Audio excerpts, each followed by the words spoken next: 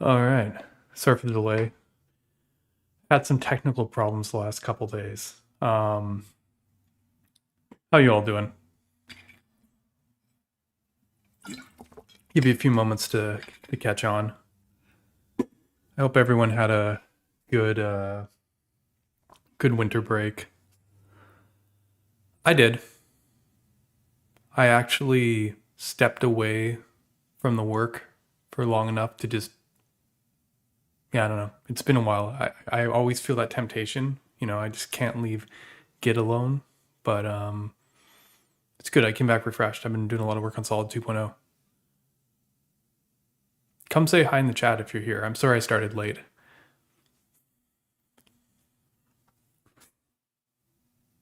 All right.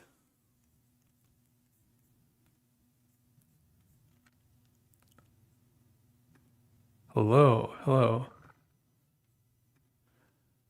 Yeah, so literally the day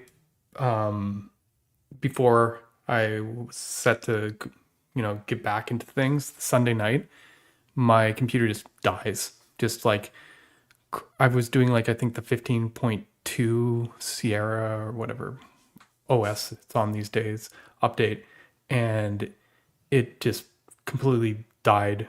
Went in, did the disk fix, or sorry, the disk storage fix, disk utility, that's what it's called. And it didn't find anything at first. And then I realized you have to show the volumes, and if the volume is corrupted or something. Anyways, I fixed it, and then it lost my user, and then I had to wipe all my hard drives. And basically, I lost all my benchmarks and my prototypes. Yeah. Which sounds worse than it necessarily is, because I was committing regularly to the signals repo. It was just the places where I was putting stuff together and trying it. So it's actually not the worst thing. It just meant that now I have to do that all again, which means that I decided to just do things for real. And I've actually started, if you're following on the solid repos, if you look in the next branch, you'll see the beginnings of Solid 2.0. Yeah. Sequoia, yeah, Sequoia, yeah. I mean, I should know that. I've been looking at these trees. Yeah. Yeah. The funniest thing is, one of our saving graces on the store benchmarks I talked about a bunch last time is that a bunch of people in the community wanted to try it, to see if they could optimize things, do their own results. So I actually pushed up a branch where I didn't only have my the benchmark, but I had 20 different snapshots of different versions of the reactivity that I was comparing head to head. So I actually have that still. So yeah, as I said, not bad, but it's finally incentivized me. I felt like I was starting with a clean slate. But that's not why we're here today. Today, let's see, I'm gonna get into Twitch too. I probably should tell people that I'm streaming. Make sure that my Twitch category is in the right one. For some reason, StreamYard always puts me in talk shows or something, which is infinitely annoying. Just on an aside, let me see if I can fix that. Yeah, talk shows and podcasts. Yeah, let me see if I can actually fix that. But yeah, in general, I'm very excited to talk about JavaScript frameworks. I always am, obviously, but it's always this time of year. I feel get a chance to actually dig into where things have been going. You get all those surveys coming in at the end of the year, which I haven't talked about really much on stream either. So yeah, I want to talk about the survey. I want to talk about my article. I want to talk about the state of things as I see it. So I'm pretty excited about that, because it's funny. Some people are saying that my article is spicy. I didn't think my article was that spicy. I leave that for the stream. I leave that for you guys. I leave that for chat. So I think this will be a good one. I went to drive stores yesterday. Yeah. Is there a new framework? That never happens. Yeah. Well, it's funniest thing is, every time, I'm kind of thinking of like, okay, what am I going to stream now? A year ago, I came on the stream and told everyone that I was not going to stream as often, right? And this year I didn't. I did not stream every single week. I cut it down between work, and a lot of the streams, I admit, might have not been that interesting for everyone because I was like very deep into doing research about specific problems. We'd have people raid us, and it'd be like, what the like, what are you talking about? It's like, oh, the subtle differences between reconciling nested reactivity, blah blah blah. Like, no one had any clue what the hell we were talking about. Today's stream, much more general. We're gonna get that Excalibur out. We're going to talk about different frameworks, talk about different tools. We're not going to be completely down the solid rabbit hole. I'm glad people are hyped for 2.0. Yeah. I finally got my eyes tested. I probably should have got glasses like 10 years ago. I have no clue how I passed my license the last couple times, but here we are. So yeah, I have 2 prescriptions. I went from 0 prescriptions to 2 prescriptions. I basically can't see it all. Anyway, yeah, so the glasses are new.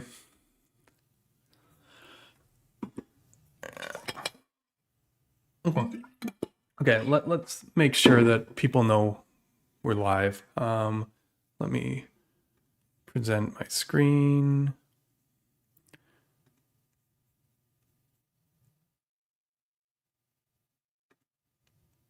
Which one are we on? Yeah, this one. You like see my benchmark notes. This is like the long journey to solve the store stuff. I actually don't have very much in the way of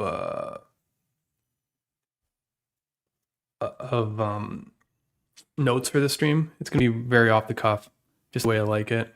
So that's good. Yeah, see, they already know I'm live on Twitter because I'm streaming to Twitter. In fact, I can see myself. Ooh. But let's look at Blue Sky. All right. Yeah, sorry, running a bit slow. There's been some interesting stuff the last couple of days I want to talk about too when we get a chance. But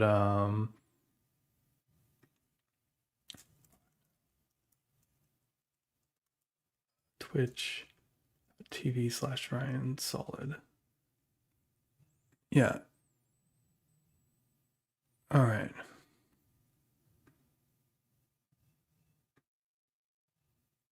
Okay, cool.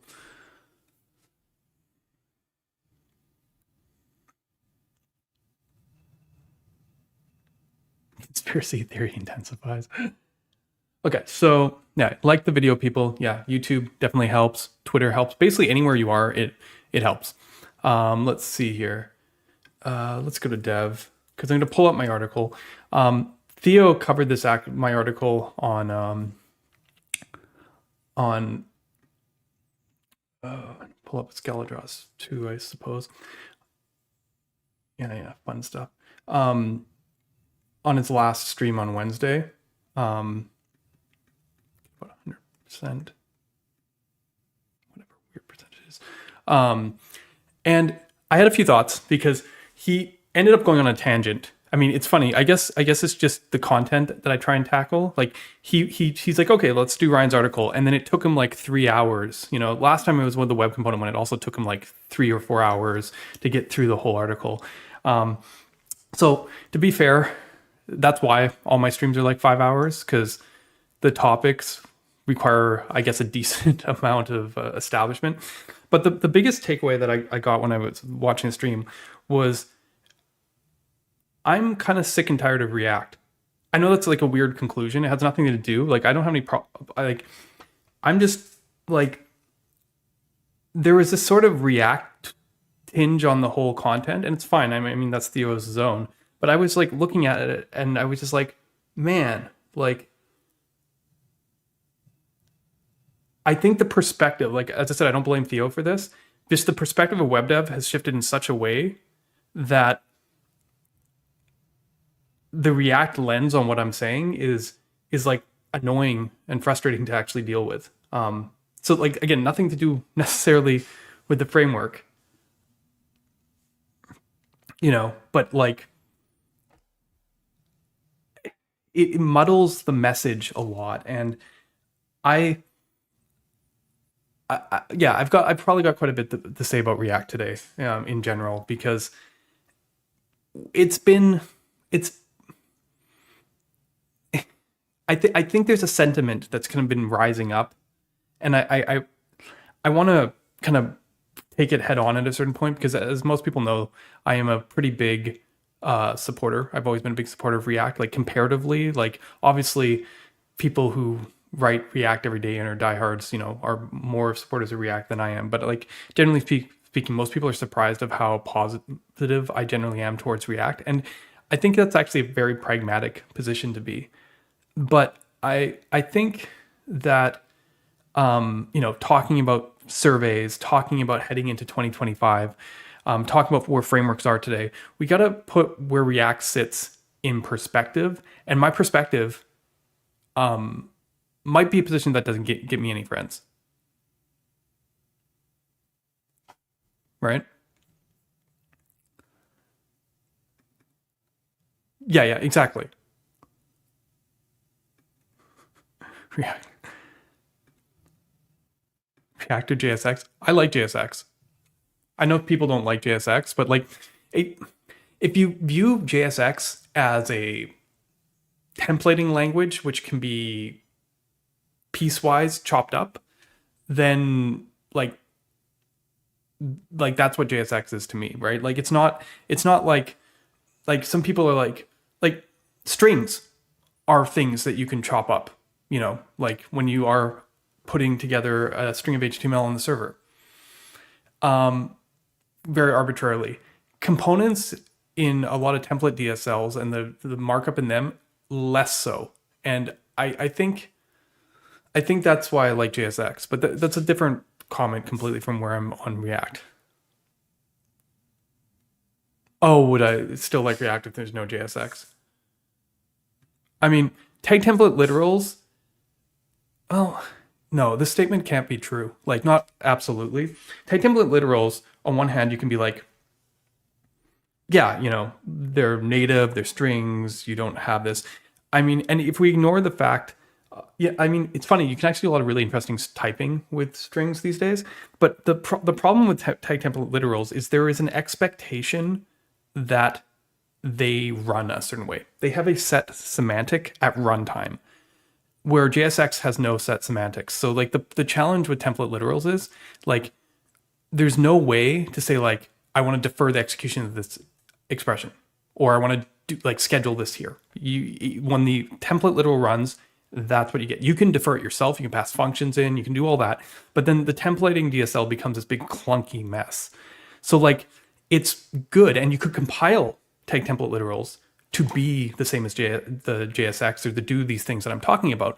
But that would be breaking the established runtime semantics of them. So from that pure perspective, tag template literals are more limited. It's just by design. It's not like that they're a bad solution. It's just that they're incapable of having different semantics than the ones presented by how they're in the spec. The same reason I did not want JSX to get into the browser, really.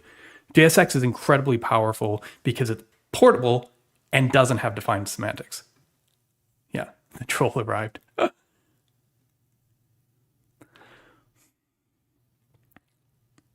Almost all my web dev news content students in context React. There's a difference. When I say context of React, there's a difference of being in a world where you're aware of React and being in a world where like React,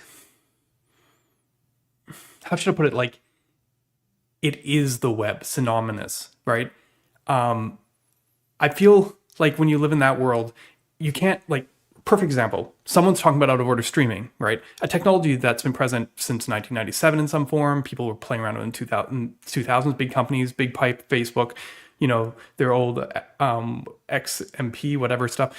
It has nothing to do with server components. But in a React world, since that's the only way you can do out of order streaming, and that's not even true in React world, because actually Remix did out of order streaming without it. people started like when they talk about it, they started equivocating it, like basically saying, oh yeah, RSCs out of order streaming, and it's like, no, that's the problem. It's like when you allow it to narrow the scope of how you view the whole universe of the whole web, that's the problem with React. And it's funny, any popular solution is going to have this problem, especially when it's what you get coming out of boot camps. But I would love if the intelligent narrative around the stuff went beyond that. Oh yeah, we'll talk about Angular today. I think Angular is doing great. Hey, Tanner.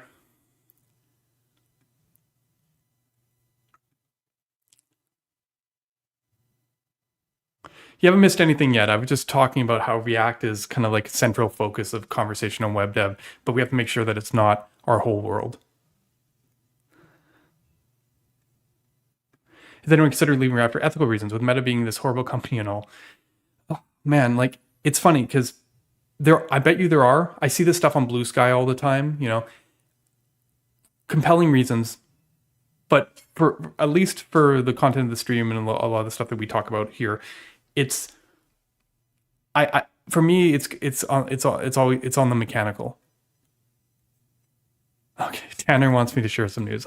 I'll bite. What's up, Tanner?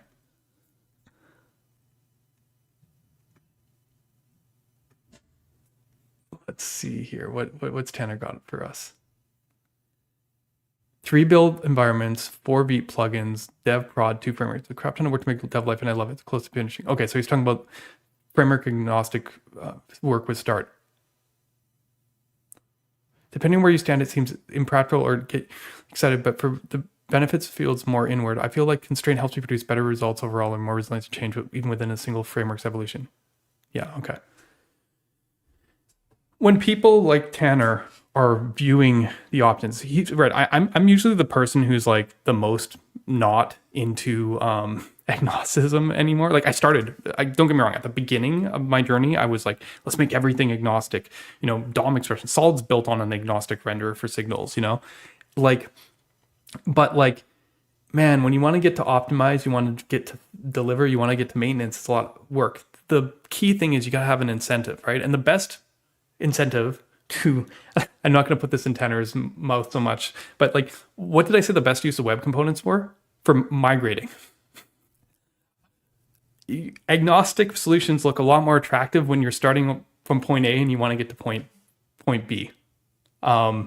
Just putting that out there, And the interesting thing is how little difference for some of these higher level abstractions that the underlying tool needs to be in terms of like producing the same results. There's huge differences in implementing it. Like you can ask the people who made React Query versus made Solid Query. There have been bugs on the Solid Query side. I'm not going to say it's like without fault, but mechanically, what Solid Query does for you out of the box, using Solid's underlying primitives, is incredibly more. It makes it way easier to be like, oh yeah, I just want this thing to work with out of order streaming. No RCs involved. I want this thing to auto serialize. I want this thing to do that. That's a billion times easier to do with, say, Solid than it is to do with React. So it's an interesting journey to watch, people kind of step back from that single worldview. So I think that's probably where Tanner is getting to here. React will die eventually. Just see if I can actually highlight this. I'm happy to support frameworks in their heat, but I've used to bank on them for success. Cool.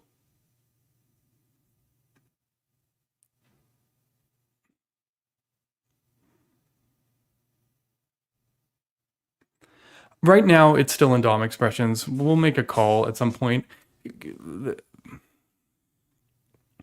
I don't know. I'm just trying to get stuff done. Most of the stuff is portable. Okay, so let me continue on here, right? Just keeping this in mind over this whole stream, as we talk about the different topics, I think will help.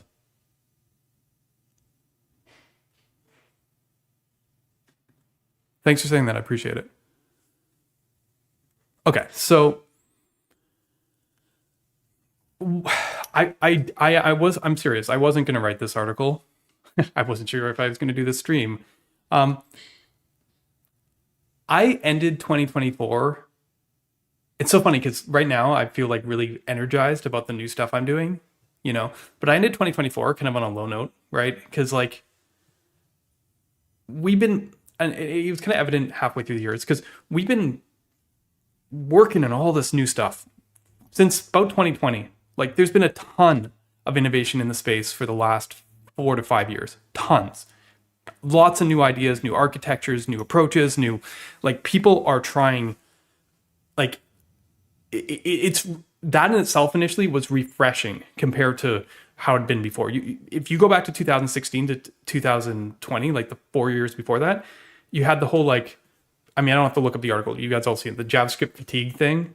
Don't get me wrong, the fatigue's still there, but people were like being all like meh, right? And then it was like, okay, well, I don't want to deal with this. Just like give me create React app. It was like people got angry at you for creating a new framework.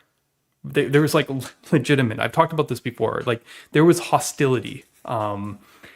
Where during 2020, there was less hostility in the last few years. But the funny thing is, as Theo actually put on stream, is how many new front-end frameworks have come out during this time period. I don't mean like meta frameworks. I mean like front-end frameworks, ones that are specifically front-end. And because the answer I think is not many. In fact, out of ones that are like gone to a certain stage of popularity, I mean, let's have this chat. What was the last front-end framework? Right. Okay. Yeah. Qwik and had Brizza. Yeah. You guys. This is the thing. But I'm going to ask you.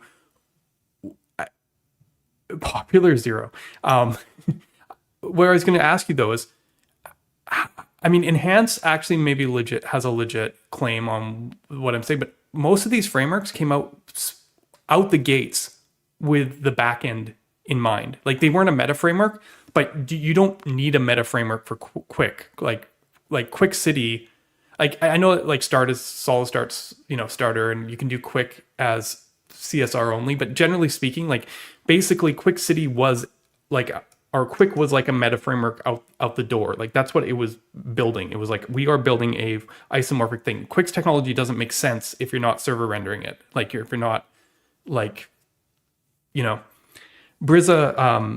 kind of similar thing. Doing really cool stuff with like the client server stuff with the signals. But like we haven't had the traditional front end framework for a while. But yes, popularity, I have a whole theory on that. I think because of the saturation, the year you come out is like your ceiling is almost like inverse, exponentially inverse to the time the front end framework came out in terms of popularity. Like if you released in 2010 or 12 or 13, the ceiling is that much higher. 2016, 18, 2021, by the time you go down the scale, it gets harder and harder. Because like, sure, Solid was released in 2021, but effectively existed kind of as a thing since 2018 that people could actually use. People were using Solid in prod before 1.0, definitely. And like Svelte was 2016, but let's say like realistically, let's say Solid was 2020 and Svelte was 2019, 2018, let's say 2019. Like as we get further in time, the less likely the frameworks get a foothold. I'm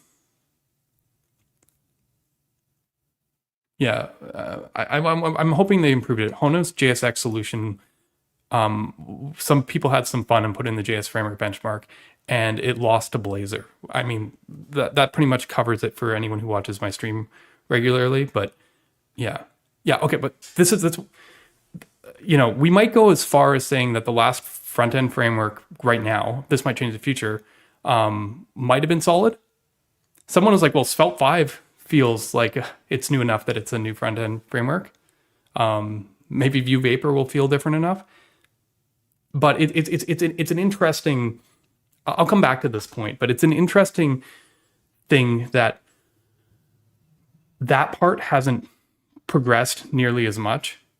Yeah, or Inferno, yeah.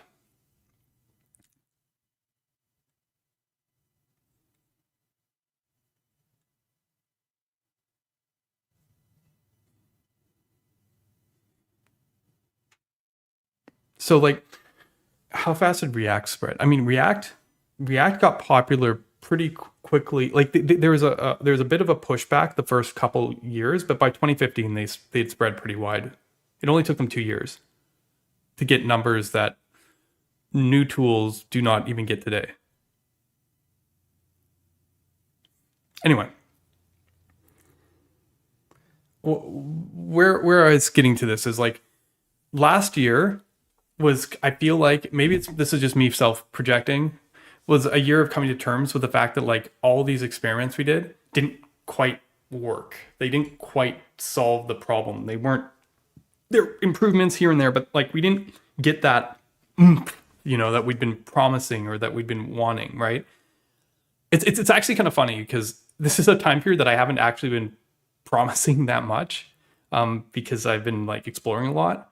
But I feel like in general the sentiment is like there are these things, some of them good, but like we haven't solved it. And I think that with the the state of the world right now,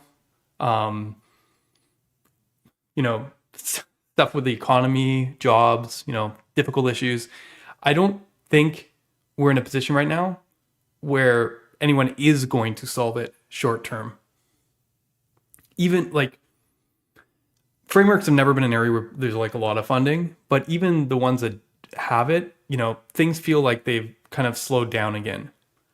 And I think the big thing is in kind of fighting against this trend of complexity, we tried to start over with simpler tools, and the result was simpler at first and everyone got excited, and then when they tried to build the thing with it, they realized, oh, this actually isn't really simpler.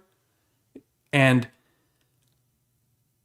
I think, this continues to give voice to the no build people of the world, like go back to my whatever Laravel servers or whatever, but like we'll get into it. I'm just saying that clearly, while things have become easier,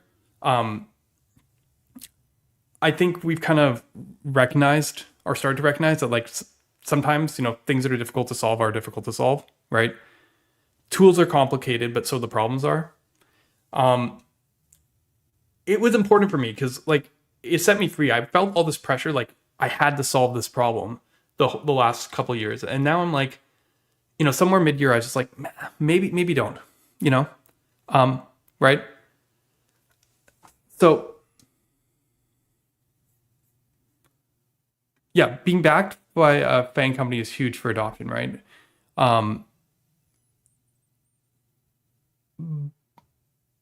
But like, it's an interesting thing because it also means that you're subject to what the company is like, what their goals are. So like, there's trade-offs here. No resume billing is solid. Got it.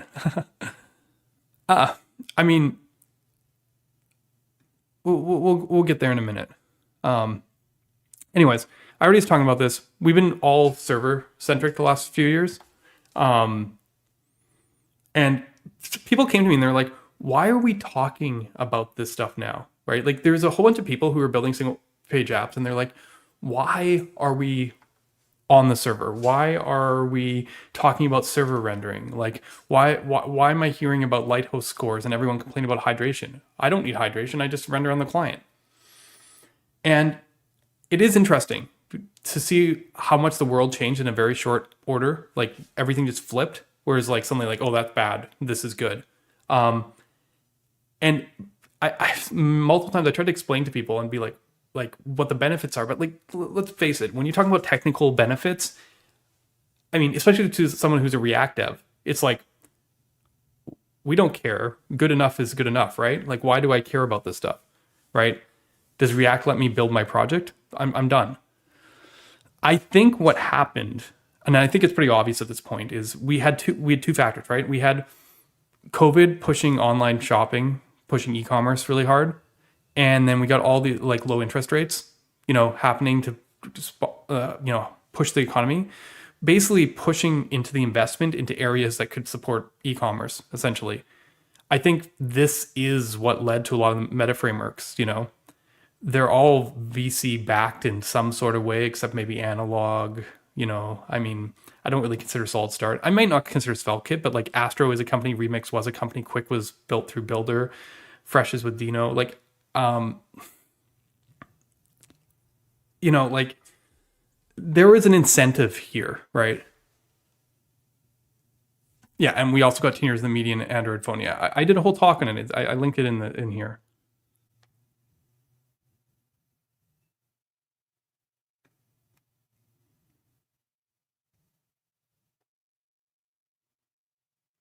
But like, if you've been watching my stream the last couple years when I do this yearly kind of recap, I've talked about this tension between frameworks, and I pulled this up every year. I've been talking about on the server this tension, and I drew people on a graph before. I probably don't have it on this Scala draw because I think I've since this is a newer one than the time period where I was doing this. Yeah, this one's not. I've but like I've talked about this idea of the basically two extremes, like why am I dotted? Like on one side, there being isomorphic, or basically like same code runs on both sides, but maybe runs a little different. And then what I'm calling split execution, right? And it's funny, Theo went and did a video because he tangented for like an hour and a bit on like what I meant in this one sentence where I said, the last couple of years have seen SPA influence isomorphic. Same code runs differently on client server approaches up against MPA influence split execution, island to server code component approaches, in search to find a universal solution for all. What I'm trying to say is we've been trying to decide, and this isn't just in JavaScript. I mean, I think everyone who's not in JavaScript is firmly on this side over here, but whether like we should like single app, single code base, single mental model, or whether we should have like clear client server separation, maybe different languages,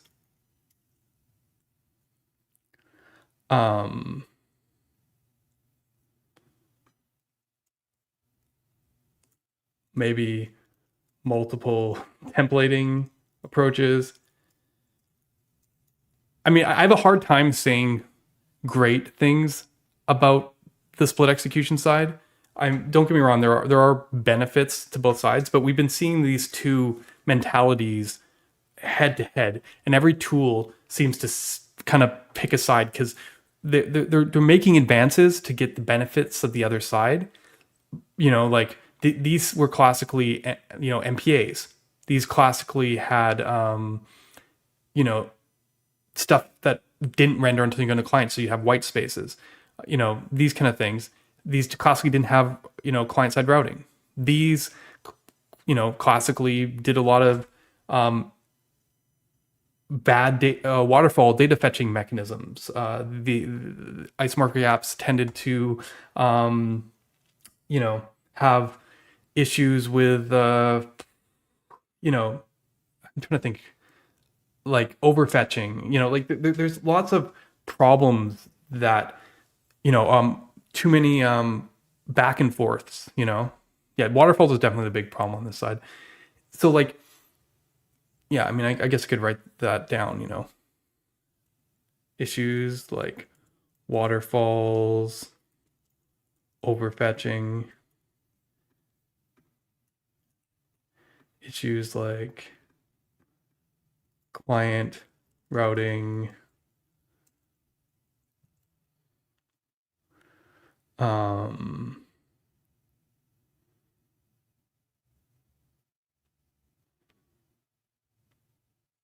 like optimistic UI.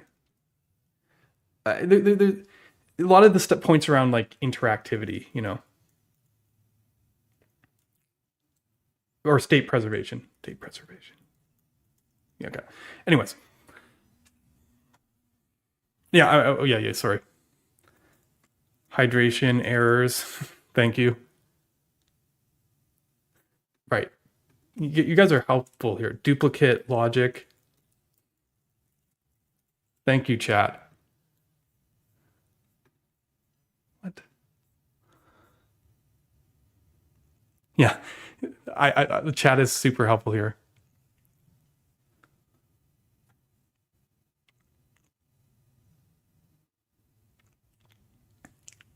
Yeah. Yeah.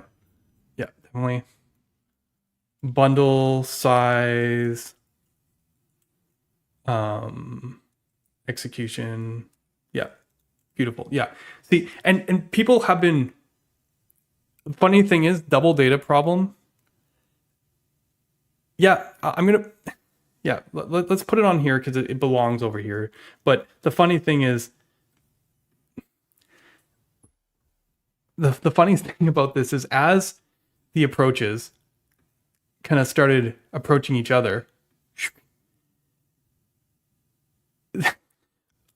really funny observation is they didn't exactly, they would kind of solve their issues, but then they, at the cost of basically getting the issues of the other side.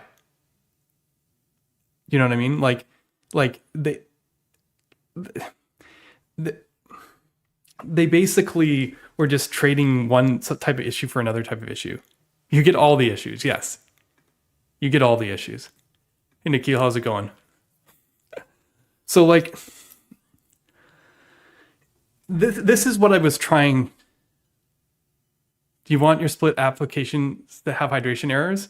Well, guess what? You can with React Server components, though. You know, like just like in the JS space, just so you can understand what I'm talking about when I talk about solutions, just to kind of give you like a kind of an idea here of like the zone here is like over here, isomorphic. This is like stuff like solid JS, solid start, FeltKit, remix, Next, next pages directory, or I'll just call them next pages for short, right? And then this over here is like Astro, next app directory, fresh. Oh, sorry, I missed an important one over here. Qwik. The reason Qwik is over here, and it's important to understand, it's because they actually came up with novel ways to attack these issues, right? Right. But they're firmly in the isomorphic group, right? You don't. There's no use client. There's no is island or whatever, you know. But right now there are two different architectures. These are different architectures. These are not the same thing.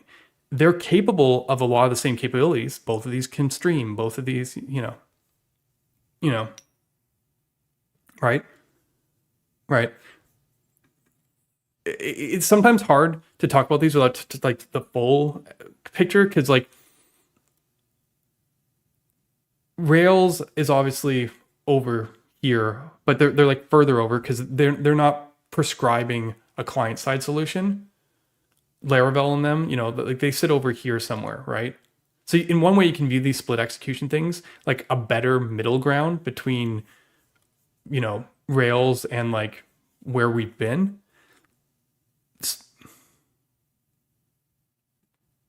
The 1.5 data problem. Yes. In the case of React actually has the double data problem though. Like RCs actually have the double data problem. The 1.5 data problem, I get what you're saying. You're saying the isomorphic parts need the data and the non-isomorphic parts don't. But the problem is React, the parts that are server only still actually double serialize, both as HTML and as diffable JSX on or whatever you want to call it. So RSC is actually, funnily enough, fixed this issue, but introduced this issue. No silver bullet. Yeah, yes. Rails with stimulus is split execution. Yeah, fair enough. Yeah, it's like, yeah.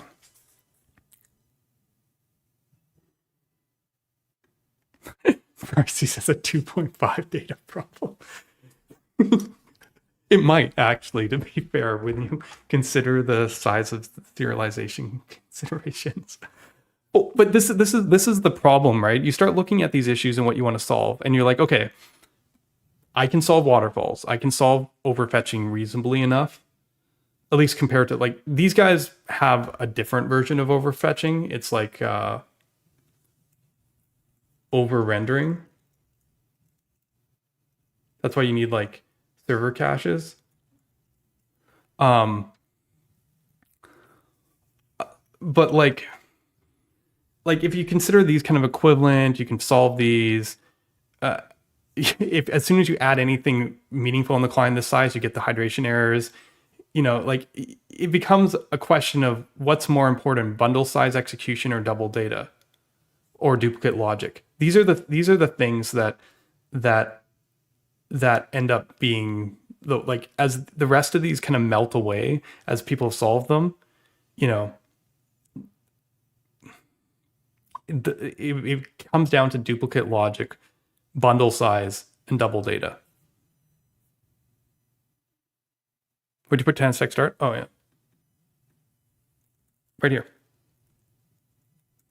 TanStack start and solid start are incredibly, like, there's differences mechanically in some of the stuff that Tanner's been working on, but philosophically they are in the exact same place on this grid. We are more aligned than pretty much any of the projects, you know, where we're sitting.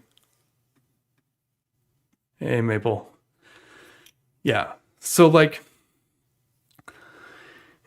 yeah, I think that while I'm not giving a super technical like example of like what these things are, I hope through me listing the solutions, like it's for me, it's a pretty clear divide. I can just go, yeah, you're here. I think it's enough that, like, if you're familiar with some of these solutions, you can understand the categorization. This is something you could tell at a glance.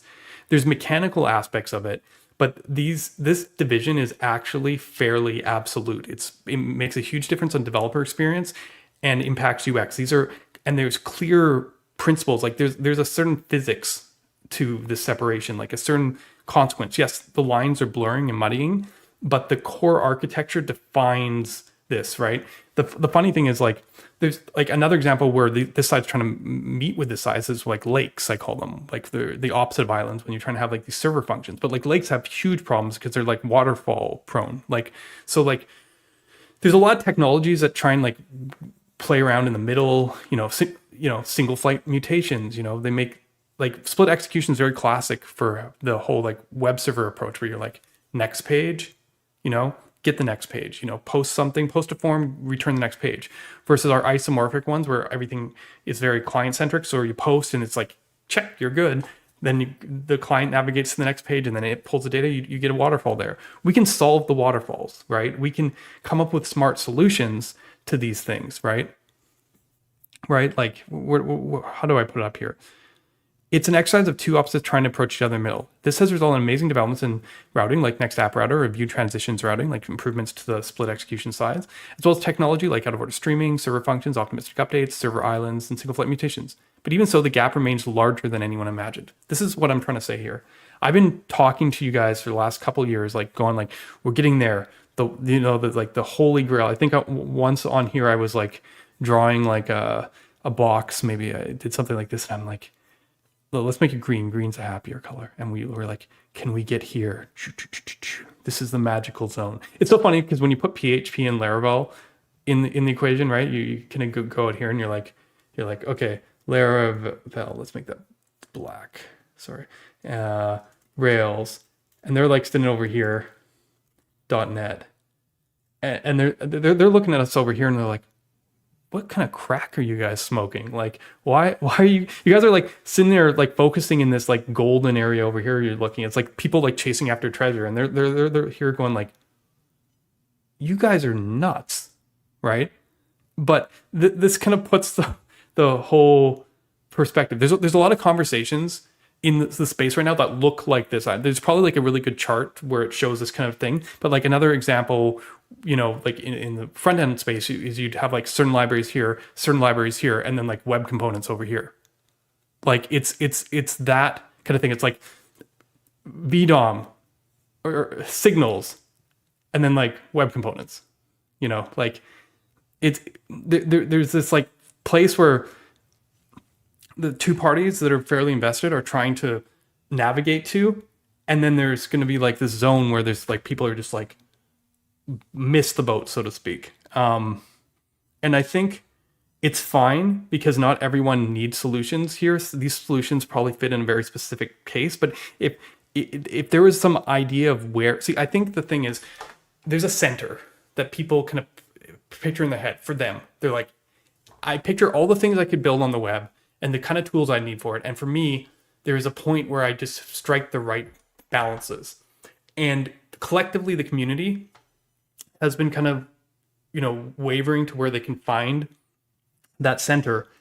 And I think it's very far left or very far right than a certain group, and because like at a certain point, I said I was tired of React at the beginning of the stream. How many people are tired of this whole conversation? Got any you guys in chat? Yeah. You know what I mean? Like, yes, right?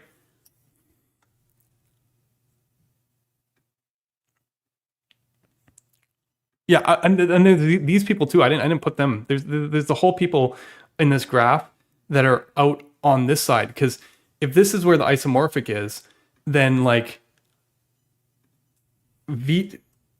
React starter is over here, so to speak, right? Like there's all these people over here.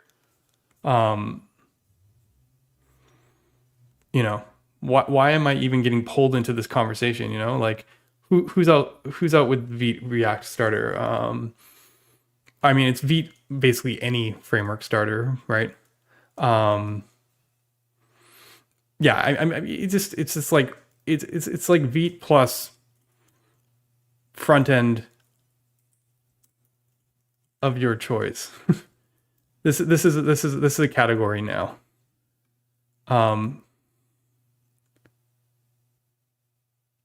Yes. Do you know who else is over here? Yes. Thank you.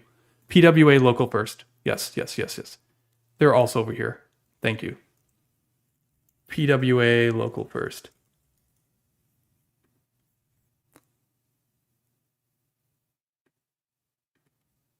So these frameworks just don't make sense of a real problem. Well, it depends what the problem was. The thing is, this is kind of right now an inverse of how I usually draw this. I usually call the left-hand side the MPA Laravel side, or even like static web server if you go even further over. And then I usually call this side like the app side, the right side. So right now this is inverted to my usual scale. But if you look at this, the types of apps you're building, this hunt for the middle is, if you look at the scale, I've shown this on talks. I think it was in my, let me see if I have my drive. Front end existential crisis. I stole this from Fred K. Scott, who was trying to put the frameworks under a specific thing.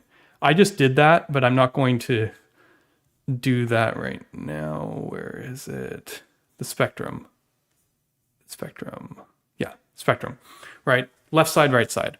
Do you know what's right smack in the middle of the spectrum? E-commerce.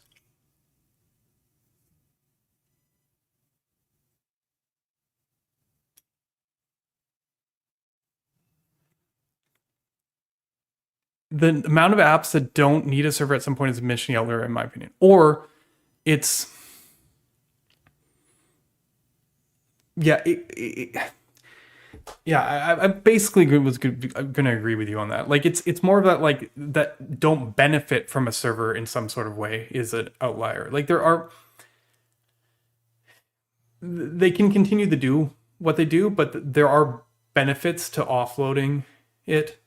The web is, in its nature, started on the server,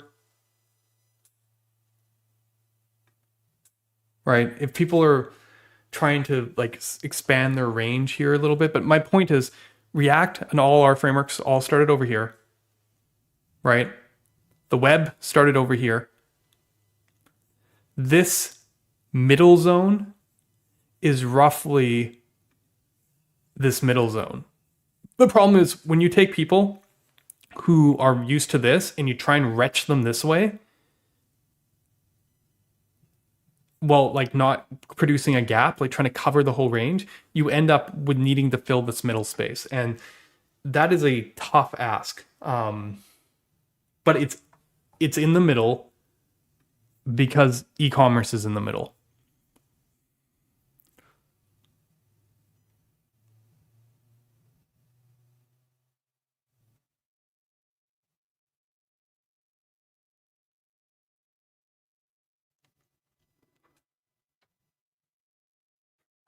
It's not. Oh, fuzzy.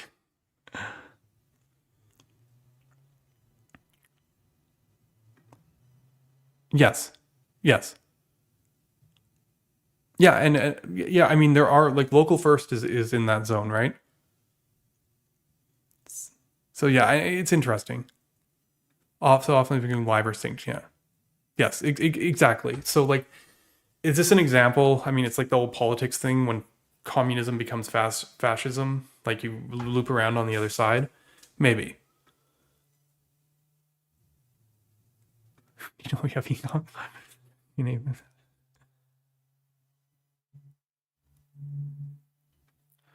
This is true.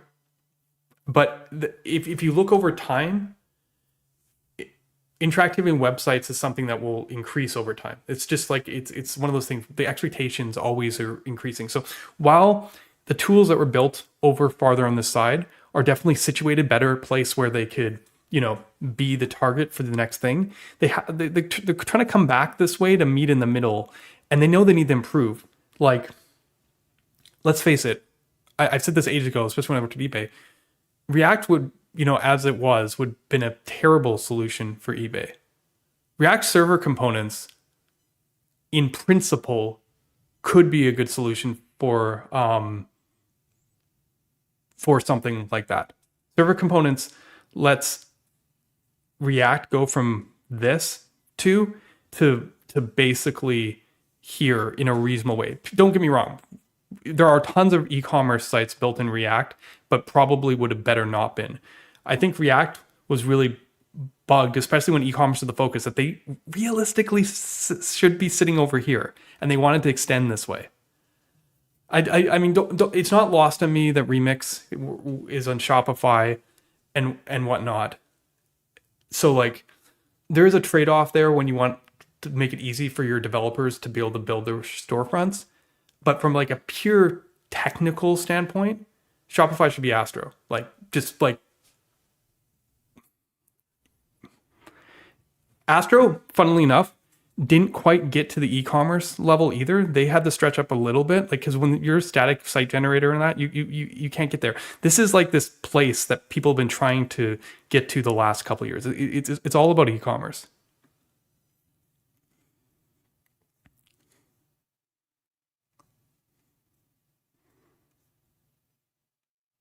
Hey, how's it going? Hey, great. We got showing from other frameworks. Paulo works on Svelte, Shy with Qwik. Oh, there you go. Yeah. Glasses thing is all completely new to me.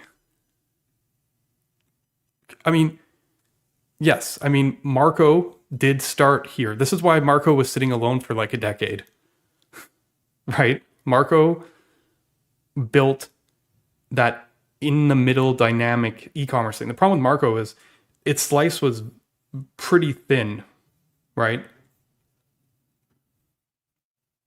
Right? Yeah, I mean, the same reason I'd say that Astro is the solution is the same reason the Marco. Like just that is, but it is interesting because that has been what's pushing it. If you want to make sense of the web the last few years, that's what's been pushing it. That was my point with what I was saying.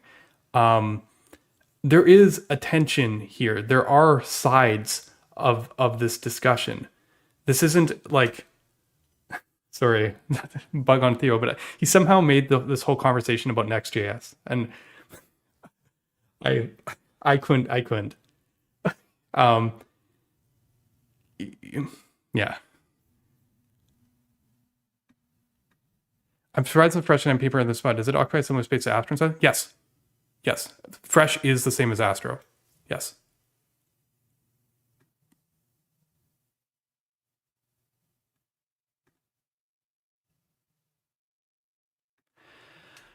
Oh man, I'm like the worst person to bring this kind of stuff. Every framework has like this angle for marketing, and I find most marketing BS.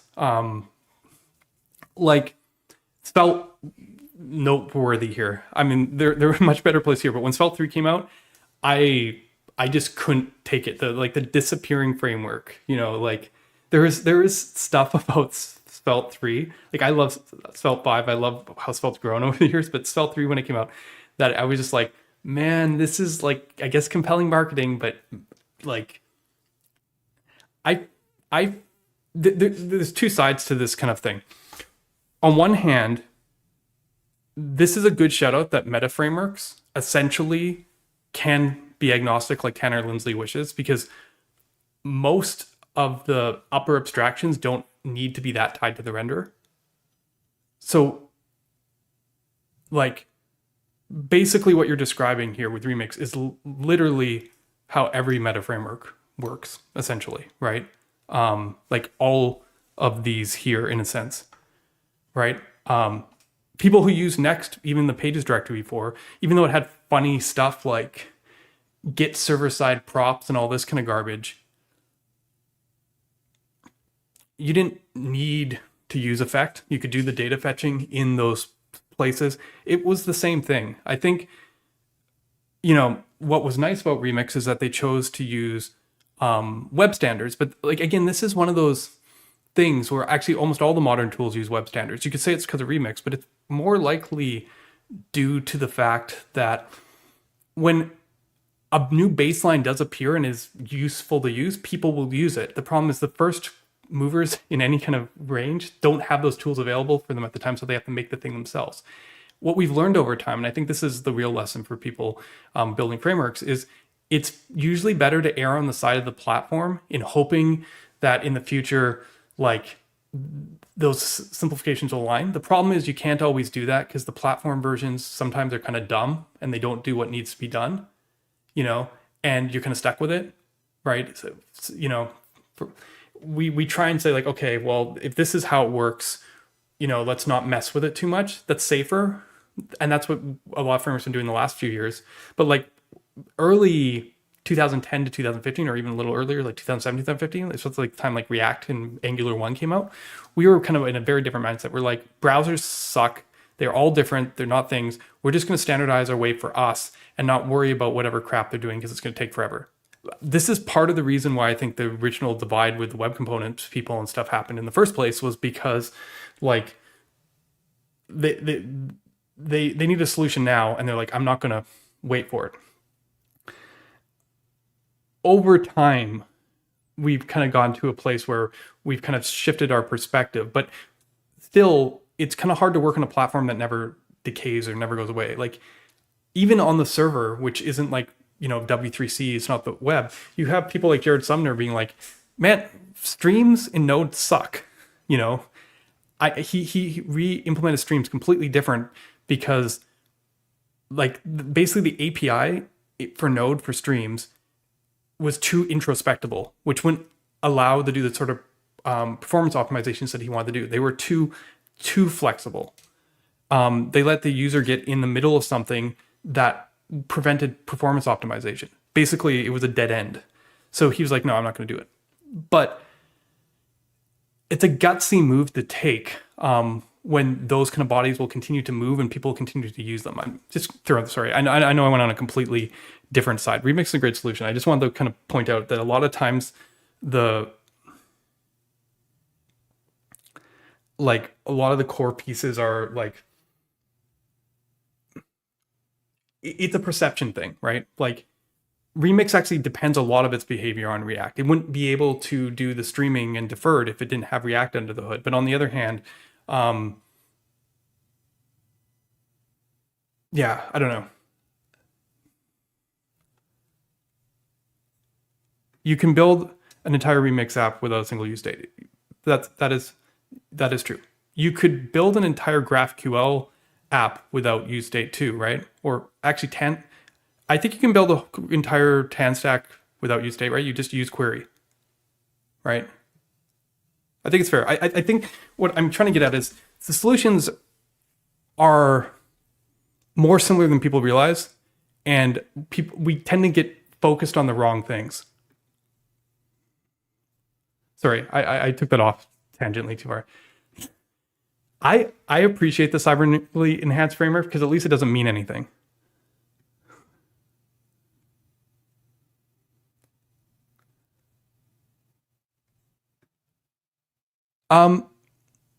It still impacts measurable page scores.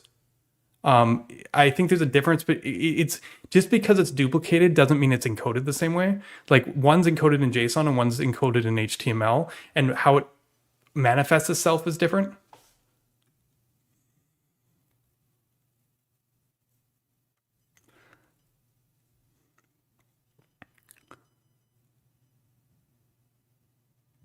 Yeah, I like this point, Tony. Just catching up with chat here is that while it has a single mental model, the fact that it runs on both sides means that no one quite knows how it runs. There is something clearer about that's like the clearer separation because you're like, this code does this, this code does this. What's funny is when you try and meet in the middle, you end up inheriting both problems because the islands themselves have a different mental model than the server part, yet have the same fuzzy execution model.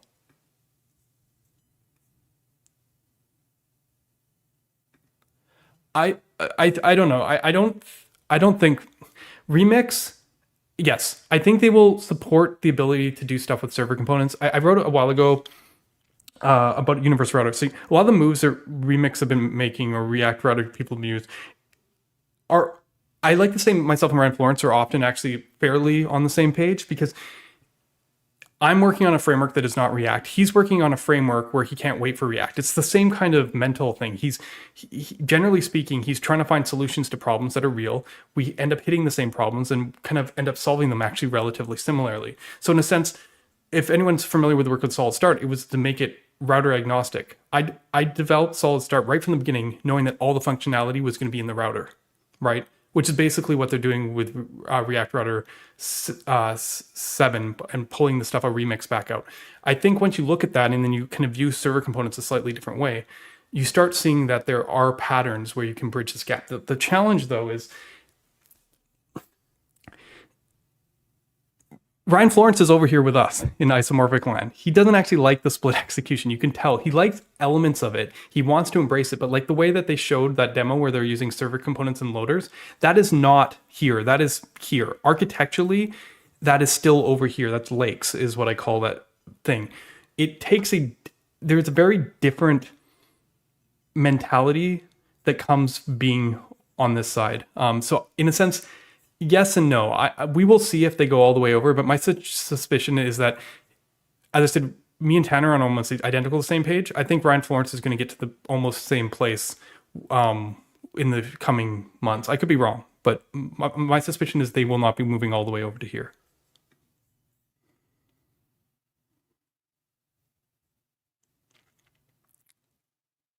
Yeah, I mean, I think when I talk about Astro here, I am talking about with view transitions. Otherwise, they're kind of more on this Laravel Rails side. When you add view transitions, the problem is when you add view transitions, state preservation becomes a challenge because hydration timing becomes awkward. You actually need to re-implement the rules of server components, i.e. client components can only run on the server initially if you don't want your whole app to blow up.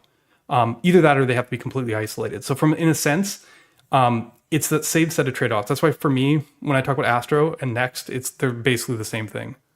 One, yeah, just different flavor.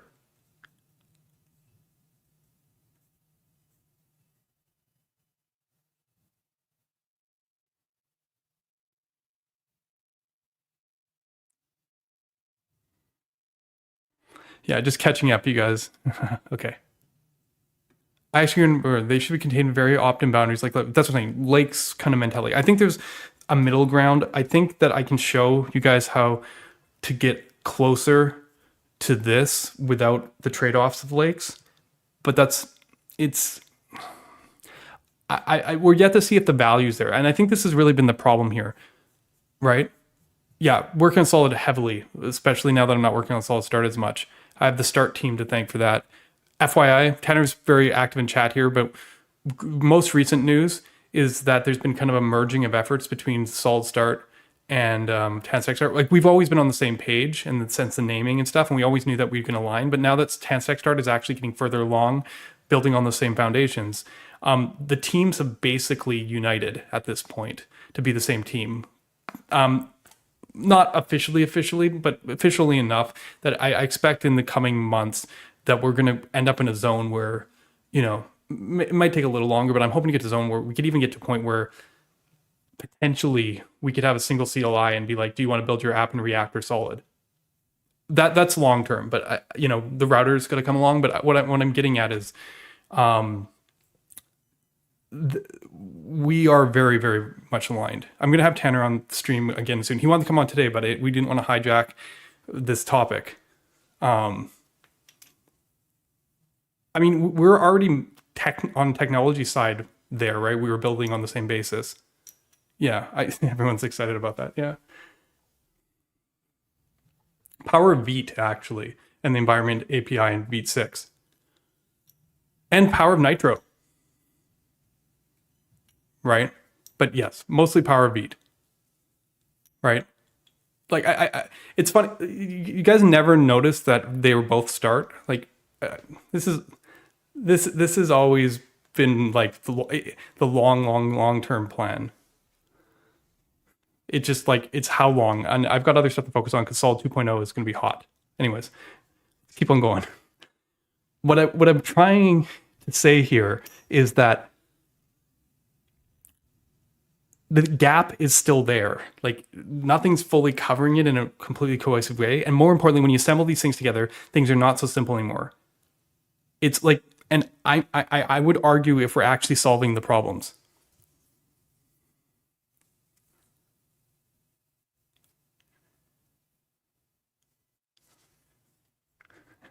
No, something else. Yeah. We're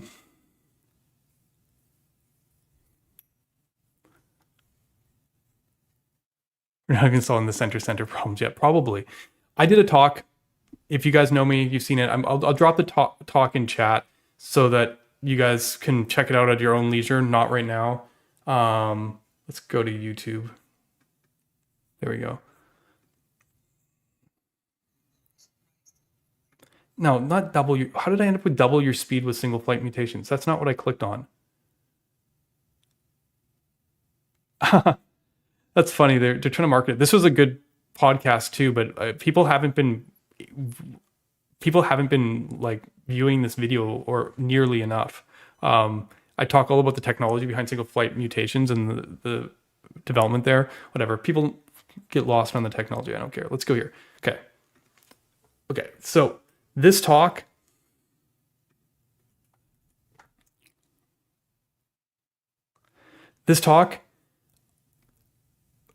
I go on a very long mission trying all the different frameworks. And this is a mission that I went on stream, so I don't have to tell you guys. And we already did a live stream for this talk, essentially.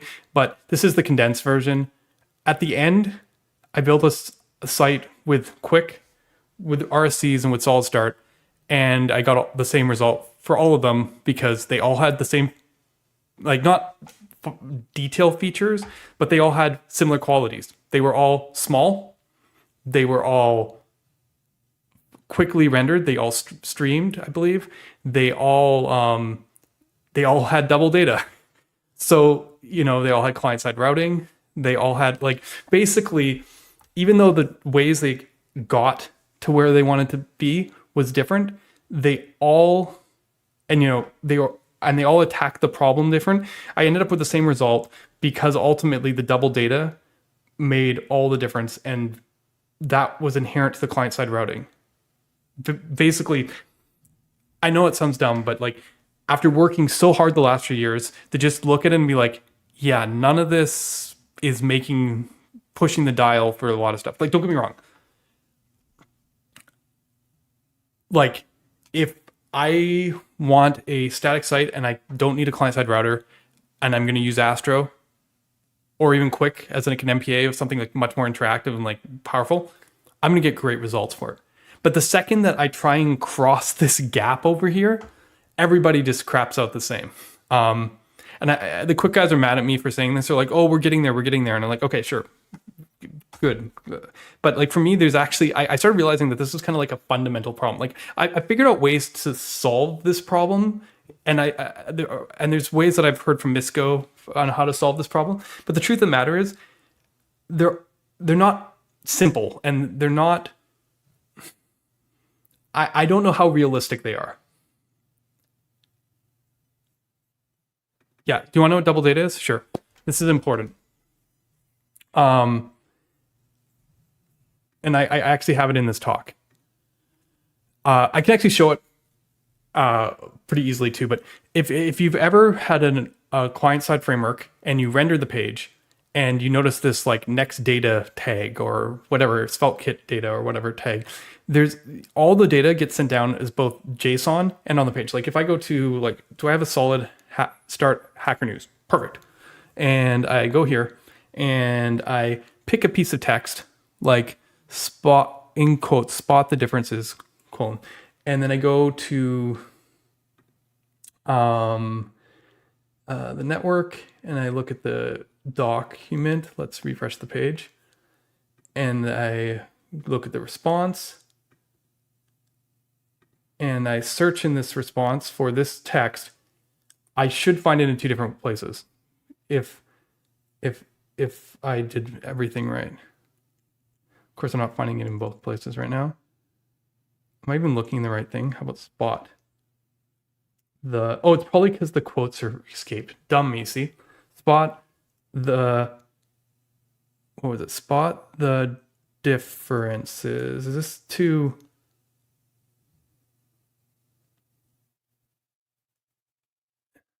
It's because someone uses the same thing in multiple places. Let's try an ever increasing timer. Let's try this. We just got to find a phrase that, there we go, twice. One time in this blob content, see this JSON? And then if I go up to the other place, you're going to see it actually in the markup in the HTML. Div text, one of the things. It does not matter the technology you use. If you have client-side routing, this will happen. Pretty much. Or if it doesn't happen, you potentially have tearing hydration issues. But this is what I'm talking about. There are MPA frameworks like Qwik and like when it's an MPA, not when it's a client routed, and Astro that solve this, because there are ways to solve this. But like RSCs do not solve this.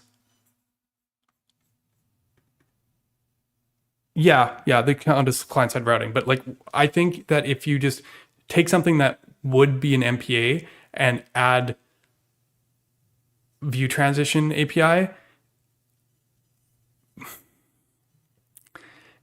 like it is client-side routing, but like it's not achieving the same thing. It's the fact that you need to hydrate, that there is state preservation, like.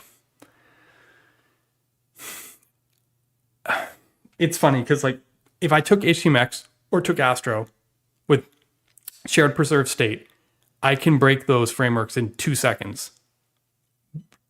Like there's no guardrails against it. If you are server rendering and expecting to hydrate.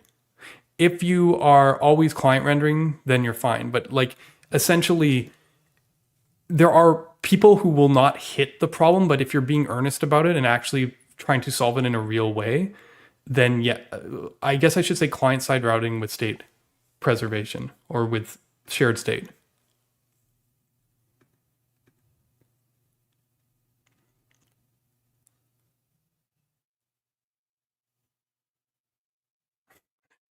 The one that's slow to load.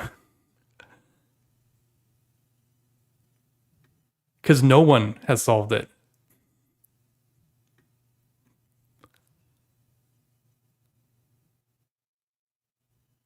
Yeah, yeah. And if you take a page like this Hacker News where we have like 300 comments or 500 comments and they're nested, so they're kind of a pain in the ass to paginate. I mean, this is a good example because it makes it hard for people to cheat. But it's showing a more extreme, but like this is a real thing. Generally, yes, but it doesn't have to.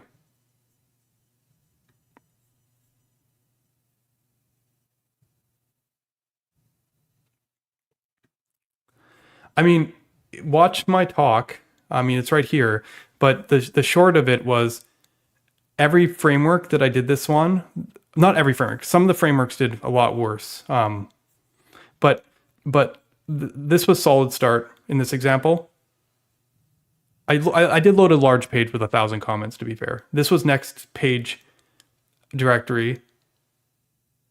These are some other frameworks you guys may know. This is Astro. This is React Server Components. This is Qwik. This is Qwik when I add the client-side routing back in. Like, I'm not going to squabble over a couple ones and twos and threes. Like, within plus or minus 5, we're not going to make a big deal over. But my point is,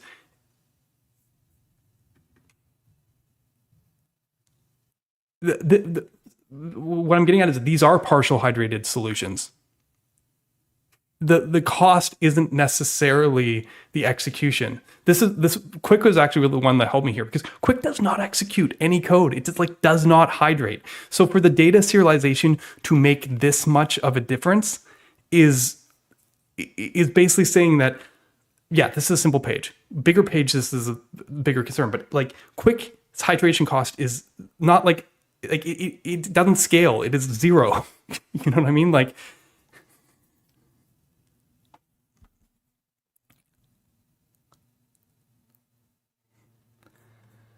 Anyways, yeah, I'll keep this open because it's a good reference for the rest of the stuff I'm talking about here. But what I'm trying to get at is I've talked about this part with the year. We were having a really hard time measuring the impact of any of these of these updates or changes, like making heads or tails of them. Right? It's all good, Dev.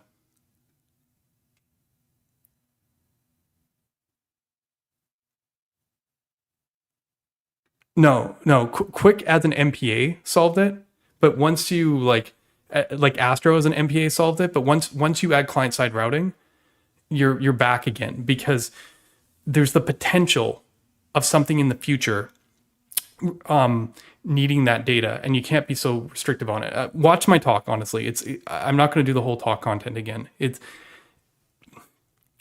But yeah.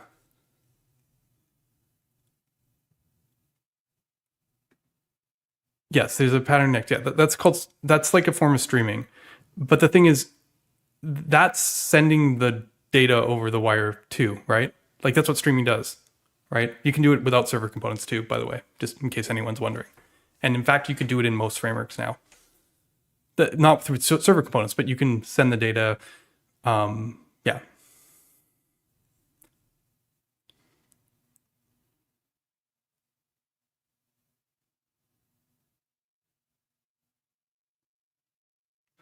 I was trying a little bit a while ago. Like we had a whole stream where I was talking about this. I probably the original facing existential crisis where I started like trying to hack stuff like into data URLs and like trying to like I did one thing where I used HTTP2 push to like side load it, and I actually got a performance gain. It was pretty cool. I got into the 70s, but it wasn't very practical. Like I think I'm not taking this as like, I'm not taking this like, oh, we have to solve the problem. I think we have to put in merit. Not all pages are as data heavy. And I think that, but I do think that it's kind of like when people benchmark reactivity, like signals benchmarks.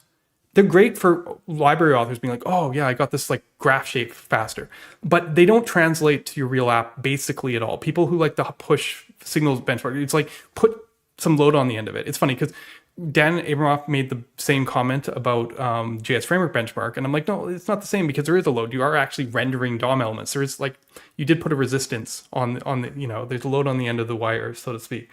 But like, what I'm getting at is some things are expensive.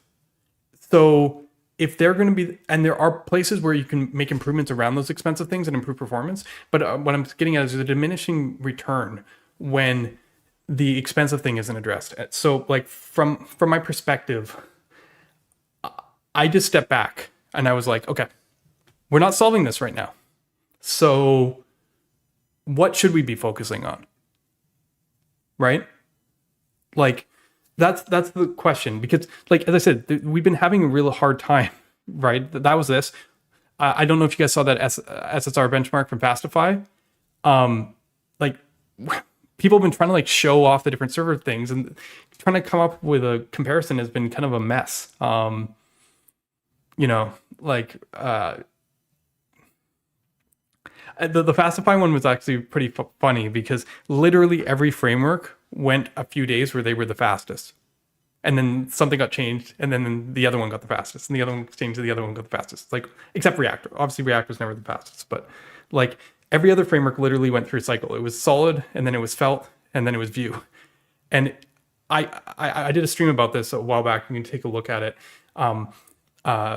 I don't remember which one exactly. Maybe I should find it for someone. But where I actually went in detail about the differences between the different versions of the implementation and the different tricks and different approaches they did to try and find the fairness. But the initial results were all over the map. And yeah, we're gotten to a point where there isn't like, it's not that clear. I base my work off empirical stuff. So it's really hard when you can't like focus in on what you're actually improving.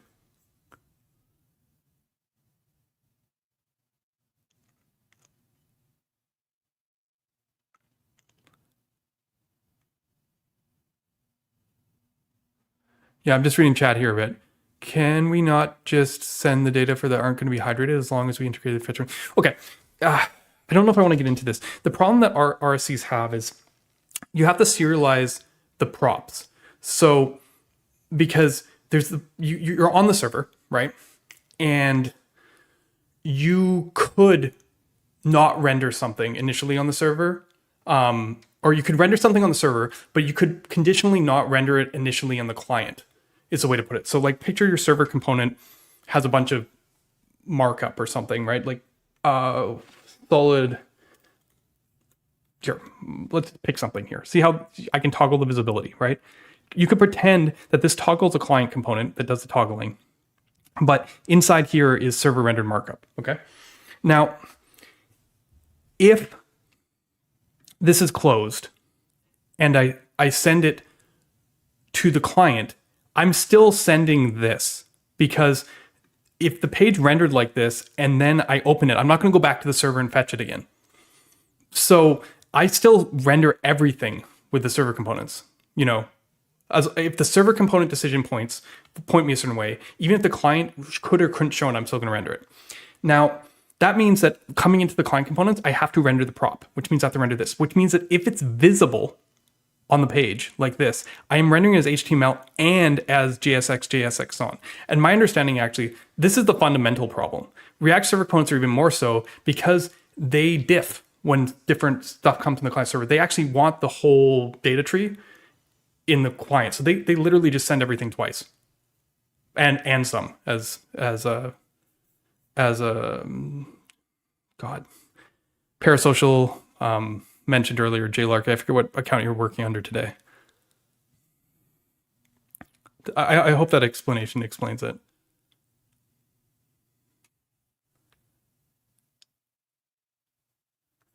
I mean, I'm okay if we're talking about a specific technology that's React focused. My problem is not looking at it that React server components and Astro Islands are the same thing. We have to look at it in that kind of scope. There's difference in implementation, but fundamentally what they're trying to accomplish principle-wise is very similar. I think implementation matters. This is an important thing that I think people have to understand, though, is because there's quotes, you know, I'm going to switch to, sorry, no, I'm going to switch to this view for a minute. There are quotes of me on the web, you know, like on Twitter and stuff, saying things along the lines like, the future of React is bright or something, a couple years ago. And I believe that because I'm a pragmatist, right? React is a framework that is popular. It's a framework where its maintainers are doing the right things. They are improving it in meaningful ways. They're making it easier to use. So and it's the most popular solution out there. So how can the future of React be anything but bright? But if I close my eyes and think about the best possible solution for the future of the web, it's not React. I think that's kind of understood now. There's a reason why no new frameworks look like React. Yes, when we're talking about people, we're talking about training and education and ecosystem and people and jobs and hiring. React's a no-brainer. It has a very bright future. But if I'm thinking empirically of the best possible solution that I could have for the web, something like React is not part of it.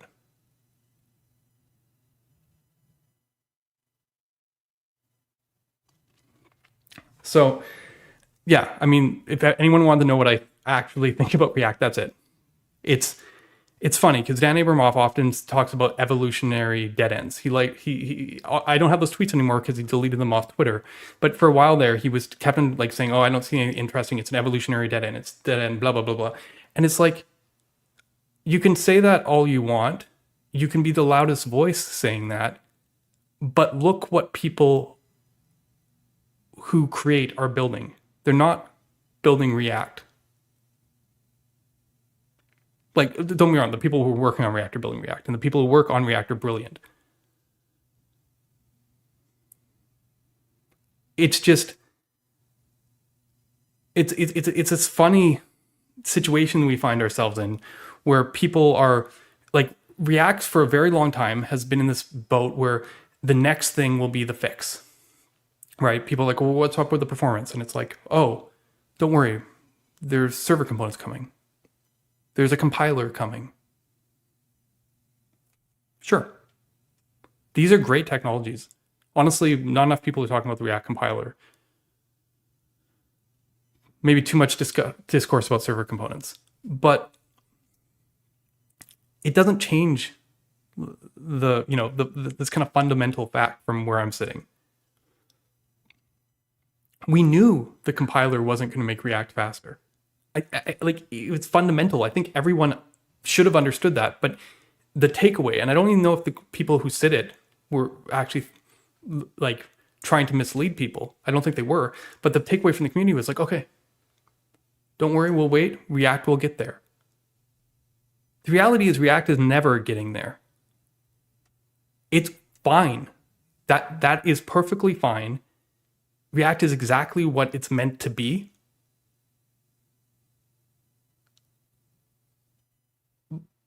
But, this is why it's funny. More over time, I just started not caring as much. I was at NextConf, which is very interesting because they had there's a couple really cool innovations that came there. I think some of you guys saw that trick with the timeout in terms of canceling promises. The funny thing that when you're working in the space, or not working directly in the space, like on the framework, you don't realize is people come up with tricks like that all the time to solve problems that they create, because you're like, okay, I want to have an abstraction like this. The abstraction kind of leaks. How do I patch up the leak in a reasonable way? If you've ever seen how solids create async does hydration on the client, you know exactly what I'm talking about. But the reality is I sat there and I was like, okay, this is cool, but it's like, does it apply to me? No, because I didn't create that problem in the first place, so I don't have that problem. Like, it's hard to get excited about problems you create yourself. It's hard to get excited about fixing or improving on a paradigm that already doesn't accomplish what I want it to accomplish in the first place. So like viewing React on a whole like that is kind of where I'm sitting.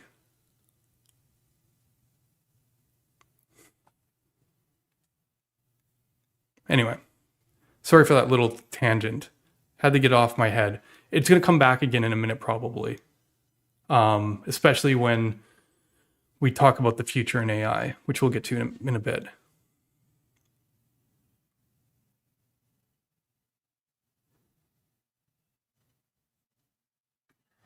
The React moved the web with a composable pattern. Yeah, I think I've learned a lot from React, and I mean, it's one of those things where like React has changed the way everyone views the web in a way that is, I can't emphasize its legacy and can't emphasize like the impact. In fact, I did a whole stream on this. It's funny. It's been a couple years now. YouTube. Where's my? I think it was. I'll see if I can grab it. But it was like the. Not talks, past live streams. Why am I just not seeing it here live? It was basically on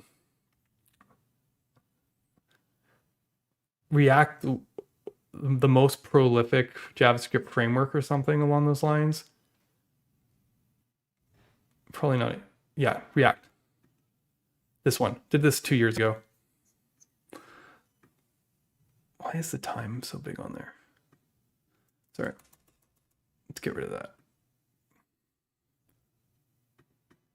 There we go. But it's like, that's great. But where do we go to next? Because we can't just like stay in the same place. What do you got, Dev? Is this what you said to Dan Abramoff?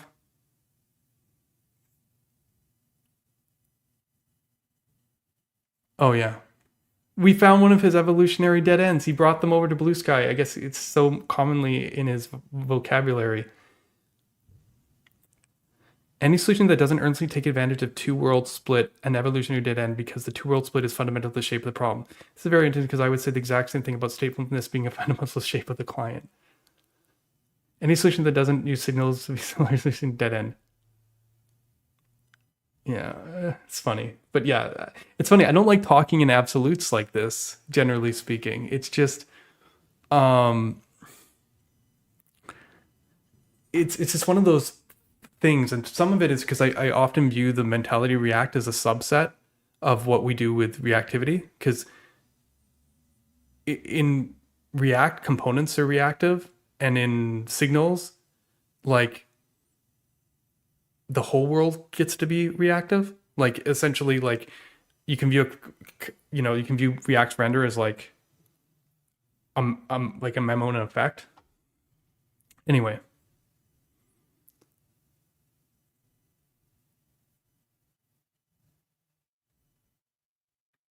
I find comfort in the fact that React is Java. Okay, where it is solving problems with grid is often largely. So effectively, I'm writing React every day. Yeah, that's the thing.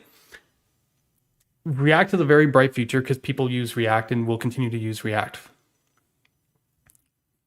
It's funny because on this blog post, when at the end, the first comment is React is dead. That was like someone like the first top comment on this. Let me scroll down here. It's something along the lines of like, thanks for the article. It was interesting. I understand that you're somewhat of a public figure and you probably wouldn't what you say and how you do it, but I don't have a problem saying as I see it. React is dead.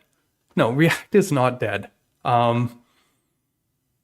And I did go on to say so the millions of applicants written in React and those require maintenance, but that was beyond my comfort is starting a new project in React. No, people will still start new projects in React. It's the obvious choice, right? There's a bit of like no one got blamed for what was that stupid thing? I can't even remember the saying now. No one gets fired for choosing. I can't even remember the saying now. It's just like blanking. IBM? Yeah, IBM. Yeah. But the reason that saying's even a saying is because everyone jokes about like Apple coming in, right? Like that.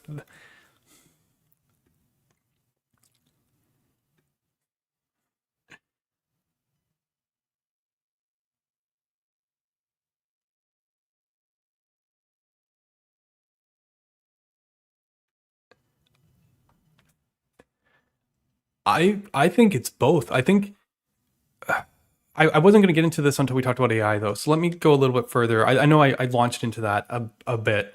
But I think it's both because I think it comes down to language. I talked about this if you ever seen my World Beyond Components talk from a couple of years ago. It's not just the performance. I said about React being kind of like this like subset of like the zone of which we can design in. But and don't get me wrong, sometimes adhering to limitation is the greatest form of like innovation. But it's like being able to describe a problem. See, Svelte 3 on an extreme had a lot less language to design a problem. Yeah, I'm going to talk about this when we get to compilers. Yeah, let's continue on. Let's finish the server stuff first. Only the Sith deal in absolutes, yeah.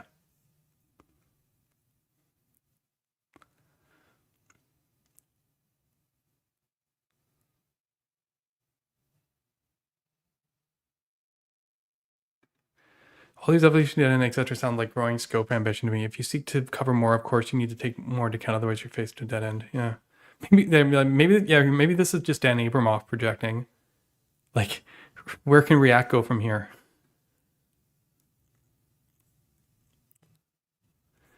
Anyways, I was saying how this was very difficult to tell what the impact of any of these technologies. Benchmarks suck. Marketing, God, don't get me started on marketing. One of the biggest ones for me that everyone knows, but the thing is, this is part of this React world mind view. PPR is a real thing, and you can technically see why there could be benefits to it. But it's also one of those things that is probably like way like not like kind of overhyped in a sense because like it's about how fast you can get the static stuff that's already static out there. So like, do you serve the static part from a CDN or do you serve it or do you send a static string to your user from an edge server? Don't get me wrong, the CDN in theory should be faster, but like how much are you willing to go through to get there? The problem is in something like React, PPR, I saw someone claim that PPR removed loading spinners, and I was like, and then it occurred to me that React had no way to say hold the stream. You know how like Remix there's defer, and in Solid we have similar defer stream. In React, they didn't realize they could defer the stream, so they used PPR essentially as a way of, it was not deferred because this part was pre-rendered, but essentially it got rid of the loading splinters because it deferred the stream. Right, like it said, don't send the stream until this content's ready. And I was annoyed enough one day that I was like, screw it. I'm going to take a PPR site and I'm going to take a Netlify edge site and edge stream and show that there's basically no difference between them. Right? I mean, Vercel didn't lie. Their PPR is faster than their edge. It has to do with network hops. It has nothing. It doesn't necessarily have to do like by using PPR, they circumvented their own infrastructure. So yes, it's faster. Netlify Edge actually has to do a similar kind of hop thing, but they're on the same hub. Like Dino has it so that their edge and their like routing thing is in the same place. They're not like jumping back to Cloudflare or something. But like Cloudflare itself has a very fast edge, right? Because they're not kind of going through these like AWS or through these, they're not reseller. So like, it's not a fundamental issue of the technology. Edge streaming is fast. It's that it's unfortunately that the infrastructure basically invented a technology to make it faster, so to speak, right? And there's other reasons too, right? Obviously, if you keep your server farther from your database, the waterfalls on the server suddenly matter. And as we know, React server components don't really protect you against server waterfalls. And if you pretend server waterfalls don't exist, you're going to hit them. So the best way to mitigate that is to put your database next to your web server. But if you treat it like a client app, like if you're isomorphic, you're already guarding against waterfalls. So the perceptual difference between rendering it on the edge or rendering it in the client and the waterfall interpretation basically means that it doesn't actually make a difference. And I took Vercel's own example and remade it.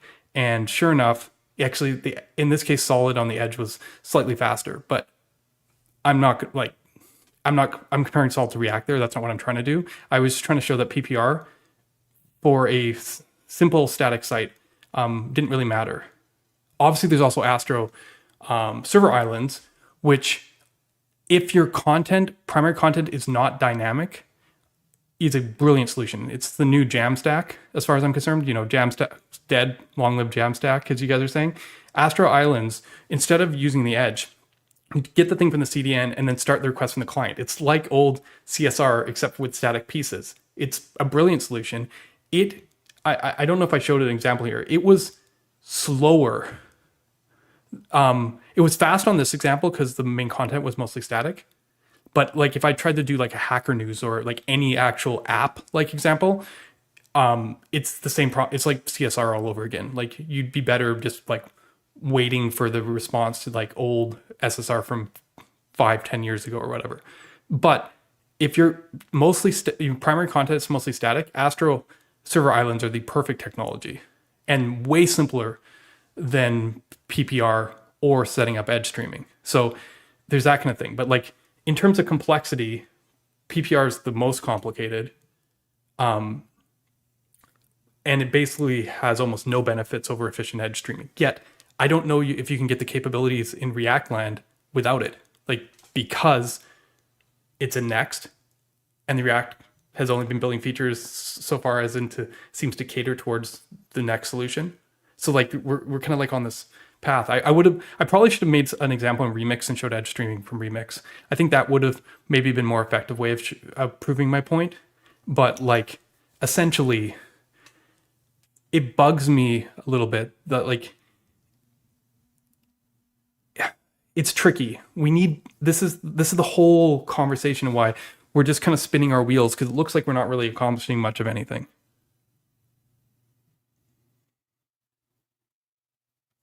I feel like React is too complicated for what it does. When you don't have various requirements or performance criteria, it's just so much more work to get something to work. I mean, I don't know. Yes and no. And I think complexity is going to be the driver of our conversation today. Right? Like, there's a bunch of people, I mentioned here, not wanting to wade through the mess. They basically are looking at Laravel and they're looking at traditional servers. This is a great choice when your solution falls in a place where that makes sense. Like, if I bring back our diagram here, if you're over here, even up to e-commerce, maybe, you're fine. But if you live over here, don't kid yourself. HTMX is not going to save you. But most people are over here. So it's like, why the hell am I trying to put React on my marketing site? I mean, I'm with you. It's just like, we have good solutions over here, especially when you consider stuff like Astro as well. But Astro is a complexity jump for people, right? It's like now you have Vite and bundlers and build steps. It's funny because classic languages have compilers too. But in JavaScript, it's such a like,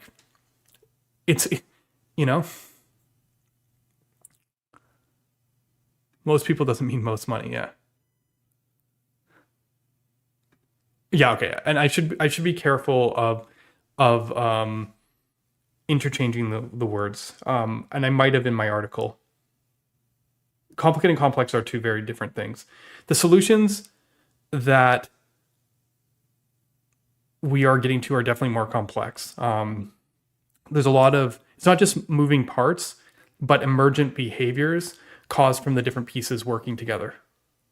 So Yeah, I should be I should be careful with the use of the word. I agree. Um,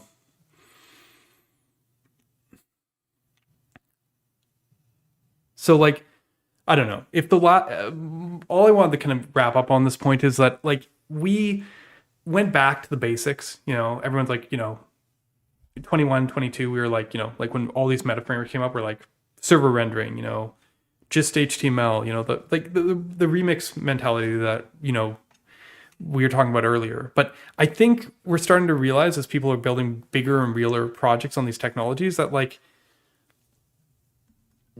you need like it's not that simple, right? You end up kind of getting back there. I think the classic one is you start your app on RSCs and then end up making everything into a client component.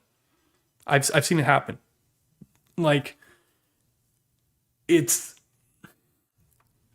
we're in an we're in this kind of weird zone where we haven't really solved it, and at least there's different solutions to attack the problems, but there's varying degrees of complexity. Most people who follow the stream probably are doing okay at following along with this, but I don't know how anyone else does.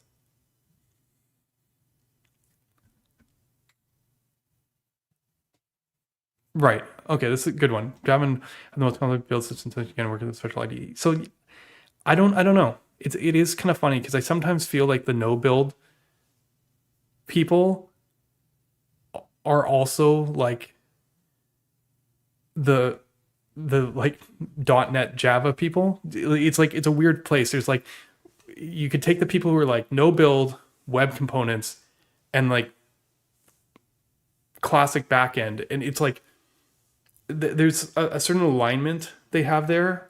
Maybe it's like an anti-React kind of sentiment. And I don't mean React, I mean anti front end framework in general kind of sentiment. And it's like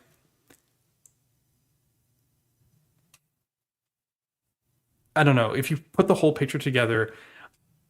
I'm not sure. I'm not sure that it like I think you're just like moving where the pieces fit. And there's a reason that the focus has been in a different place the last few years or last while because part of it initially was because we all wanted an isometric experience. It made, everyone wanted to develop apps. But I think it's also because they accomplish I think it's hard like both sides it's hard to approach this middle zone. Anyway,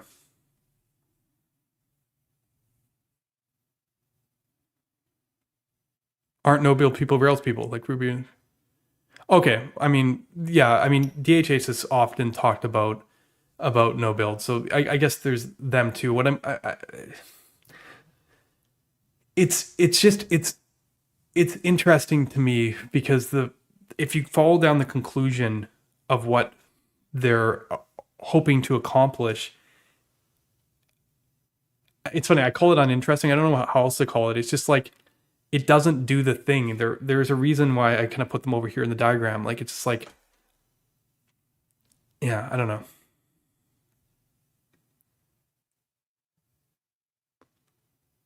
No build is a myth.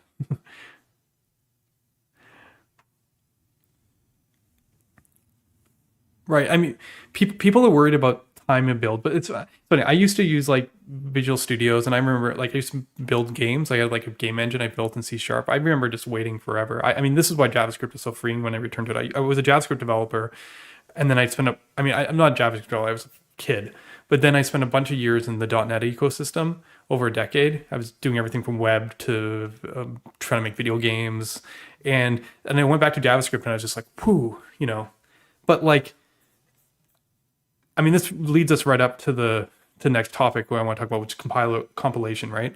Right. I made this joke to Rich Harris a couple of years ago, but like, um,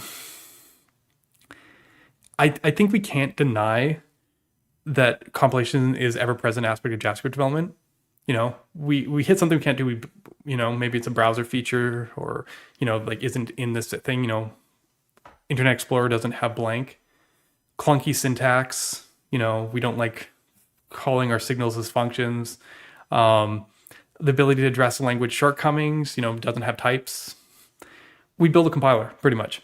You know, it's so ubiquitous at the point that if you guys saw that whole like what's like I can't remember what it's called. Like it's not like is it not standards thing from the TC39? I can never remember what it's called. It's like they're talking about having a compiler track basically, um,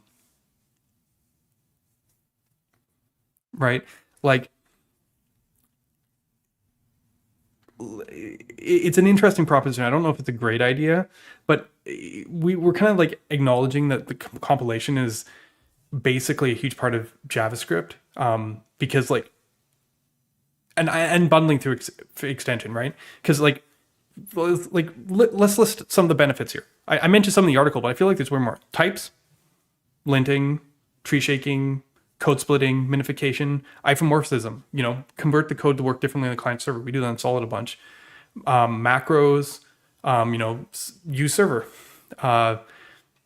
server $, DSLs, you know, different templating languages, like, you know, JSX, for example. Monolithic authoring and distributed deployment. This is something seen a lot of now in meta frameworks. You like write your code in one way, and then it shows up, you know, this can deploy to Cloudflare, this could deploy to AWS, you know, and even the same project could be split across multiple workers or whatnot. These are things, you know, that you can do in other languages as well. I'm just saying, like, this is the kind of power that you have with build. Yeah, HMR is probably a good extension of this. I haven't talked about.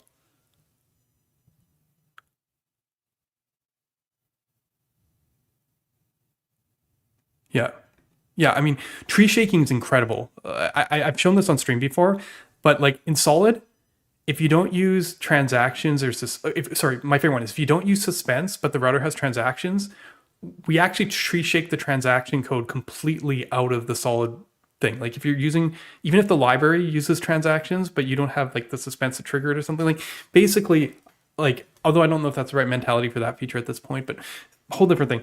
But like basically you can tree shake code paths within like a function. You can have a function with conditions, like Boolean conditions. And if you set them to false by default and you never import a function that could set it to true, it literally changes the makeup of your code. Like it drops out chunks of code. Like, as I said, if you just use, it's so funny because people go and they go, oh, Solid 7 kilobytes. But in reality, Solid's smaller than Preact. Like, unless you use the features, because if you only import certain things, the other things drop out. All the scheduling stuff, all the suspense, that's like all the transactional stuff. Like this is such a powerful thing when you consider the extent it is. There's no comparing. It's funny because when I was at eBay and we were talking micro front ends, and people were trying to bring in, what was it, module confederation with Webpack, and we were like, there was actually like a debate between the framework maintainers and some of the project teams, because a bunch of them were like it's sometimes better, depending on the type of library it is, especially if it's like a large utility library, to compile in the specific tools for the specific page, even if there's potential duplication, than it is to pull in the whole library with stuff that no one would possibly use, and especially multiple versions of the SID library with functions that no one would use. The giving up the tree shaking was huge. Like, yeah. Yeah, I mean, all these technologies like we've been talking about, like with partial hydration, resumability, how the hell do you do that without compilation, right? I would say every advancement in the past 15 years in this field has been built on this foundation. There's no alternative that could even remotely be considered adequate by comparison.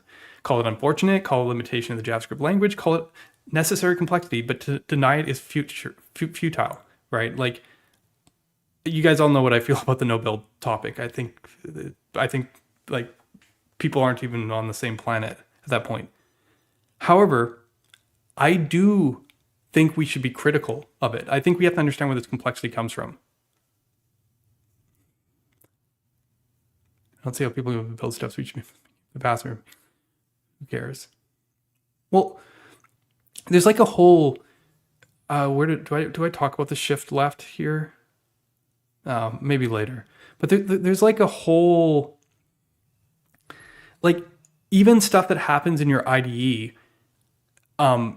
Like I had a whole stream with Dylan from Marco, and we were talking about all the tools you need to make your own custom like language like Marco, and like a lot of the tools run in your IDE or they run pre-build time as well. There's build time, authoring time, like there's different steps and different points at which they run, but they're all the same kind of mechanics and they're all compilers in a sense.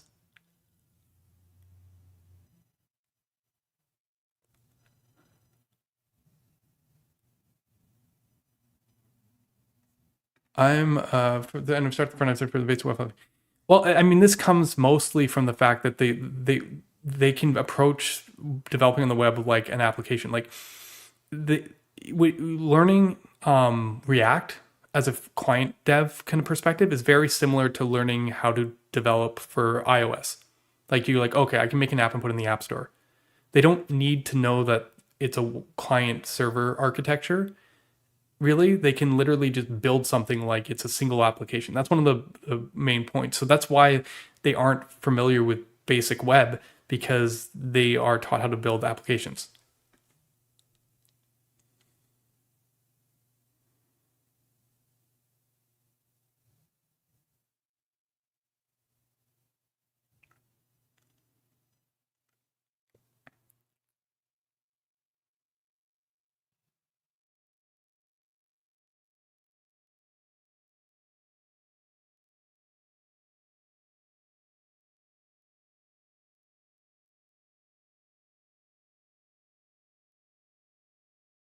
Well, I mean, a interesting world if only interacting side is server driven. In this stream, we care about interacting with any of the talk. Well, I mean, both, right? There's an argument that like all interactions should be both. You need to give if you want your stuff to be responsive, you should be giving affordances to the user immediately. And don't get me wrong, I'm sure HTMX has a way to do like placeholders and of some sort. I don't know how much it has to escape the model to do optimistic updates, but I'm not going to contend on that. I think the challenge is actually shared state. And I think that's where things get tricky when you have state that persists in the client and can change, because you have to communicate that back to the server to have the server put in the right, render the same stuff, or you have to wait till it comes back again on the client to actually do the thing. Because the problem is it starts, if the state on the client and the way that it interacts on the pieces on the like if it gets complicated enough, it becomes very prohibitive, and you start getting like ASP.NET, like old school, where like view state, where you start like serializing the whole page. What's lovely about HTMX is it's not opinionated about the state management aspect, so you can literally use it for anything. But on the same side, the trade-off is that it's like not a complete solution. It's like not a whole thing. It's like, this is a good tool, but it's not like I can't put it on the same scale of comparison to like the stuff I talk about, because it just like it isn't intended to actually solve the problem.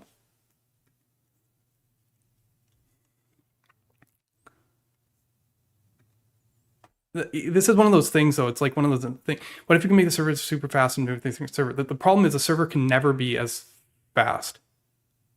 Like it's like don't get me wrong. Things can be made faster over time, but it's like every piece can be made faster over time. It's like when you're talking about like internals of a computer, and you're talking about the CPU versus like the level 1, 2, 3 caches and the RAM, and then you're talking about the hard drive, and then you talk about the network. You know that each step down the ladder is exponentially slower. So like the closest you can be to the source is the interesting. The question is, sometimes the source isn't what you think it is. The source is the user, i.e. it's interactive. Then you want to be as close to them. Sometimes the source, rarely is but it can be, is the server. It's the database. It's the thing driving it, and the user is not really a participant. In that case, there's a good argument for the opposite side, which is like something like live view or whatnot. But yeah, it's interesting.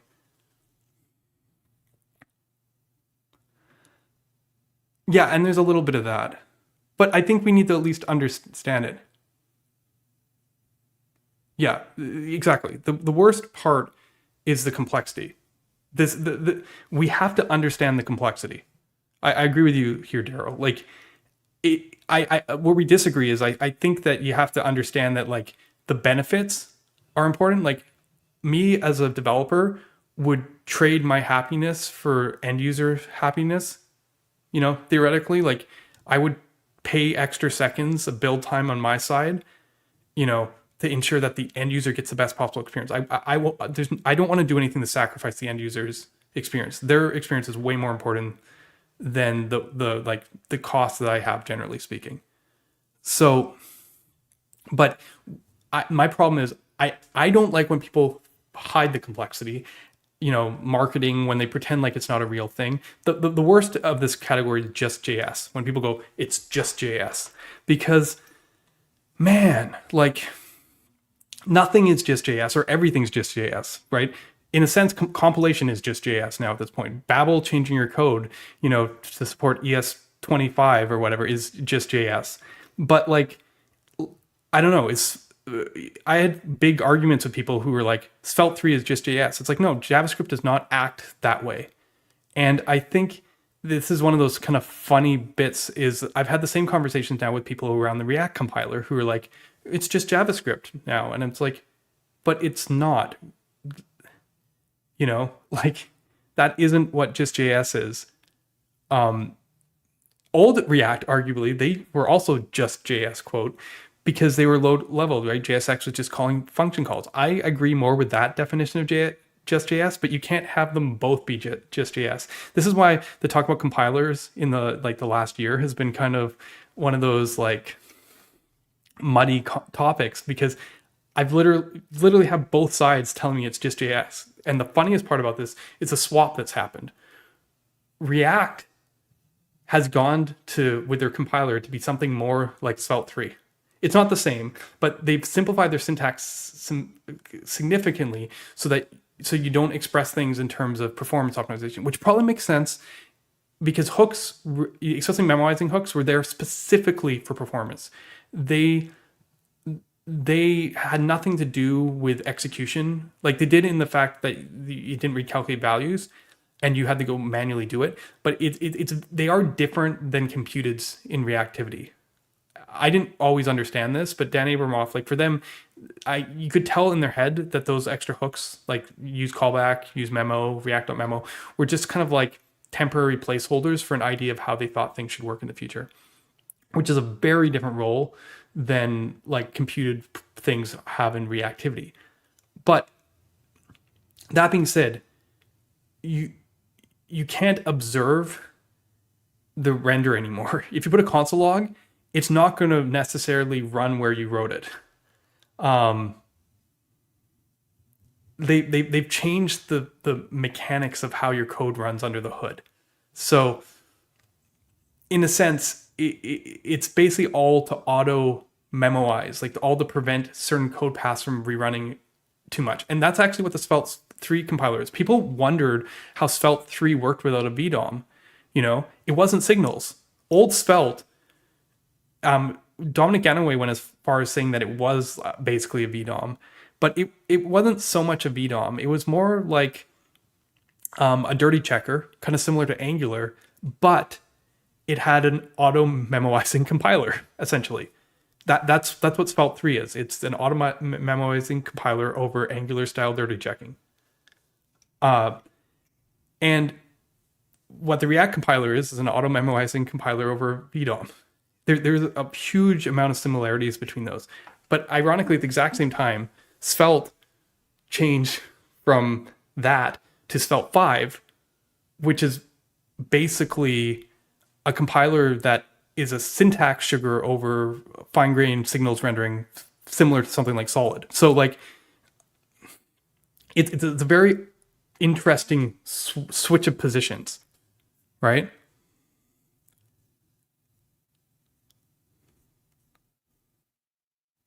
Okay, I'm catching up with chat here. Why hasn't React stopped using VDOM? Dumb. Well, it's because the VDOM is not an implementation detail in React. That's one of the biggest lies we've probably ever been sold. It is in a sense, but let me explain what I mean. React's mental model is one that requires re-rendering. That is, when you look at the code, your expectation, even without the compiler, even with the compiler removing the hooks and stuff, is you see the code, you update it, it reruns. That is the React mental model.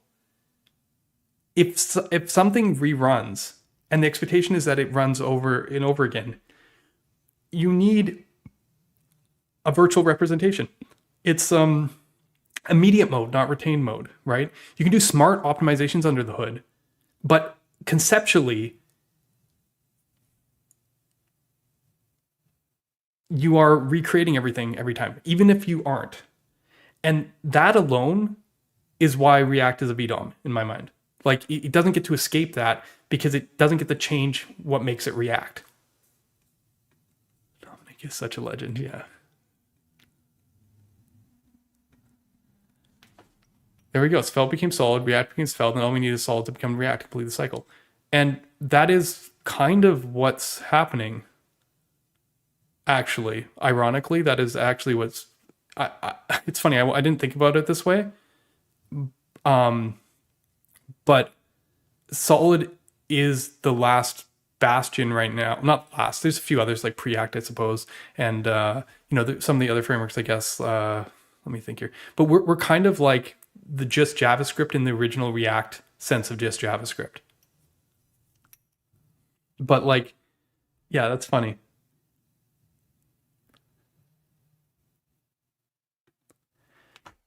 Is it? I mean, it's interesting. It's VDOM is usually I wonder if the hyperscript runtime is simpler than. I know what you mean though. We take a lot of complexity of compilation time, but like with signals, but like the runtime is actually pretty simple. It's why when people look at Solid's compilation, they're always like, oh, well, this is fairly straightforward. In fact, in the last couple of streams when I'm showing Solid 2.0 on, I've literally just been hand compiling the stuff because it's very basic. But yeah, I guess it is simple in the fact that you don't have multiple moving pieces. It's like if your whole app was a single signal and a single in effect, right? So yeah, I'll take that, yeah. React VDOM was better than digest cycle, but now worse than real reactivity.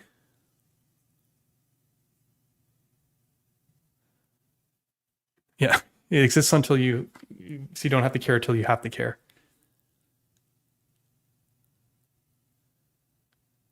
Who gets this chairman thing? Yeah, I mean, there's a bit of that too. Hyperscript mentioned, yeah. Yeah, no, React with signals is not, this is another one of those things. It's fine. I don't get too much into it, but when people talk about state libraries in React, they're not doing the same things. React with signals is Vue. It's not yeah.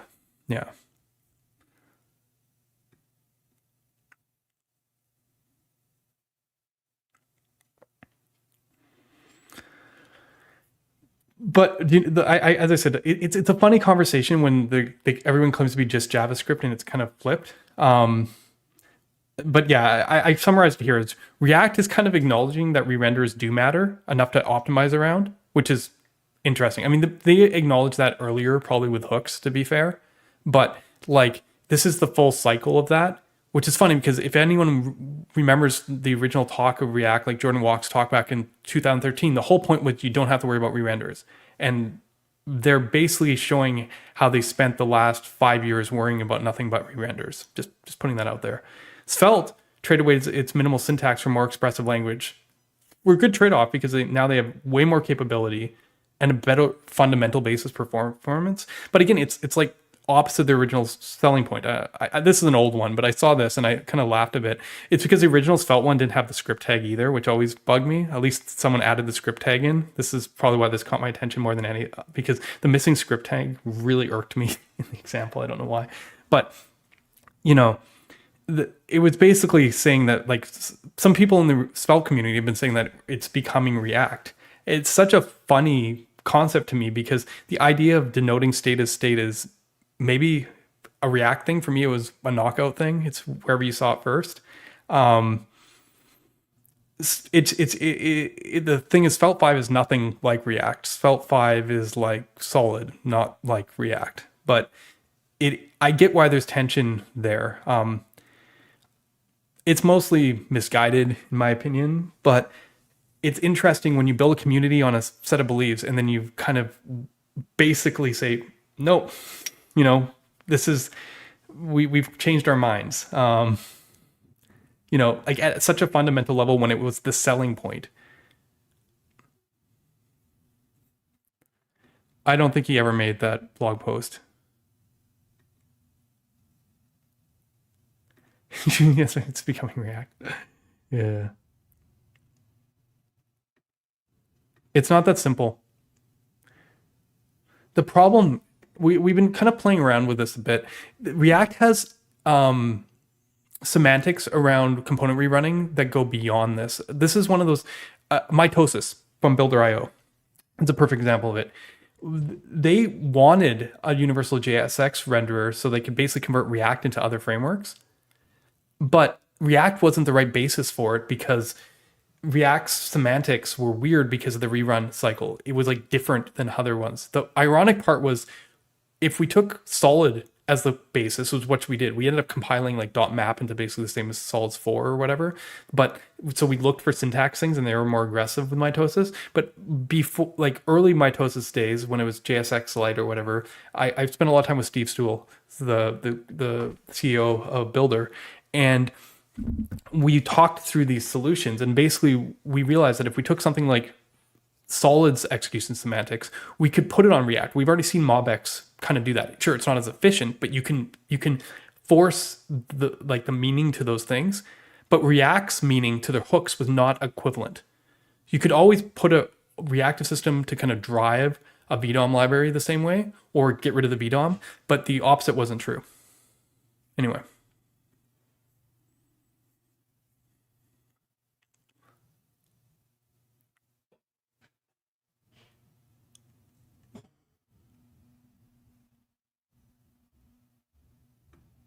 It's like Windows. Yeah. That's funny. We'll see how the communities react to this over time. In general, I think the compiler stuff is interesting, at least. It's probably where I'm most interested in work on the React side these days, because there is a world in which there is a convergence to a certain degree between signals and non-signal stuff from the perspective that is, if you can mask all side effects, it's impossible for the developer to tell the difference. That's the theory. So there might be a future where React has signals under the hood. If it's funny, they could use their compiler as a migration tool in a sense. If they could figure out, like, you basically, the stricter and stricter they make it, the more possible it is for no one to understand how it operates to the point that you could actually completely switch what's under the hood. So maybe that is the plan. Maybe I just revealed React's big plan moving forward. We'll see.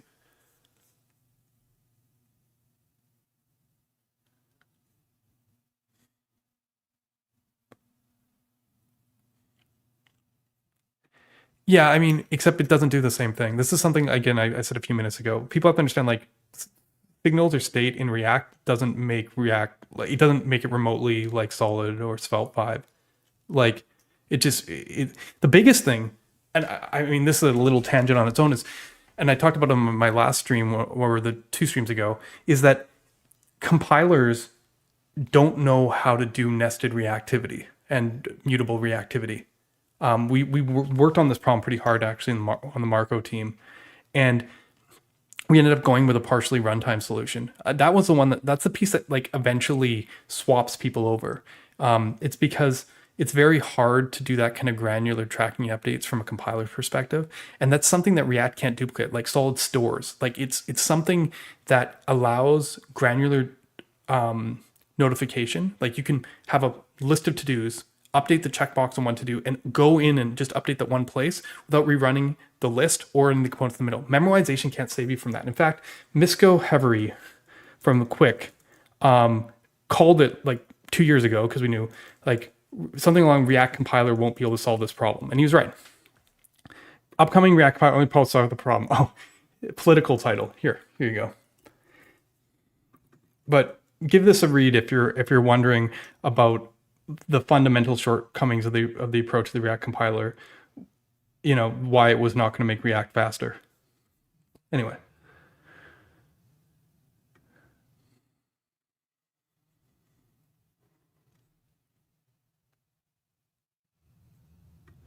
Yeah. The thing is, the problem, that is a fine solution, but in my opinion, it doesn't solve deeply nested state like I just talked about, like especially like stores. And secondly, the challenge with this is if you don't give yourself the language to describe the problem, you don't have as much control over it. That might be fine, and if you're targeting humans and being simple, maybe that is a good trade-off. Svelte 3 was very well loved. Maybe the React compiler would be well loved, but where I said I'm looking at like the best possible solution. So it's interesting. It's interesting where you sit on that scale of things. It doesn't help with the JS framework benchmark. I mean, I don't want to spoil the end of it, but I did the compiler in the JS framework benchmark, and React hooks without the compiler, React with the compiler, React without the compiler, but written the same way that I wrote the compiler code. And as you can see here, the optimized, hand optimized one that I originally wrote back in the day with a little suggested help from Dan Abramoff on the best patterns is still faster than React with the compiler, because the hand optimized memoization was more precise. I had the language, I had the ability to describe exactly what I want to happen. The compiler does a pretty good job though, almost indistinguishable. So there's a good chance that the compiler make you better. And if you write the code like an idiot and don't do any checks, the compiler makes a more significant improvement. But essentially, it doesn't make React faster.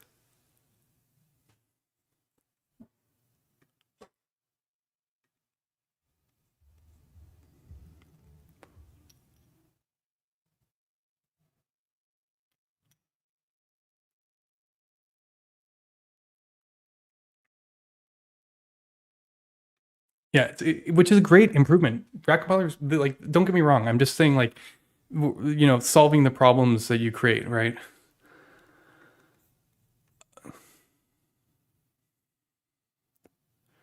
Okay, so where were we?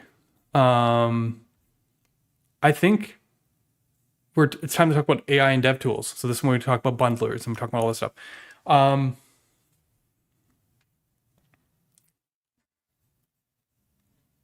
Productivity, yeah. Velocity. I remember that in eBay. Everything was about how can we improve developer velocity.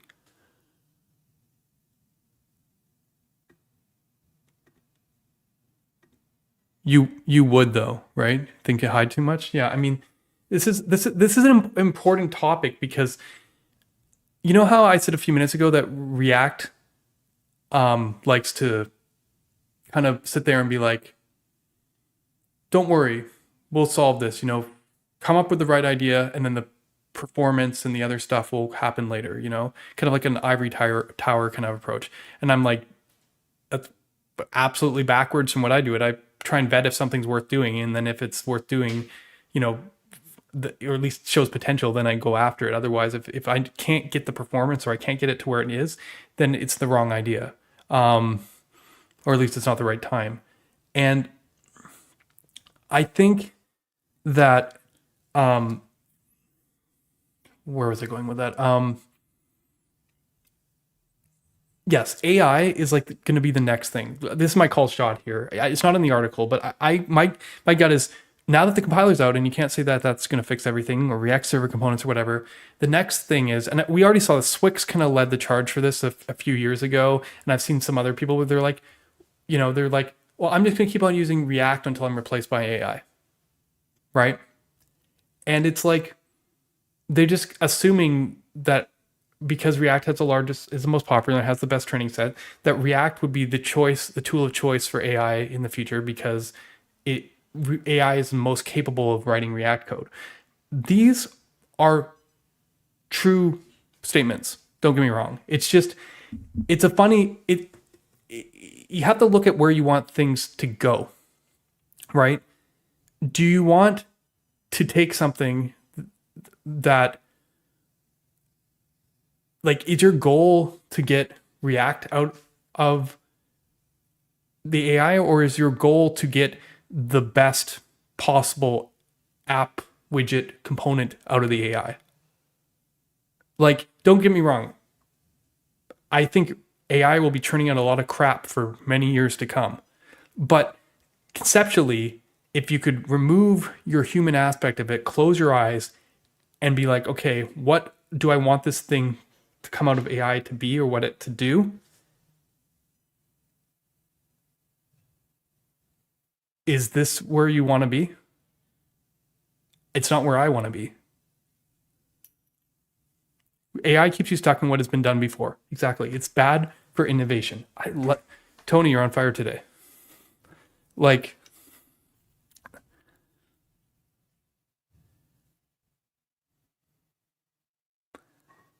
I mean, it's a good investment. I think I did have a good conversation the other day. I was actually talking to Theo after stream a bit about AI because we were talking about some topics, and he said it made him a more faster or more capable developer, which is different. I was talking about low code and no code, because the problem with like low code and no code was it didn't really get there. You know, when people talk about AI, they're like, it's not here yet. It's, you know, it's going to take a while, whatever.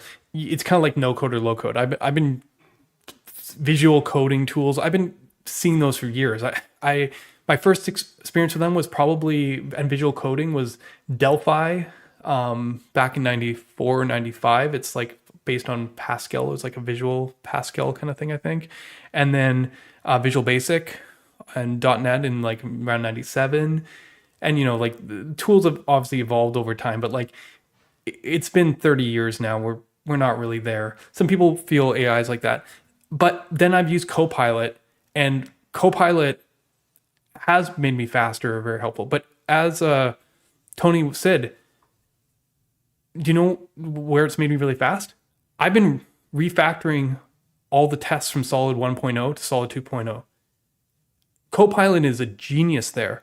It can see me change store syntax from path to produce syntax, essentially, and just automatically know how to change it after a couple tries. You know, part of it is a pattern matching on the same page and whatever, but like nothing too smart. But it drastically improved. I've accomplished stuff over the last day or so that it would have taken me way longer before because of AI. But it's repetitive tasks. You know, sometimes it'll suggest like an algorithm, and I'll look at it and be like, oh, that's probably fine. I'll just optimize it a bit here. So there are benefits, but, and in that sense, being popular is really important. Like, I had some people on Discord, not ours, I think it was Theo's Discord, who were like, I really like Solid, but I'm not getting as good enough suggestions. It keeps on giving me React code. So, you know, they're like, I don't really want to use Solid because I don't get code suggestions, you know, or accurate code suggestions from it. Yeah, I mean, that's pretty tough. But it's like, again, what do you do about it? Do you just sit back and go, okay, well, I'm just going to keep on doing the same things again? Maybe. But like, at some point, something has to move forward. Otherwise, everything stagnates. And so my look towards AI is exactly the same as my look towards everything, which is, let's figure out what we should be doing and then make it our best attempt at getting there.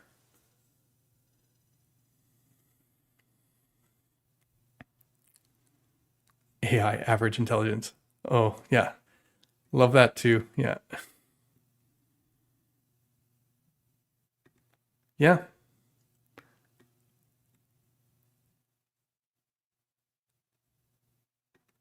Now you make me want to look up what Delphi was. I like barely remember it.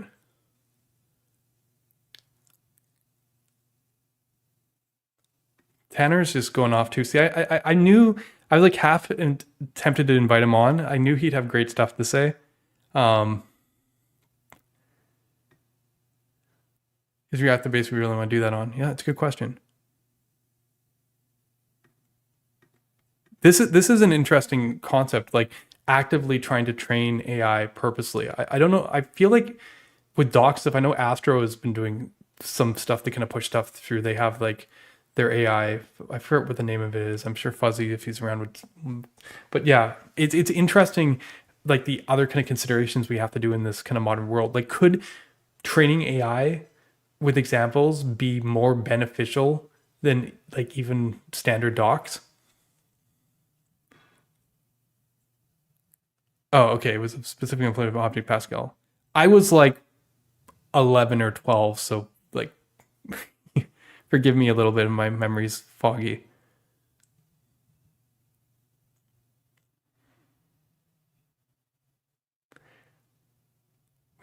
You guys are now just more trolls are coming out. We should use AI to teach how to write web components.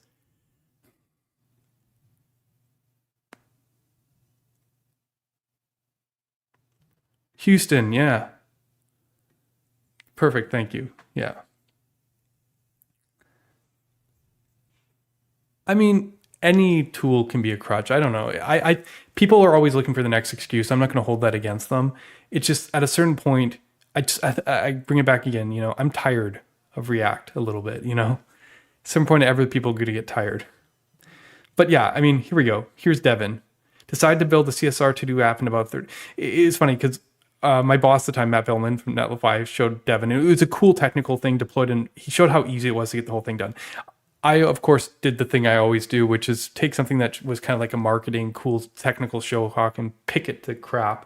And I was just like, anyone knows a 2D MVC app should be 100 lighthouse score. Everyone, if you go make it, like even in React, it might be 99 or something. React sometimes for some reason doesn't get the 100 quite often. It gets like 99. I don't know why. But I think at 2D MVC, everybody's going to be like 100 on mobile.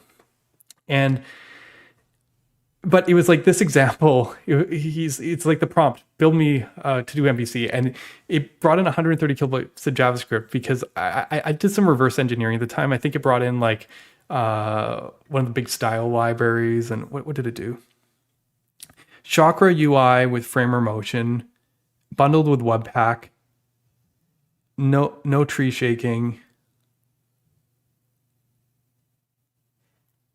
But it was just kind of funny because, like, my point is like, is this what we're going to come to expect? Like, are we going to say build me blank and just end up with this giant thing? Because this is like, it's kind of representative. I'm pretty sure someone goes out and is like, okay, I want to build a to-do app, as an example, for example, on my very basic blog site, my homepage, and they'll be like, okay, what do I have to use? I should use Next.js, and what should I use? Oh, I should use Framer Motion, and they take their like static blog site and they basically do this to it. So it's not surprising that AI would do exactly the same thing. It's like maybe the no code side of things is just not where we should be focusing. Vercel's V0 actually has been doing pretty good, I hear, at creating prototypes. I've heard people actually create solid prototypes with V0, or basically take the V0 code and very easily convert it to solid. So, maybe that's where we're sitting right now. But as Tanner said a minute ago, like, is React really where we want the base forever? I don't know. So the problem is change is going to have to start with people, and no one's incentivized to do anything right now. So it's just kind of like, it's funny. This is kind of like a side tangent and not really what the core of my article is about, but it's just, I don't know. It would be very depressing if AI was the thing that bridged the gap for React to be used indefinitely.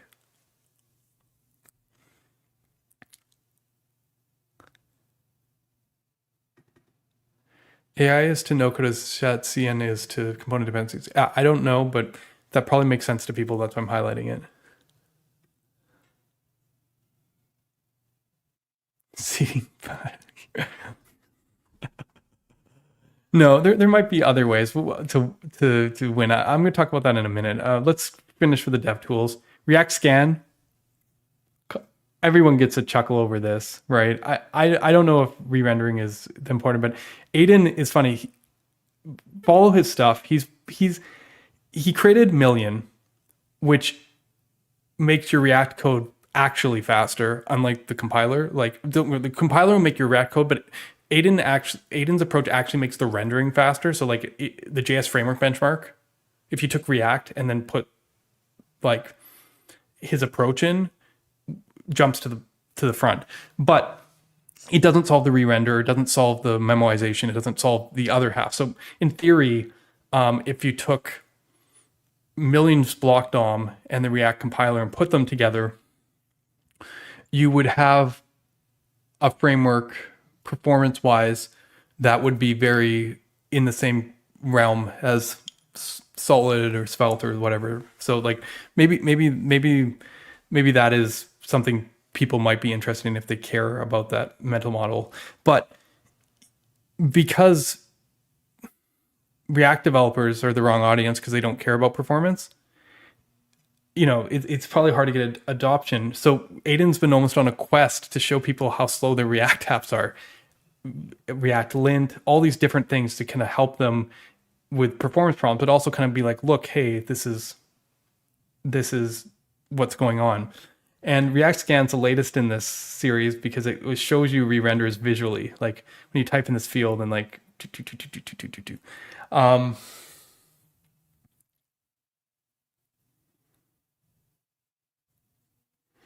so like,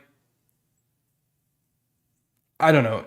I think the more interesting thing to me is dev tools are getting a lot smarter and capable.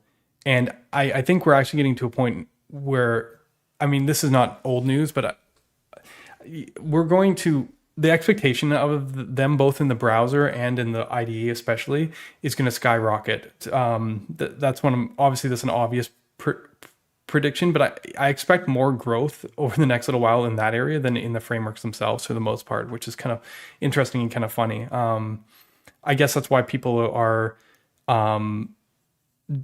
creating companies around it. Void Zero, shout out, Vue and Beat creator Evan Yu, start a company around those technologies like V and V test and kind of like roll down and the whole thing. So I think it's interesting like that is a place where a company can be formed. I don't know. These are just kind of movements that you should pay attention to. I don't think things have completely come to fruition, but it gives you a good idea of where things are heading.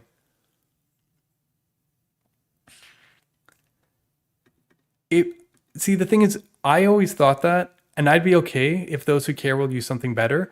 The problem is those who care aren't using something better, which is we're getting to, which is tricky.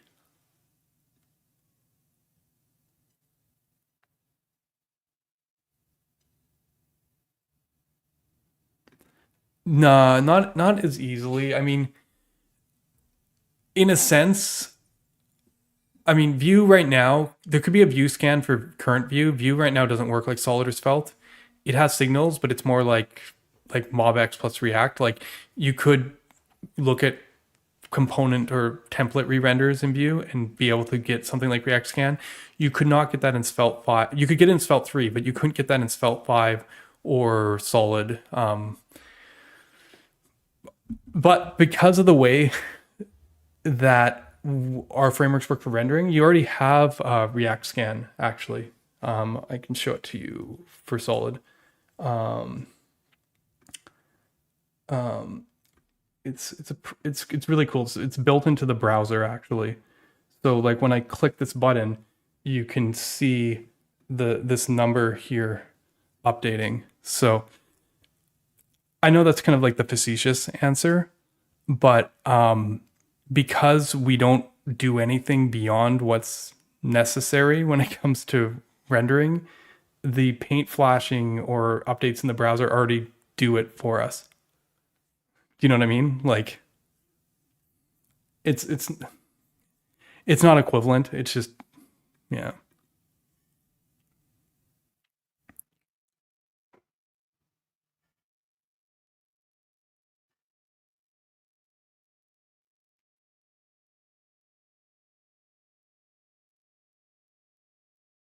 It's hard to see what's causing re-render exactly.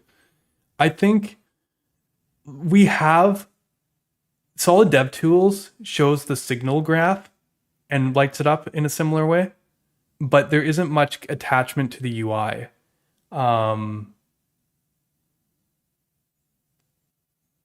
Like it will show you all the different signals and then show you how the updates propagate through the graph.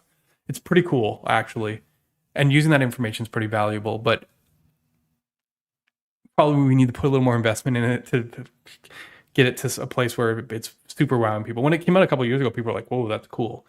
Like you can see how you could take that technology and apply it in the IDE and then start like getting to a point where you could be like, hey, when I call this set signal, color all the places that are impacted by this. Like we have enough information conceptually that with the right type of analysis, we know exactly what updates in your app or potentially could update. What do you got here? Right now, there are few, if any, bridges between framework continents. Bridges aren't built via migration guides; they're built via common extraction ideas and tools, which is why I'm so bullish and solid and when I'm attempting to build. Very cool.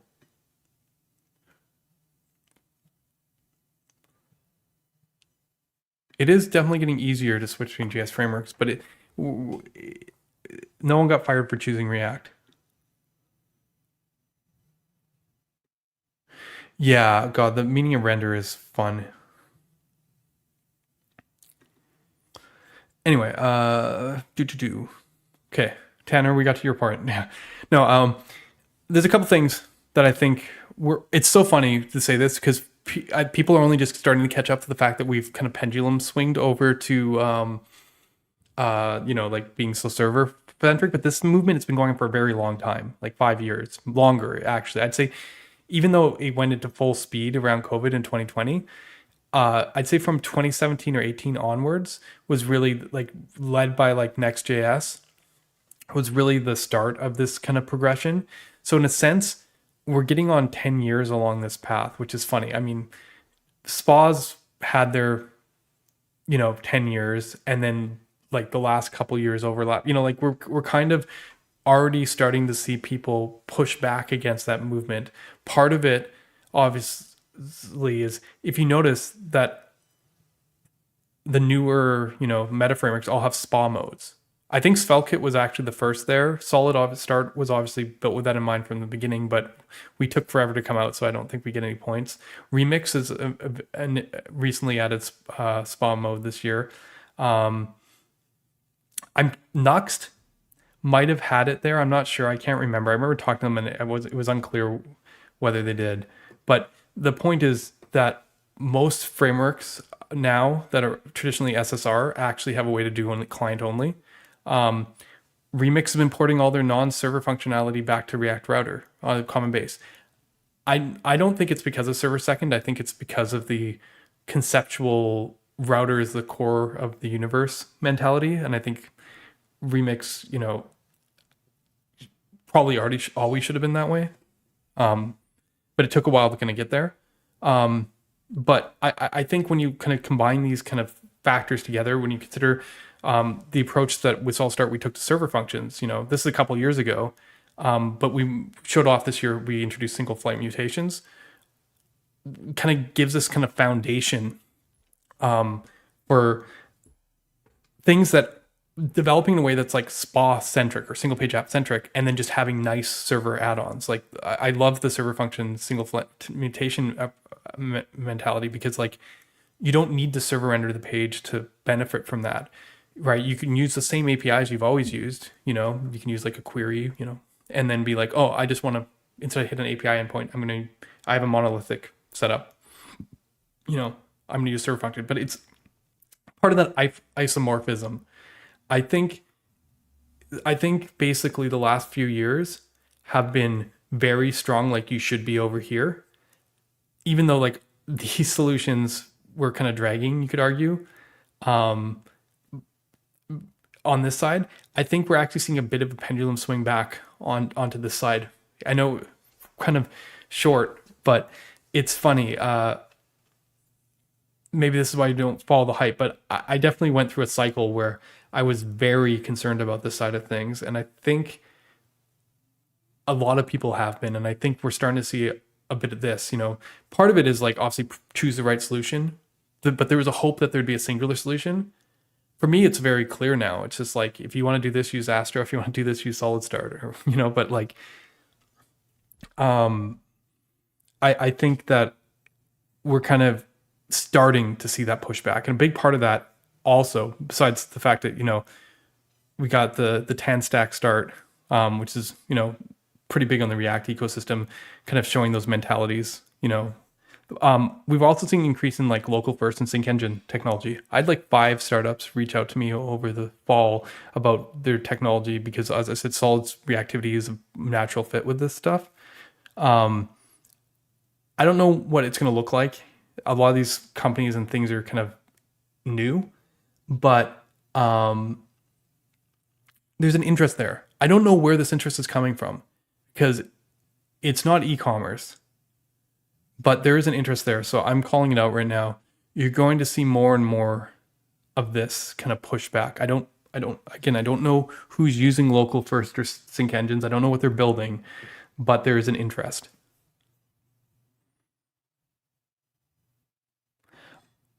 I think they will potentially, but the problem is, what do they do? Like, it's not an architecture. It's a different encoding for your UI. You could have always done this. Do you know what I mean? The benefits come from the architecture change. So it's like, I don't know. I think, I'm not sure if they will be more popular than RSCs. I think that some people will see that they're a viable alternative and then realize that they don't even need them at all, potentially.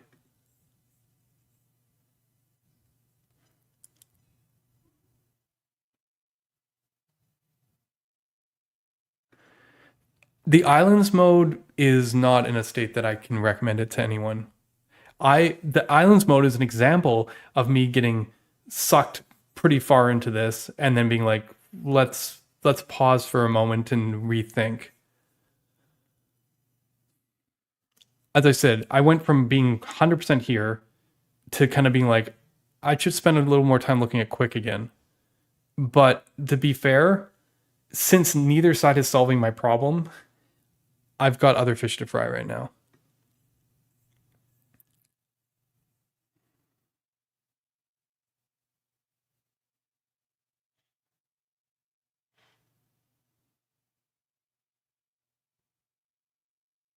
Server functions are really that was the thing, and that was the thing when I was first building Solid Start, and I made my first. It's funny, I called them actions, and then I changed it to server functions, but I called them actions back in 2021, and they didn't use a compiler; they used proxy, where, because I'm big on proxy, where with state, where you went up the property name like .this to create a URL on the client, and on the server,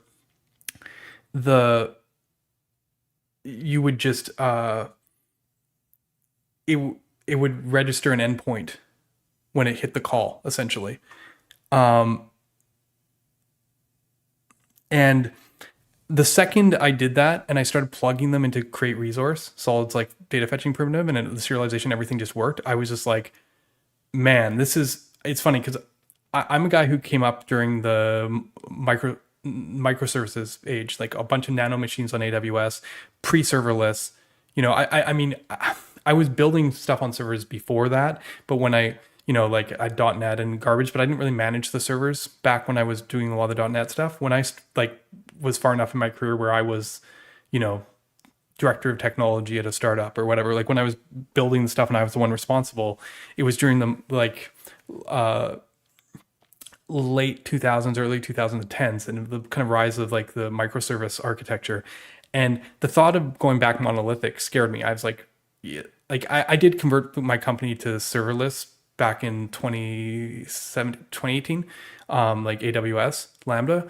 But like, I did not think that monolithic was going to go. I use SOAP RPCs in .NET. Like, I was not that. But then when I had that moment and I was playing around with it, I think it was Brillout, who's behind God,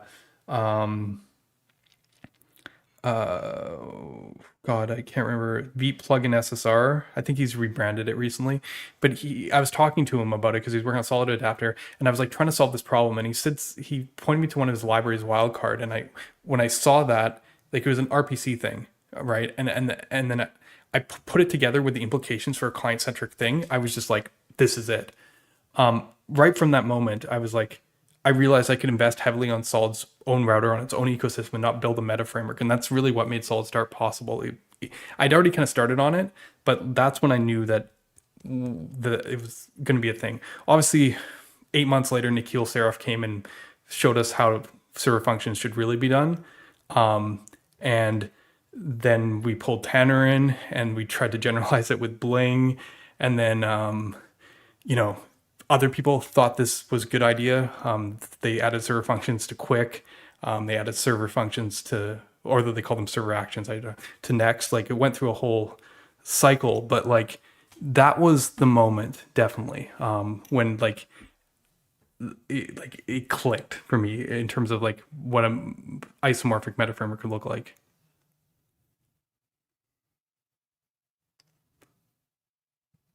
Right. So it's an overcorrection. Good to know. Thanks, Christopher. I don't know why it's like it's like the thing that's just fringing off the VC side that I keep on seeing. I'm omnipresent of it because I'm always talking to people, new customers, new people can use Solid, but I don't visualize it yet. It's a bit like people working on like the socket stuff, like the live view stuff. I don't know what they're building, but I'm curious.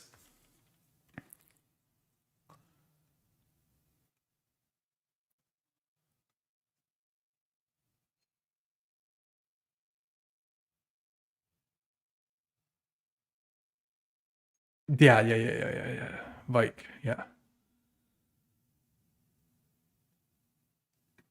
Well, I mean, the beautiful thing about the offline or the local first approach is that you don't have to worry about the async anymore. That part's been like, the thing is, I kind of joked about this a couple streams ago, but with all these like technologies that we're working on here for server client thing, are we just building our own sync engines? Like, this is when I was with Dev on my last stream.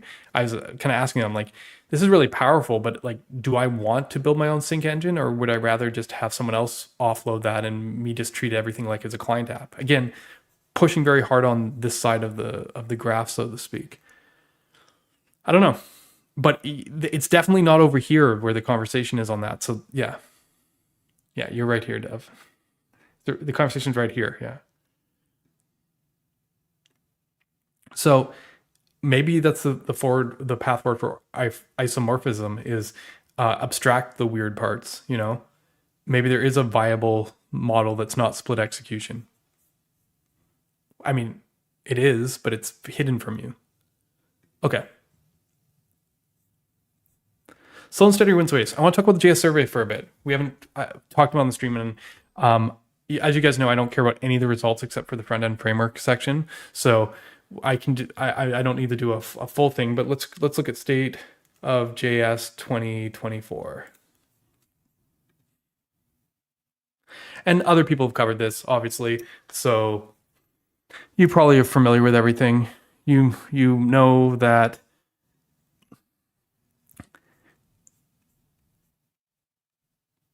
Syntax is still the most popular podcast, followed by Primogen. I didn't realize he had a podcast. Theo has crept to the second most popular streamer, and most people building frameworks are generally in the top 15, 20 people on this list. But libraries and front-end frameworks are an area that is interesting to me, because I know real numbers matter, but the ranking gives me a good comparison aspect here. And the biggest winner of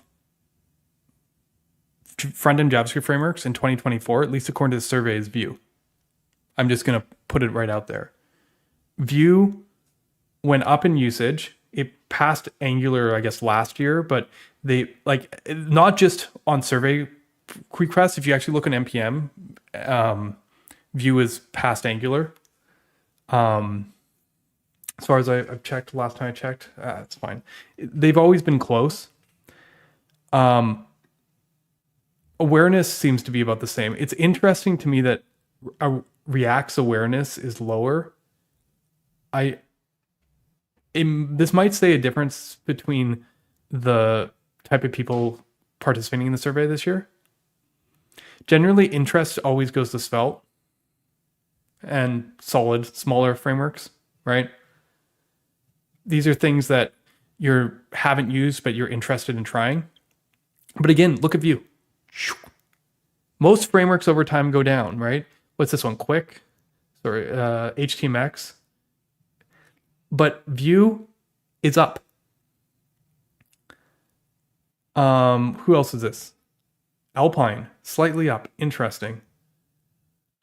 I wouldn't expect that. But generally speaking, over time, frameworks go down, new tools come in, solutions come up. Solid and Svelte, as I said, have been pretty much the top for the last few years. But Vue. And I'm going to skip retention for a minute. I'm going to go to positivity. Again, this is another thing. This is people who have used, or this is everyone, I guess. Positivity is people who have used and people who haven't used. This is just any kind of sentiment towards your framework. And again, over time, sentiment tends to go down.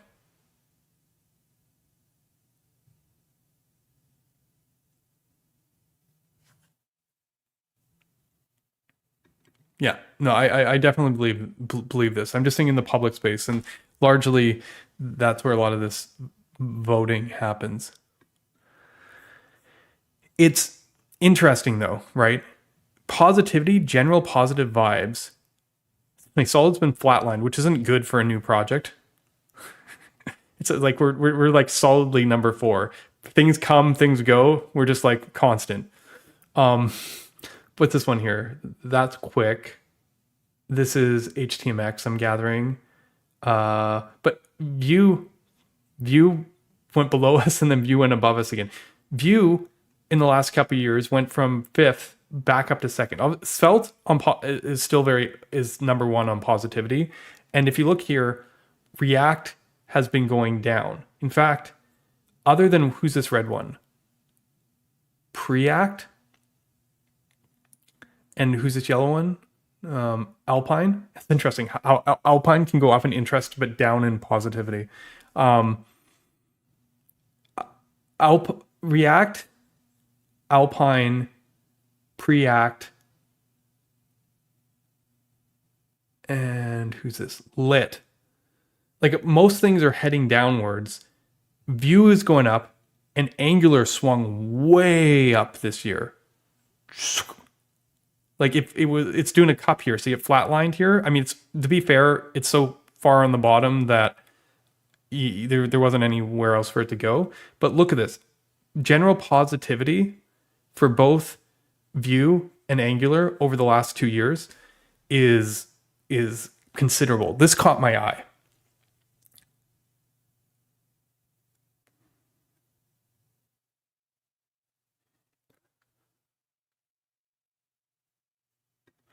Views which should be massively back in the whole because they operate and innovating on their own ways. Right. This caught my eye because, as I said, interest, it favors the small libraries. They're ones that like, hey, I wish I could use this one day. Retention, satisfaction also favors the small libraries because retention is, I'm a user. Would I use it again? This is the one that when you have a product is satisfaction score, like your SAT score, like everyone's considers the most valuable one when you're like a startup. So from that perspective, I'm happy. Solid has been the highest satisfaction of frameworks for the last 4 years, edging out Svelte slightly. So Solid users really love Solid. But look again, Vue, correct that. And actually Alpine. So if Alpine's positivity is down, it's because not of users of Alpine. It's because everyone else doesn't care about Alpine as much. But this is good. But look at this one, Preact. It's interesting. So now, right now, the top 5 for satisfaction are Solid, Svelte, Vue, Preact, Alpine. Look at React on this. This is expected over time that your framework goes down. But what's weird is many of the other frameworks have actually gone up.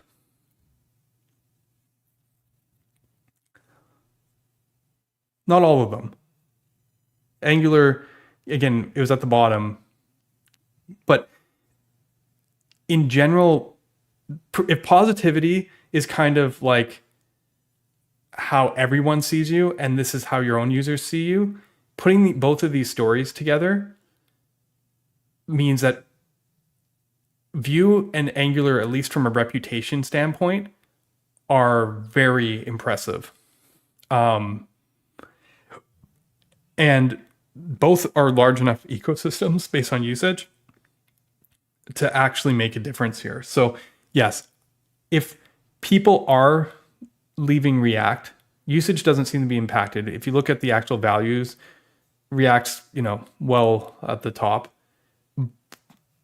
But if you look at it like generally in terms of where people are sitting, in terms of like how they feel about these things, React's general positivity has been on the way down, and its users are, again, this is Angular's original line. Like, it's kind of expected. If you're at the top, you have to go somewhere. But it's interesting. So what do I have to say here? Yeah. One thing that caught me with the results this year was the growing dissatisfaction with our tools. Some have shown more positivity than other. This differs from satisfaction, which is focused on the current users' tools and caters to smaller players like Solid and Svelte. Yeah, it's less about like, yes, I know we're biased. It's funny because they used to make the SAT score like the front page one. But I think after Solid won the first year or came first, they stopped doing that because a bunch of people complained because it wasn't popular, and then they made usage the front page. But what I would say here is these aren't the tools that I talk about as much. But when the economy is tight, maintenance is a concern, they tend to shine. Both Vue and Angular frameworks I'd have my eye on this next year. Not because I expect to be blown away by some innovation, but because these tools go the extra mile to make developers happy. I did make one snipey little comment. Sometimes the best tool isn't the best tool. I think this is a little misunderstood. I meant like, I'm always thinking in terms of like mechanically, like the best possible solution that gives you the best possible results. That best that I'm putting in quotes isn't always the best solution for you. So, I do think this is a difference the last 2 years compared to like almost the whole decade before. React slipping from perception basis. As I said, positivity is about perception, not about actual usage. Like you expect people to be dissatisfied, but perception basis, it's slipping. So I think it's a very interesting time, especially for Vue. But Angular, because of where it's sitting generally, but even Angular is showing like it's here to stay. I mean, it's much lower, but like I think this is a good time to, if you're still worried about job market and worried about maintenance, to look at both frameworks seriously. Angular has done amazing stuff for the last couple of years in terms of modernizing the framework, and Vue. Sorry, maybe I don't have much to say about Vue, but people like it.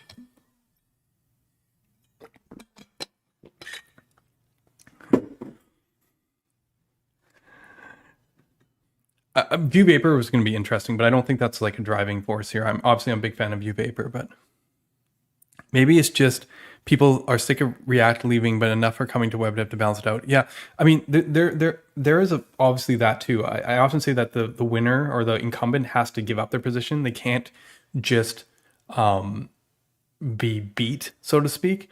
Like when React came out between Angular 1 and Angular 2, it was because of Angular 1, Angular 2. Angular had the top slot. They had to lose it. It's not that React had to win it.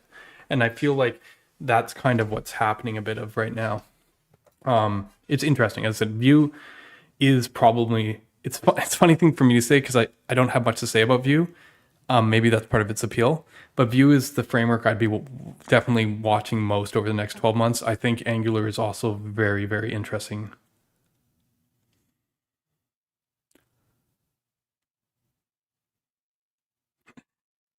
Join our Discord. I mean, there's not many postings, but usually a couple come up a month, you know.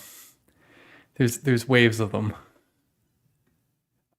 Maybe not as much the last little while. It's interesting because, as I said, there was a lot of startups doing stuff with Solid.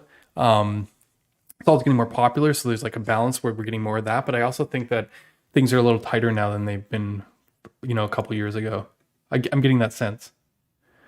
All right. Sorry, let's go back here. Okay. Let's talk about signals a bit. Yep. And it's funny, Vue clicked with Angular devs because it actually had a similar syntax where like sometimes it's that surface level syntax stuff that like wins people over, right? There's some people who will never accept JSX even if they're wrong. So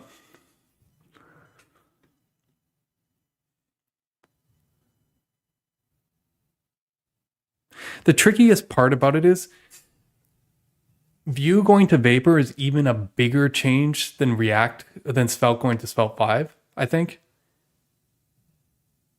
Like, especially because it's like they almost have to pace themselves because the move, I mean, they succeeded with the move to Vue 3, I guess now, the last couple of years showing the switch. It took, you know, a bit, like 2 years.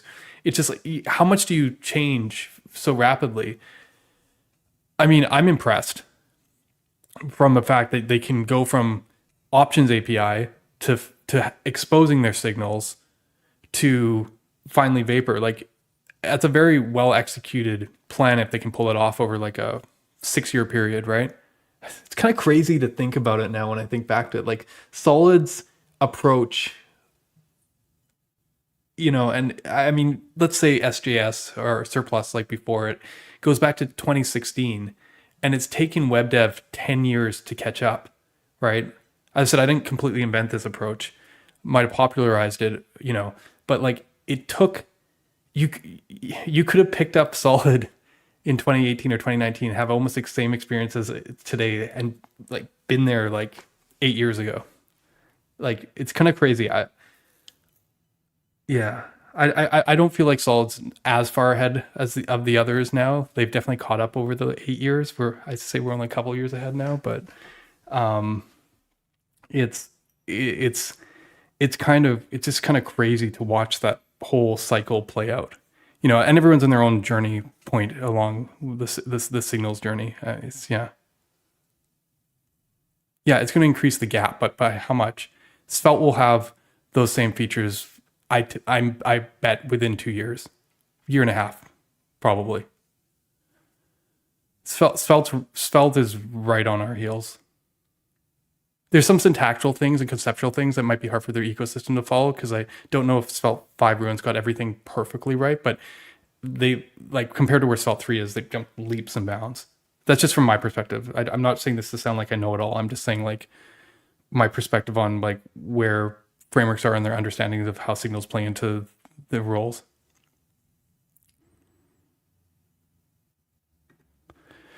Do you think Vapor can off all the people who choose Solid for its main benefits rather than just wanting to cut edge? Oh yeah, I mean no, I'm fine with it.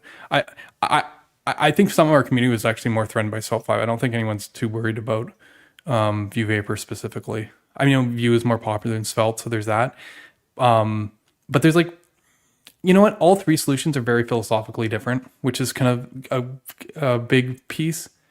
Me and Evan share a certain pragmatism on mechanics that I think might bring Vue and Solid closer together. But then both of them are very far off in like syntax sugarland, which is why Solid's always appealed more to React devs or would-be React devs, just simply because we're about just JavaScript, or about fundamentals, just about making the mechanics work in a way that's consistent. So yeah, I mean, no, and as I said, Svelte actually closer on the scale to where we're at.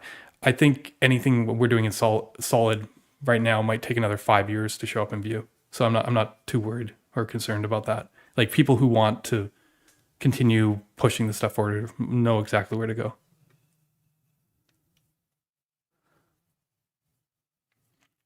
Anyway, where we go here. It is no secret that pretty much all non-React frameworks run off signals now, but some time has passed and developers are starting to understand the depth of the trade-offs present. While it is this author's biased opinion that these are minor issues, I do expect people to come to a new appreciation for React. This is why I was careful when I wanted to say about it. It's funny, this whole stream we've been talking about React negativity. I am just starting to see that pushback now again. Like, I saw the pushback before where people are like, I like React. Maple is a classic example of this, who was like, I like React's like principles better. I'm not, a big fan of Solid. I'm like, I'll convince you one day, but like there's some of that, but mostly is people who didn't try it.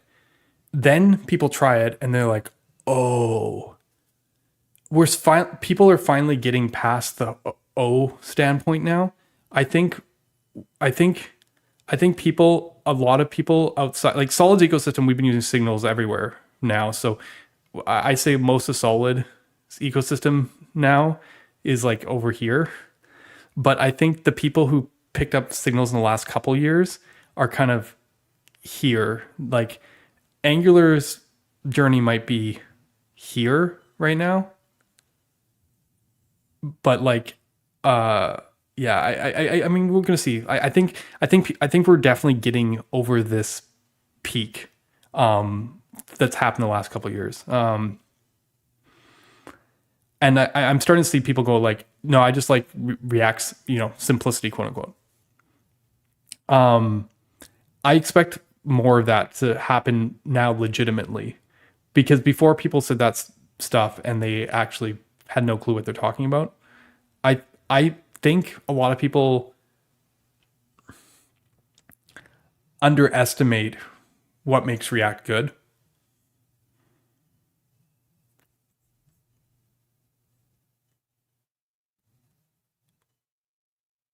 It's so funny. As I said, this is why syntax and stuff wins framework battles or whatever, because I'm sorry, it's the dumbest thing. It like really doesn't matter, doesn't impact anything, actually makes your code less clear what it's doing.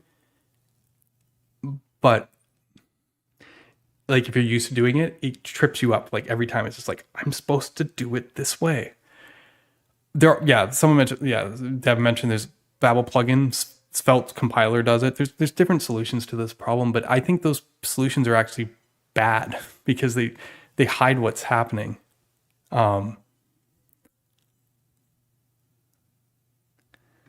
Yeah, I mean, if I wanted to be disingenuous, I could say that. I could be like, yeah, we'll just fix it with our compiler, be solid.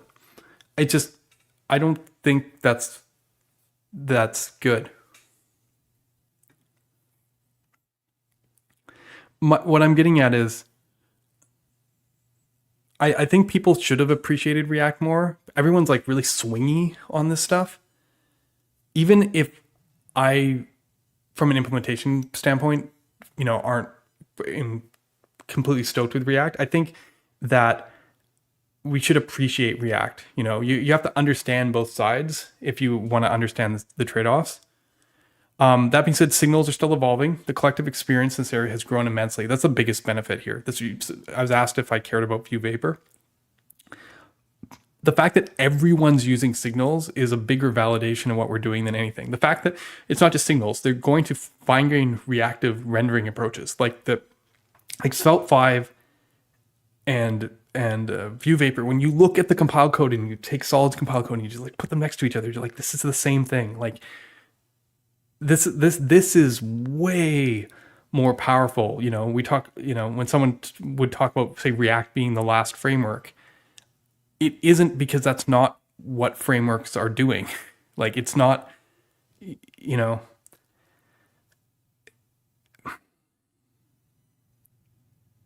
and having so many new eyes on it is going to change things. The funny thing is, we had like a decade with the VDOM to understand it and understand what we could do with it and all the applications, and so many React developers trying it and doing stuff and expanding the capability and showing what's capable of. Signals haven't even got a fraction of that attention. People have no idea of where this is going and how much more we'll be able to do. This is a fundamentally more powerful technology. Makes it more dangerous potentially, but it has the ability and capability of doing so much more. You could think of stuff today, give guys a quick, another shout out. Resumability is driven by signals. You don't get that granular ability without signals. And that's like only one way that you could like leverage them.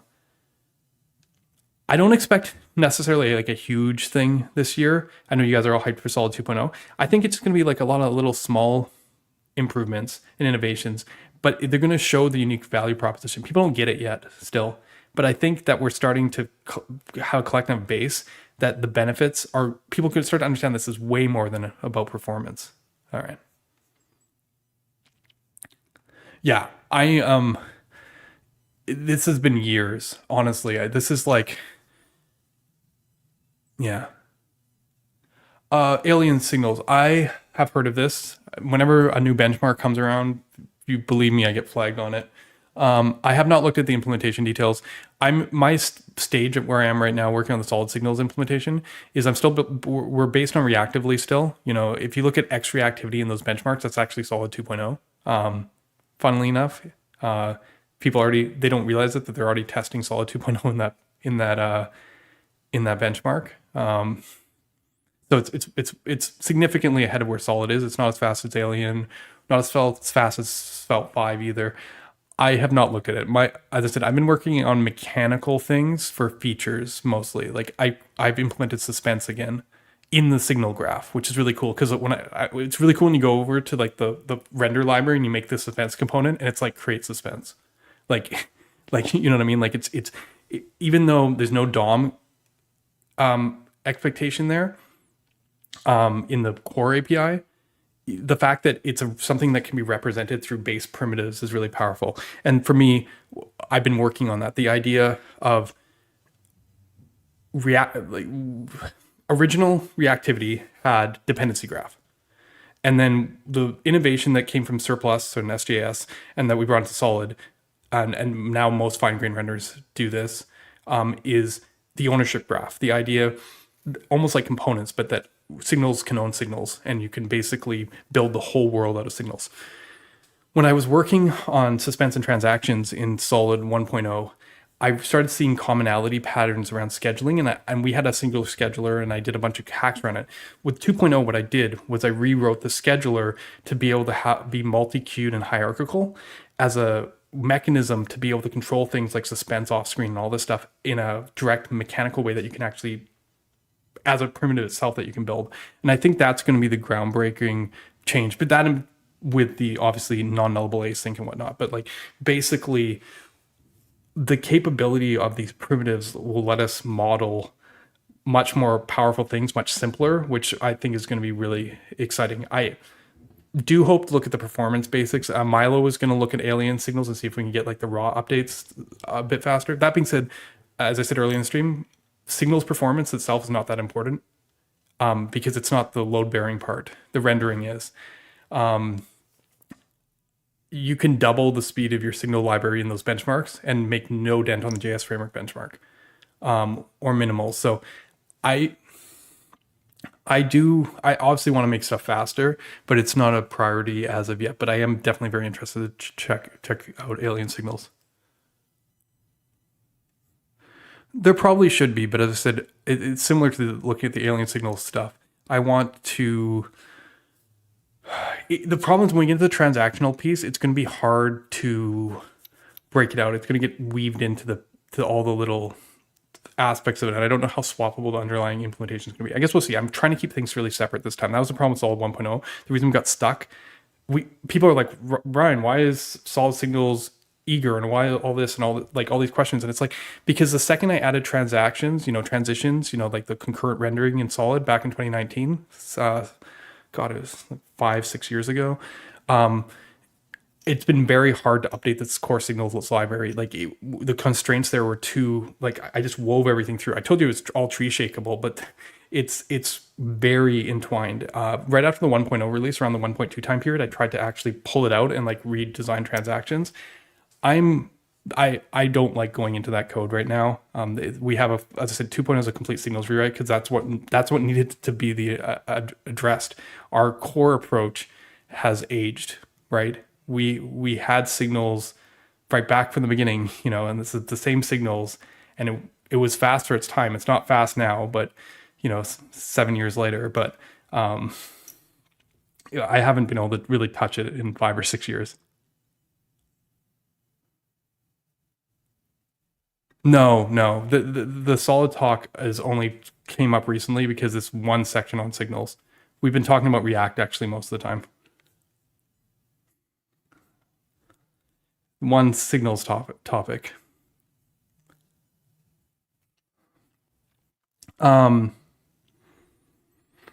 But yeah, I think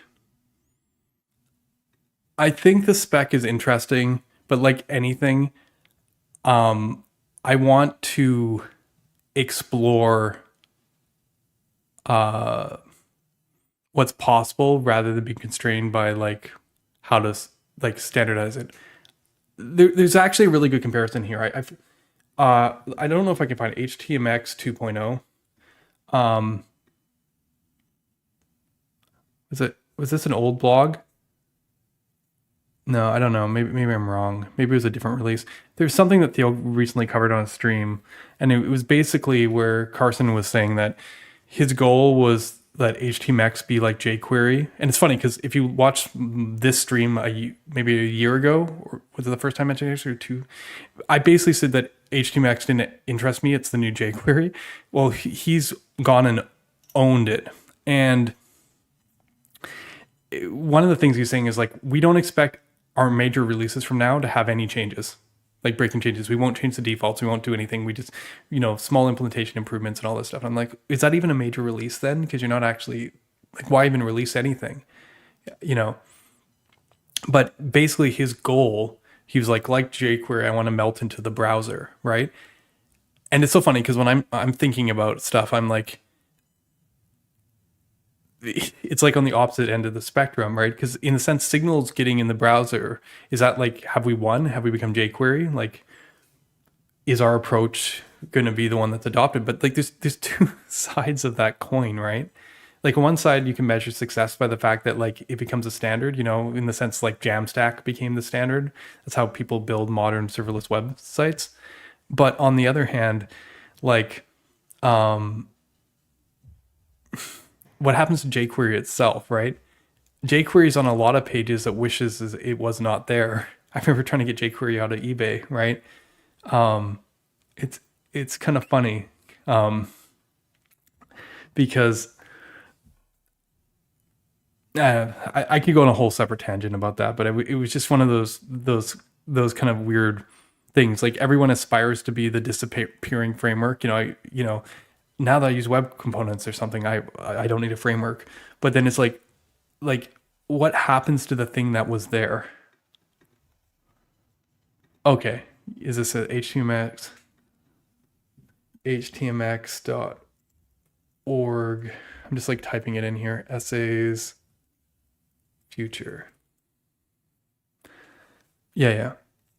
Is it the new jQuery?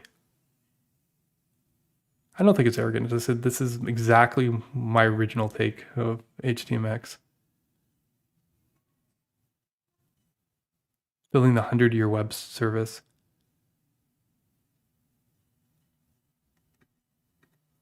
It's a video. I don't want to watch that.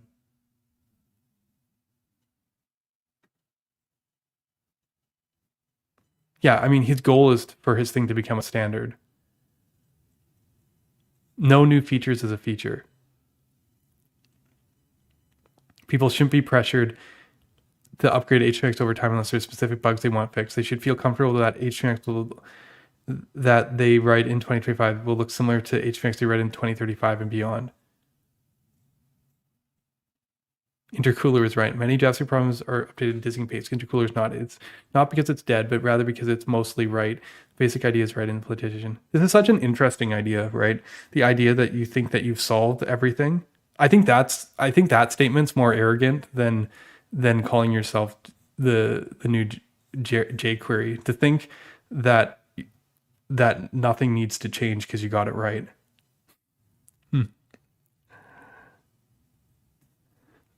The documentation will improve, tests will be updated, blah, blah, blah, but there will be no massive rewriting, constant updating. This is a conscious of the software industry in general in the front-end world, which is at complicated levels of churn.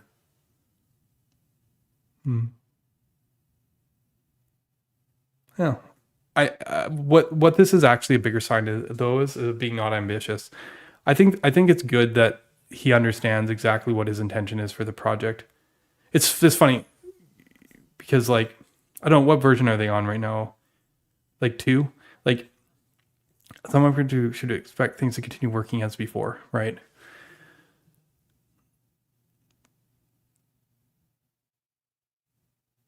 Yeah, it's funny. I mean, that's what the web platform is for. And I know he's probably working with the web platform. Yeah. I think they said triptych project into the standard itself. See, that makes sense to me because libraries exist so that you can do what the platform can't do. So writing a library that doesn't update ever is the most uninteresting thing possible because, like, then it's in the wrong place. It should be, if the pattern is right and it's never going to change, it should be part of the platform. Otherwise, yeah.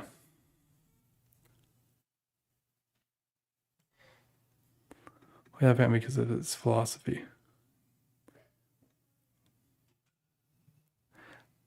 I should figure out how to codify that, I guess. Yeah, I think that's the gist of it. Let's see here. I think he wants to support different put, patch, delete. Yeah, I mean, sure, why not? We should have that. Funny thing is, forms aren't. It's funny. We try and model stuff off forms because it's declarative, but like this is one of the funniest tensions when you look at stuff like Remix and all that stuff. Like, people like look at it and they're like, in some ways, it like gets rid of a whole bunch of code. Like I have a talk that I did last, like I think it was for the Dev World last February, and I go through this evolution of like the history of single page apps, all in solid start. I started a client side app, and then I do this, and I had a feature, and I basically go through the full history of how we developed different client side apps, and then make a joke at the end when I realized like, oh, I forgot to turn on SSR. People assumed it was on because of all the features I was using, but in that talk, the code did disappear when I did the smarter forms and the actions and the query cache and all this kind of stuff. Like it did. It was just kind of funny because one of my first pushbacks against it is it's a lot less capable in a certain way to represent things that way. Like you really kind of got to go out of your way. But again, if all the logic is on the server for the most part, kind of works, except for it's got to do the model comes into a shared state and preservation. But yes, there's nothing wrong with doing this. I guess that's the key thing. Different verbs, because yeah, post and get. Yeah, no, that's good.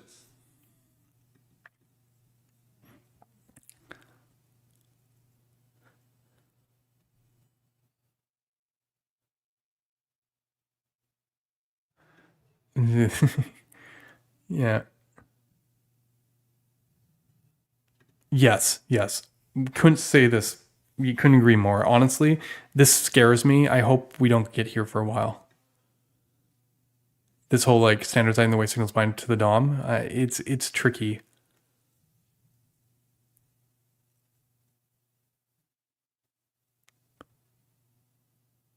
Even the web platform, yeah, it could deserve to give a little bit of weight. Eh?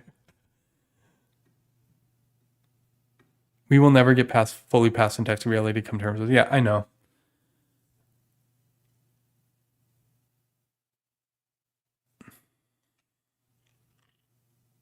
Yeah, no, I think this is, if this is his goal and he's put it out this way, I think this is great.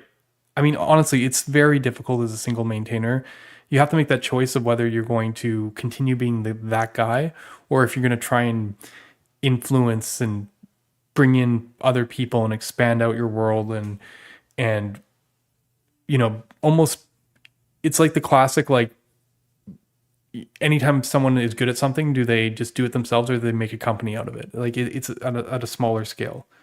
So like, I have respect for this in that he knows exactly his outcome, which is very different, as I said, from where with Solid. Because Solid, I don't know where this goes. I just know that we can do better. So it's like a very different place. But I wanted to bring this article up because it's like it's a different perspective of looking at how library or framework would get towards standardization.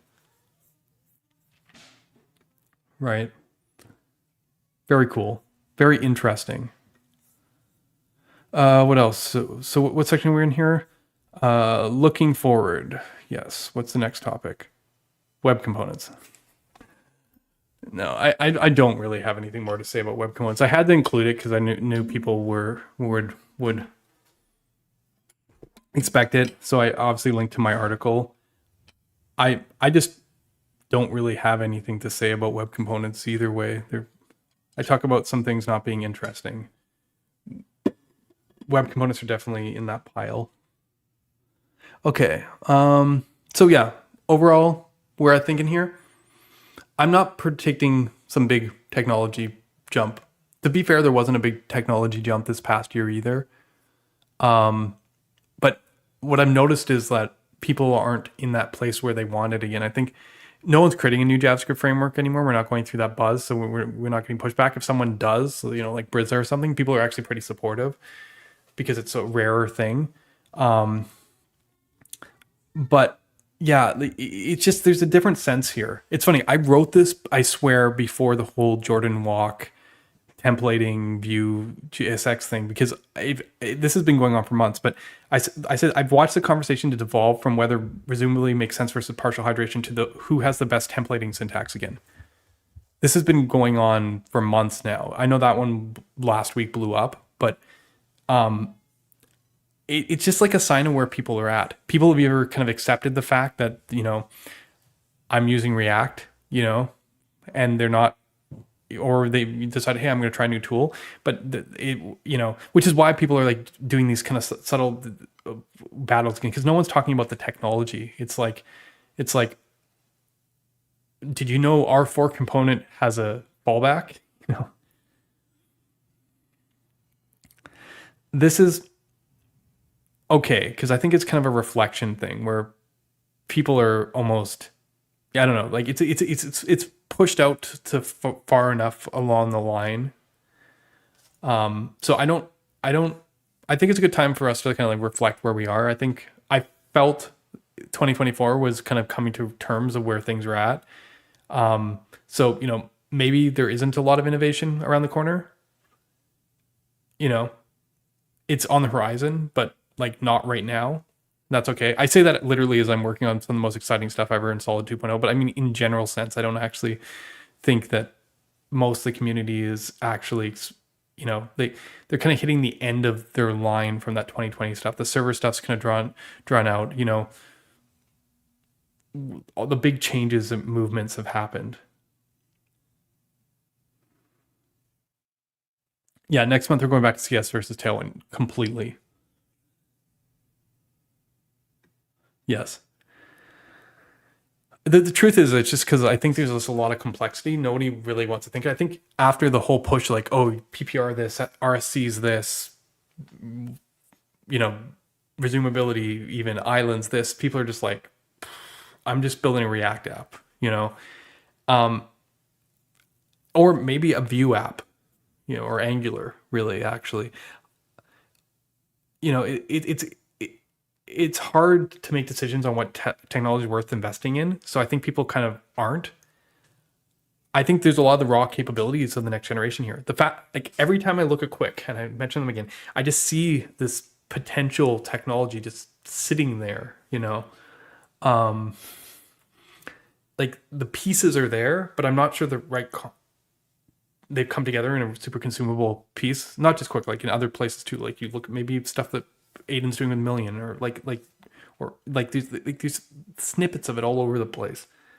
But I think we're at least acknowledging that in our quest for simplicity, we set ourselves on a path that adds complexity back.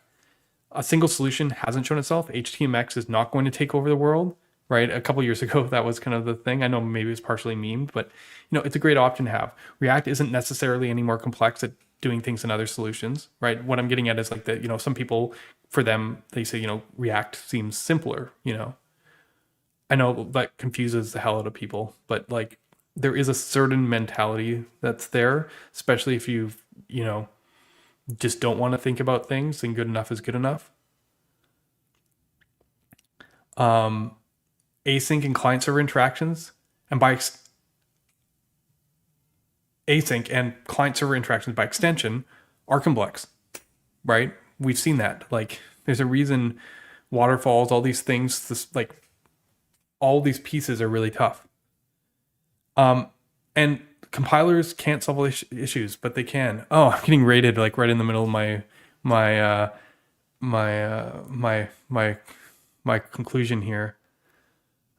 Oh, rater from Theo. Did Theo rate us? Did he finish his announcement? 424. Whew. Bam. Yeah, today's been a pretty good stream. I don't know what Theo launched. I was curious, but it being Friday, I stream every Friday, and today is actually one of my generally more interesting annual streams where I talk about the state of JavaScript frameworks at a very holistic level across the whole ecosystem. So yeah, I was literally just getting to the conclusion of my article that I wrote. Yeah, we were talking a little bit creating with the HTMX right now. Well, there you go. Yeah. Talking a bit about local first, talking about compilers, talking about AI.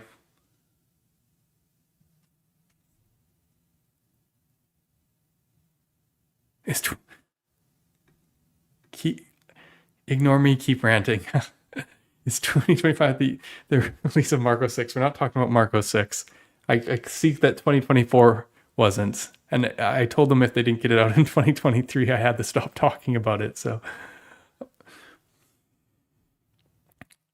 yeah, I was wondering who is building local first stuff, honestly. Very, very interested. I see, because this one time law. Well, because the technology is present there, and I see a lot of startups and people trying to innovate in this space, and a bunch of them keep on reaching out to me because the potential solid granular propagation, but I was like, I don't know what you're doing. Yeah, I mean, I suspected as much. Maybe there's enough room for improvement. That's why. Why? Yeah. There you go. Anyway,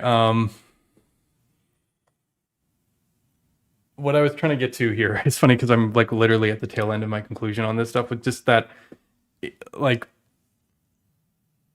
it's okay that stuff's complex. I think we're at a phase right now because of where innovation is that you can probably ignore most of this complexity and just go build stuff because it's not going away.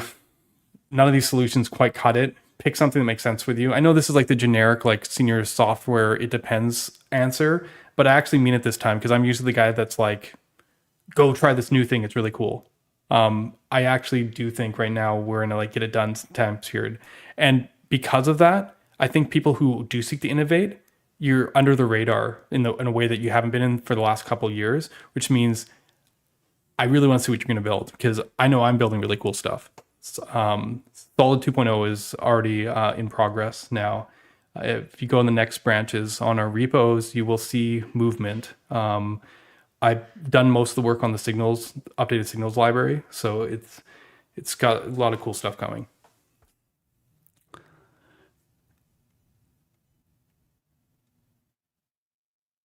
I guess my question for people doing local first stuff is like, what are you actually building? Like what aspect of local first? Is it just like it's like an app that you kind of always have open? Like,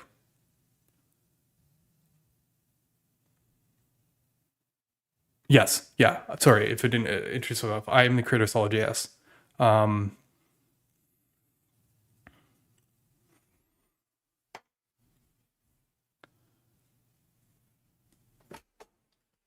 Interesting. So it's like a physical thing. It's like you always hear the joke when someone's like, okay, let's go in the, I'm on the subway in New York, as an example, but you literally were going in and out of locations where you'd lose signal.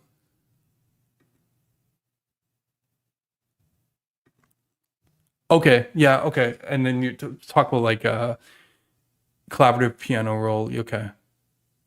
So yeah, it's kind of funny. Like in some ways, you'd think that like say persistent connections like WebSockets and local first are on the opposite end of the spectrum because one, perceivably, um, you need a server that's always live, like live view or something where like it's constant WebSocket kind of scenario. Probably should be using something like Elixir. And then on the other hand, you have stuff where it's like, no, we're not actually connected to the network all the time and we should work regardless. But from the client perspective, both of those look almost identical, right? Like they essentially you're representing something locally, almost like a database, almost like some kind of data store, and the communication aspect is obscured from you. Yeah, it's a very interesting to see those two extremes line up. Hmm. So this it doesn't for local first, but none of them are perfect. It seems to be a new trend that some mobile apps work all the way. Yeah, see, the thing that makes me most excited about local first is one of the most difficult challenges with our typical API setups when we have like REST APIs or whatever is, and I mean GraphQL kind of solved this to a certain degree, but is that we fetch all this data down, right? And sometimes it's too much, but let's say we have some control over it. But generally, when we're like, okay, I need new data, we go and we fetch large amounts of data. So I guess it is mostly an overfetching thing. But the problem is once it gets to the client, it's fresh. And we don't know the difference between this larger data fetched more than we needed and what we already have. So we have to diff it. Now, classically, you use a framework like React, and you would just push all the data in, re-render the whole thing, React diffs it for you, solves it.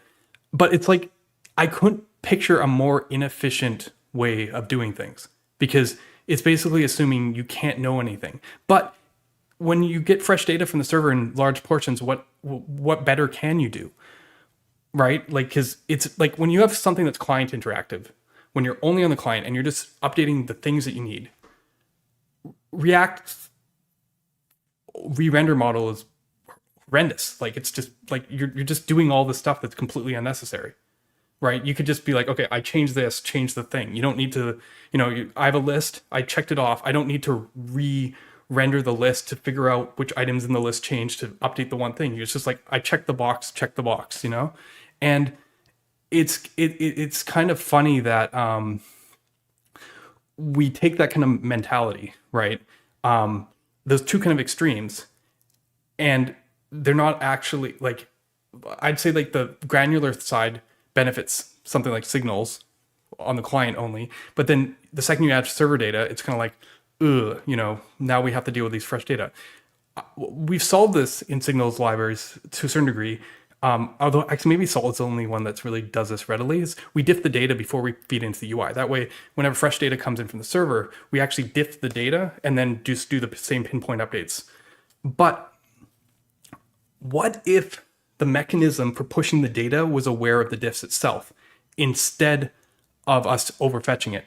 That is a game changer because it means suddenly that granular knowledge of exactly what updates propagates from the backend or from the sync engine or whatever, which means that this classical diff problem becomes a granular problem. So I'm excited because local first or these kind of technologies might be the single best place to use Solid in the future. It actually bridges up that gap. Like, don't get me wrong, diffing of data is really cool, and it's an approach that I've optimized to the point that even at being our worst case, we're as fast as the fastest VDOM libraries like Inferno in that zone. But if you don't have to diff at all, it's a no-brainer, right? Like, it just makes a ton of sense. So I'm very excited by this technology because I think it actually unlocks the potential of fine-grained libraries because it's more accurate to what you're doing. It's like you don't have to think about stuff as this like classic client-server model, like refreshing the page. That's coarse-grained and inefficient by default. Like, it makes sense why React's been on server components. They're good at diffing, so they don't care if they re-render the whole page again. But think of what you can do if you don't have to. There's no way that ever is the best way to ultimately solve the problem. Anyway, sorry, it's kind of a tangent, but it's definitely something that I think about often. A lot of the work actually I've been doing in Solid 2.0 is around improved performance of these kind of diffs that I was talking about, but also granular propagation. A lot of times, maybe I can show this with almost React code, but I mean, I could probably show it with solid code, but a lot of times what you'll do is you'll like, how should I put it? You'll have multiple data sources. So let's say you have like A, B, C, and then when you render it, they'll come together, right? You'll have D, which is a function of A and B, and maybe you'll have E, which has C in it directly, or it's a function of C, or maybe you have F, which is A and C. But my point is, you lose the benefits of granularity because, sure, yes, if A changes, you know only to update D and F. And if C changes, you know they'll only update these. But overall, as things rise in complexity, things reconverge anyways. And once they're converged, it's difficult to unconverge them. This is kind of like the basic truth of most systems and why React can get away as far as it can when solving a lot of these problems. But if you can refork the data back apart, so that you could know, instead of it all combining, that you could actually split it and go like, no, when this change, it's only when C changes that F, like if you, I'm not describing this very well, but if you have this potential of projecting, the problem is, sorry, I guess I know how to say it. The problem is that you're not always dealing with simple values. A doesn't always equal 5 and B equal 6 and C equal 7. Sometimes these are models. You have multiple property fields on them. And because you change the name of A, maybe that doesn't impact the calculation here because it's actually the address of A, like a different value that actually impacts it. But because of you kind of combining this logic together, it all gets entangled.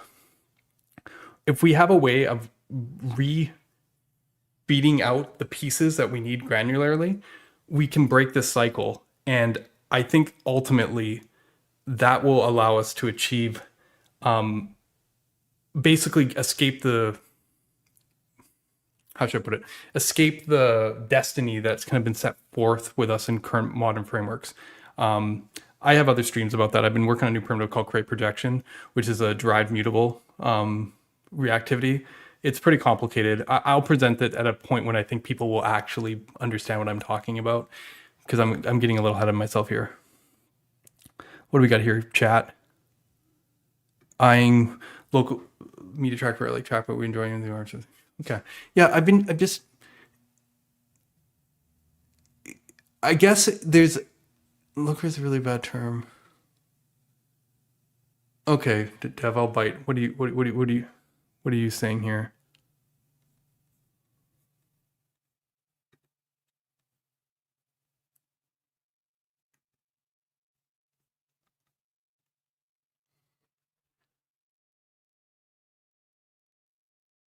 Okay. Okay. Yeah.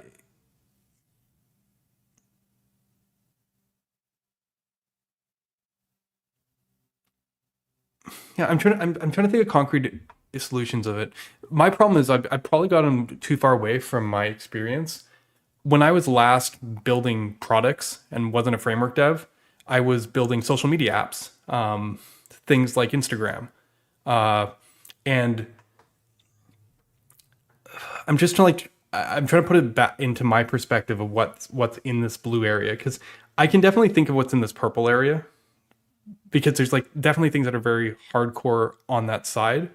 It's understanding where this blue area is, and you're suggesting that the blue area is actually a larger piece of the pie, which is actually interesting.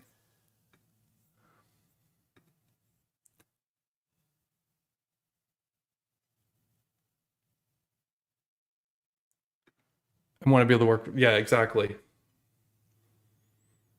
Yeah, so it's like it's a like collaborative apps. Yeah, I mean, I probably use one every day. If you guys see, I write tons of notes in HackMD. HackMD works perfectly fine when you lose connection. I'm sitting there and I'm writing down my crazy idea of how the future of the web should look like, and then I lose internet connection. I still type, and then I come back, and it's still going. Yeah, okay. But again, yeah, I guess this is a class of application.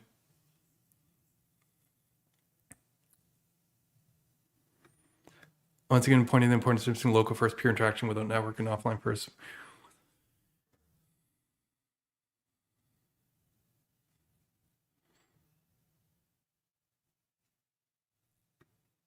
Hmm. Yeah, it's so funny. We were on this path for a long time where PWAs were the future. It was so funny. There was like this whole thing around Google around 2017, and then it just died out. And I think they came to the realization that Apple was just never going to let it in. I think Apple did like in 2022 or 2023. It took like an additional 6 years or something. Or have they even still? I don't even know. Maybe that's something else that Apple allowed through. But it's just it went, maybe it was the shift towards e-commerce, and the push, around COVID, where online shopping was. But local first went from being where we were heading to being like almost like a joke afterthought for almost 4 years there. So I'm very interested to kind of see this swing back.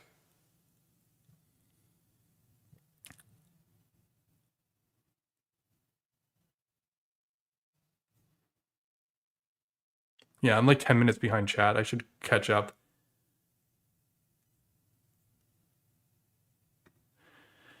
It's a long comment. To me, and this kind of local versus means you have applications loaded to handle local versus that you have to really work the internet traffic. Yeah. Okay. It's all good. I followed what you're saying at least. Local first. Purple is where the is authoritative. Blue is more traditional architecture. Purple is a very specific use case. Yeah. And I think maybe a better known use case.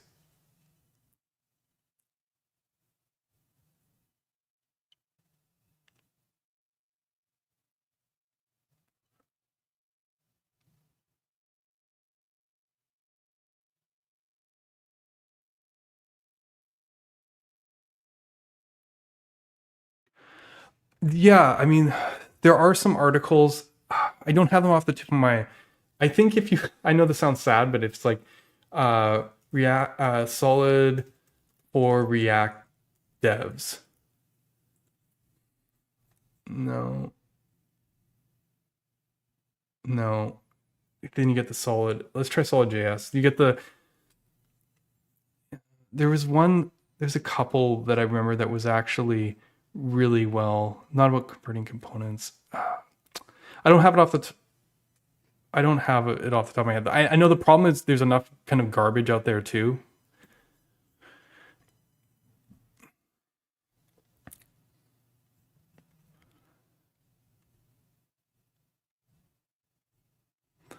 Yeah. What made me want to make solid? I mean, we got to go way back. Uh, I first started coming up with the ideas for creating solid about 10 years ago. In 2015, I was a Knockout JS dev. I was doing observables or the signals essentially. And React started getting popular and I like didn't get it. See, I'm like that old man kind of thing. I mean, that's not true. I did get React's thing. I had to grudgingly admit that React, made sense for a lot of things. But I basically watched signals libraries die because they were too magic. People don't understand how they update. They weren't very predictable back then. They didn't have guarantees and they were inefficient. But like, I saw talks, like, if you've ever seen Ryan Florence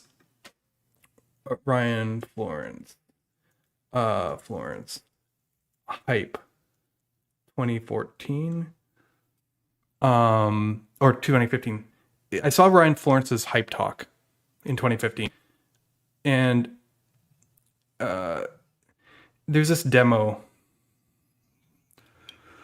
Love ads. Sorry, I know you guys can't hear it, which is fine, but you don't need to hear it to see it.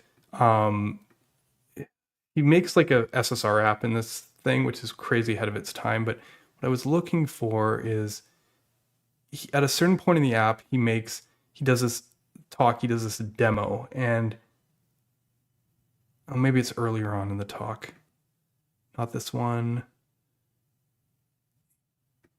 I wish anyways, he does this demo of database.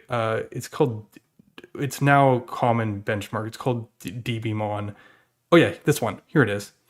And he put, I think it's Ember, Angular, and React next to each other, basically spitting. This is what I was talking about earlier. What I consider, this is like the worst case scenario. He was spitting full pages of data from the server in real time. He's basically just going like, here, get me the snapshot for the data, all the data. Like, you never want to do this in real life, but he's like, how fast can each framework process it?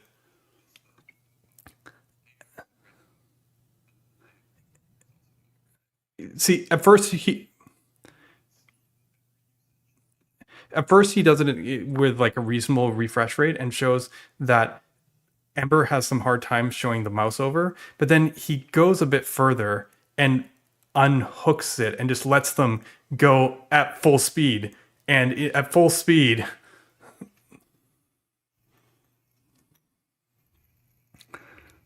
you can see that React absolutely demolishes the other ones because it's a diffing problem, right?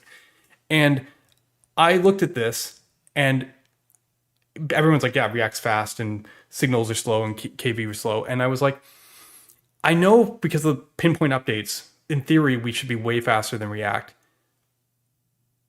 Can we make our worst case fast? And I realized that using proxies, we could. So I remade that demo with proxies, essentially. I haven't updated this like 5 years. And I showed that signals could be as fast or faster than most VDOM libraries. The other problem was signals are expensive for creation. So I basically went through a series of benchmarks to kind of prove that this approach I liked. And do you know why I like this approach? It's because you know how some people like React hooks better than class components, how you could just define exactly what your logic was and have it all laid out? I really found that comfortable. React did not have hooks back in 2015. So I was like, I need to build a framework that has basically these like knockout, like these granular instructions. And I wanted that back. I didn't even think of hooks, honestly. I just didn't like React's classes. I liked having these granular things, and I wanted to prove that it's viable. I know that's kind of like a long-winded answer, but I tried to learn where knockout failed and essentially apply React's philosophy of top-down unidirectional flow to signals, and then show that it could outperform. It was clear mental model and outperform it in every type of benchmark possible. And once I had accomplished that, I kid you not, a couple weeks or a month later, React released hooks, and then both frameworks ended up looking identical because I'd already swapped to JSX. And then it was like, I was like, oh, okay, well, I guess other people might like it. I didn't, even though I did all this work, I just did it for myself as like that old guy who likes his old things that no one cares about anymore. I didn't think anyone would actually switch over to signals or over to like hook like things. I thought people like plain data, you know? And React basically opened the door for us because once they did that, floodgates came on and people were like, oh, like this is a pattern. I think Theo first found us because of that. But essentially React changed itself to look like solid. Of course, they don't list any reactive libraries or influence for hooks because they weren't. They were thinking about some functional programming thing. But the ironic thing is when most people look at hooks, they think reactive programming. It's kind of funny. Anyway, that's a very long-winded answer, but essentially I made it for myself because I really enjoyed this kind of mentality of defining state and dependencies and whatnot.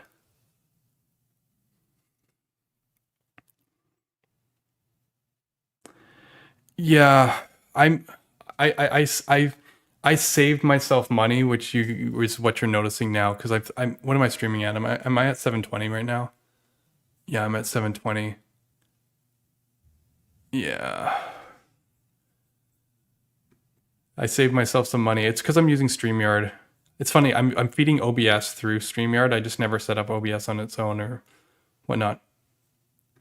Yes, both Ryans used to be Ember devs. I was an Ember dev as well. I mentioned Knockout, but I also did a lot of Ember. But I know Ryan Florence is an Ember dev too. I think this is what sold them. Like right before that, this is when Ryan Florence like flipped over and he's like, "I'm going to be a React dev," and he's been there ever since.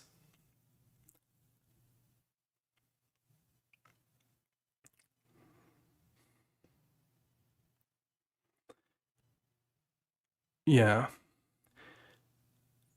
I mean, how many people are on stream right now? 150. Okay, from Twitch. Just seeing how many of the raiders are left because I mean, I I love questions and answering questions. But I also am a bit conscious of like some stuff like the basics like how signals work. There is a lot of good content on the web for that. I will link one of my own articles if I can. Where is it?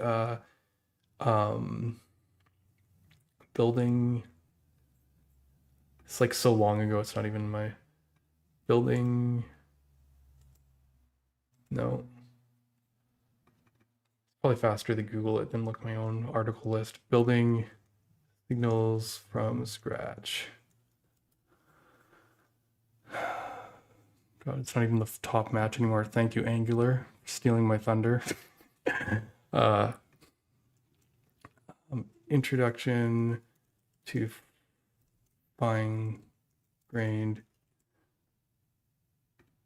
Yeah, this and building a reactive library representative. It's because I didn't call them signals in this thing. That's why. This article series, both what they are and how to build a basic one, these two-parters, basically are a good introduction. Solid also has like a 5-minute explainer that goes into detail.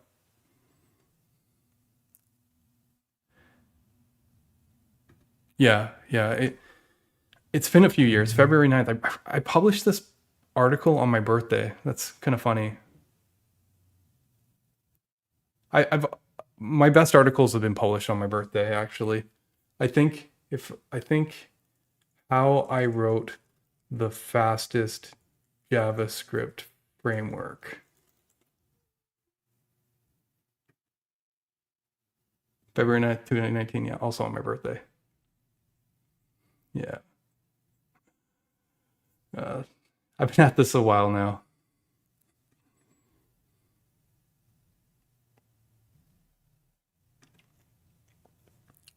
If I'm being honest, I'm a bit concerned about ergonomics and split effects and async-first reactivity into work. Can you even why those changes will be necessary? Well, okay.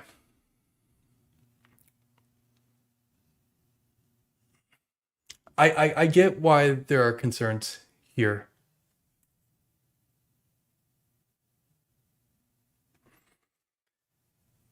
split effects, for those who don't know, is this idea that I've been playing around with, which it's not a new idea by far. It's the idea that create effect, React devs are going to find this familiar, is the idea that you actually, and like console log v, just for fun, I'll do it like this. The idea that create effect takes two arguments. Instead of just being a single argument with the reactive tracking, you put the tracking in one half and then you put the effect in the second half. So it's almost like the dependency array coming back, only for effects, not for computeds or stuff, but only for things with side effects. And we were joking earlier that React turned into Svelte and Svelte turned into Solid and Solid's turning into React. And I kind of, because like React compiler makes it actually more like Svelte 3. Svelte 5 ruins is almost identical to Solid. And that this is part of my joke of, Solid becoming like old React, is that it's the emphasize the difference between the pure and side effect part of rendering. And I know that might not be obvious to what I mean to people. It's just when you run a React component, it's all pure. I know there's JSX, but if you ignore that, you just set up, it's not pure, like it's not like you are creating things, like the hooks are actually being created on the hood, but essentially nothing you do impacts the outside world. And more importantly, at the time that the pure execution runs, like React component, React knows all the dependencies because it has all the dependency arrays. Before it ever runs any effects, like side effects, at the initial time that it runs, it knows all the things that it depends on. Now, in React's case, it has this change, and then it queues this on. And in Solid's case, it now knows, if we split effects like this, it now knows without running the effect that, hey, if count changes, I will need to run this effect in the future. And in a sense, this model that I'm talking about is like React's model, except instead of the components being the conduit, it's the reactive graph being the conduit. It's the link between count and this count being the conduit. The component only runs once, but you're actually building a pipe that's almost identical philosophically to React, where the pure parts are pulled through to these effects. Instead of it being components that rerun, it's a bunch of effect syncs pulling down granularly, like streams through your app, your data. So when one piece updates and it goes, hey, we know all the way through to the thing, to like the effect here, which in Solid rendering, like this count in the button here, that's an effect. It's the same principle, right? It's just an effect that says update the text of this DOM element. It knows to pull all of that through, but it doesn't do the work right away. So the reason this is important is if you have async work, things that you want to be interrupted, you know ahead of time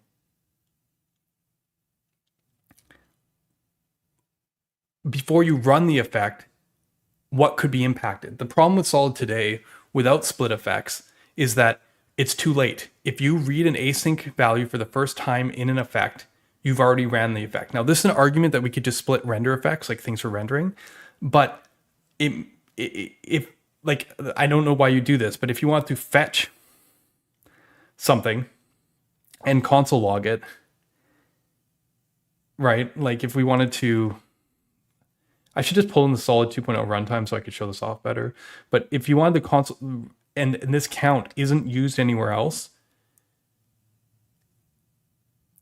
it's too late by the time we run the effect, right? The whole point of these like async and suspense models is to basically know what the dependencies are so that we can, halt stuff without getting in weird torn states where like some of the effects are run and some of the effects haven't run. And as I said, in Solid, being granular, like this is super powerful, right? Because stuff like suspense and whatnot can actually build up parts of the app behind the suspense boundary and then complete pieces granularly instead of like doing full re-renders when things are done, right? It's non-blocking, but it still has to have this property. I don't know if I'm doing a very good job, but like, I guess it's part of your same question because this is an async first thing. We would not care about this if we weren't caring about async. Async interruption is why we want to separate pure from side effects. That being said, a secondary goal of Solid is so that you don't have to write create effect very much anymore, right? Think of, when do you actually use create effect?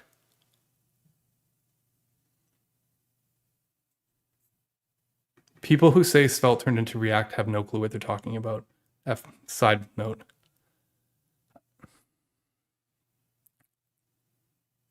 Some people already used on, but this isn't a syntax or stylish point of view.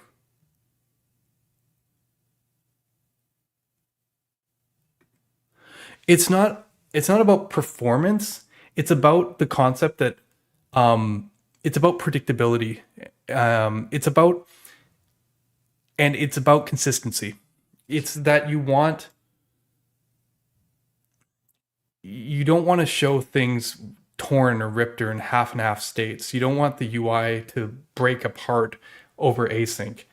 There are other benefits, because if you can pause or interrupt the pure part, async becomes non-nullable, is what I call it. See, in React, when you suspend, use a fetch or use something, and it throws a promise, it interrupts execution. So you don't have to null check the value of that promise coming back anywhere in your code, right?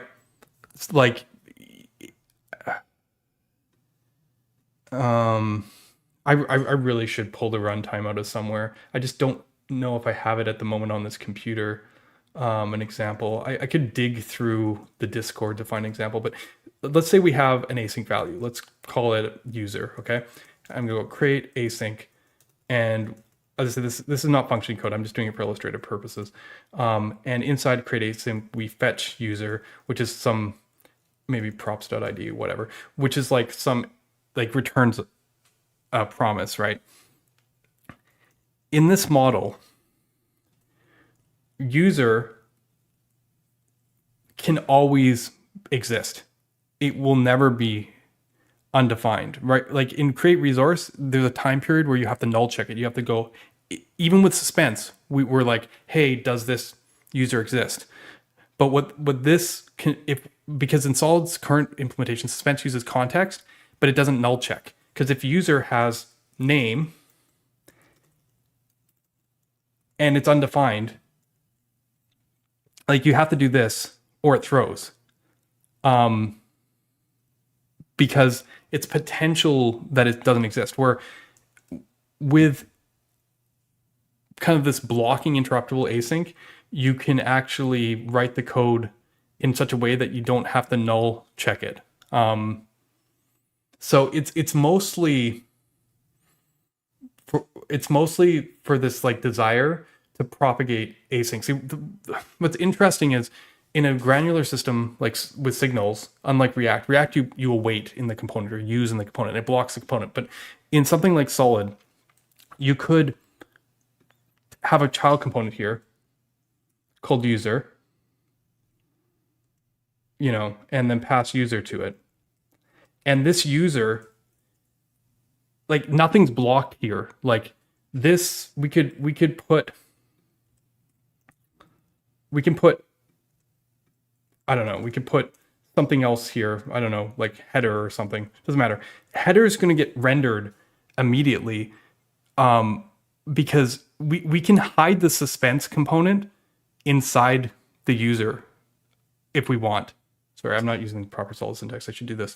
Even though this looks like we're calling it here, we're not actually blocking until we finally use the user somewhere down the chain, which means every derived value through the chain doesn't matter. It's only when you get to a side effect that syncs it, like for rendering, that we actually look up the tree to find the suspense boundary, which is cool because it means that you can have multiple of these, like, and multiple of these, whatever, user 1, user 2, whatever. And then these are not, siblings aren't blocking, children aren't blocking, unless you like you do a condition around them that way. Like we could pass, man, this is gonna be so cool when I actually finish the work that I'm doing literally right now to do a release with the JSX compiler and to showcase this. It's gonna be an upcoming stream, but essentially we'll be able to control the placeholders with suspense based on your UI completely independent of where you declare the data fetching or where the blocking actually happens. The blocking where it happens will be the farthest level down in the tree where you want, and the async will propagate through the graph. Like if someone has a computed, like, you know, something like create const, like, I don't know, upper name equals create memo. Let's say it's user.name or something. This calculation here won't cause this component to suspend. It's wherever upper name gets used way down the tree, the closest suspense boundary to that. Basically, there's no component hierarchy has nothing to do with the final resolution. And as I said, because it's granular, like notice there's no null check here. It's because this async concept of not being ready will propagate through the whole graph. If user isn't ready, then upper name isn't ready. Everything potentially becomes async, and suspense works along the same principle. Again, I don't know if I'm doing a good job here. I'm going to talk about this next week. I'll record and put it up on YouTube. Yeah. Yeah.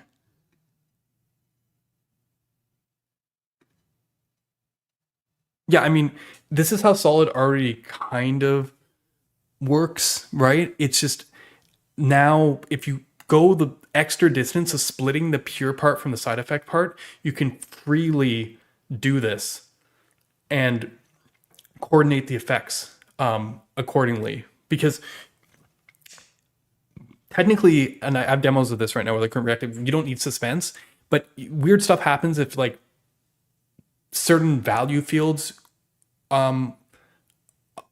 on async and others don't. Like you can render a UI, and then if the class for some reason depends on the user's, you picked it based on the first letter of the user's name that you haven't loaded yet, you'll like render the user but not apply the CSS or something. So like there's this level of granularity that it still makes sense that you have stuff like suspense to make sure that you coordinate it so all the effects in that block, like all the rendering and user effects, are scheduled once you know all the async in that block resolves.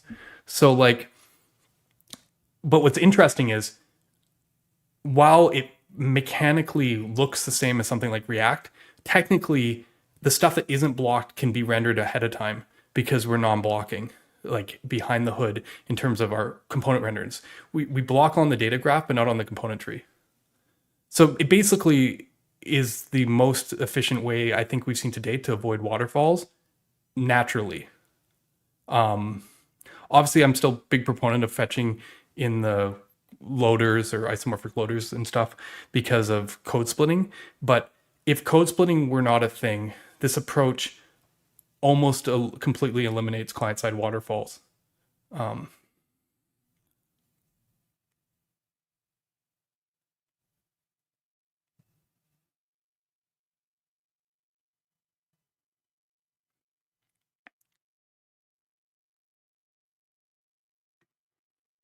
Yeah, I mean, we could do something like function user prop.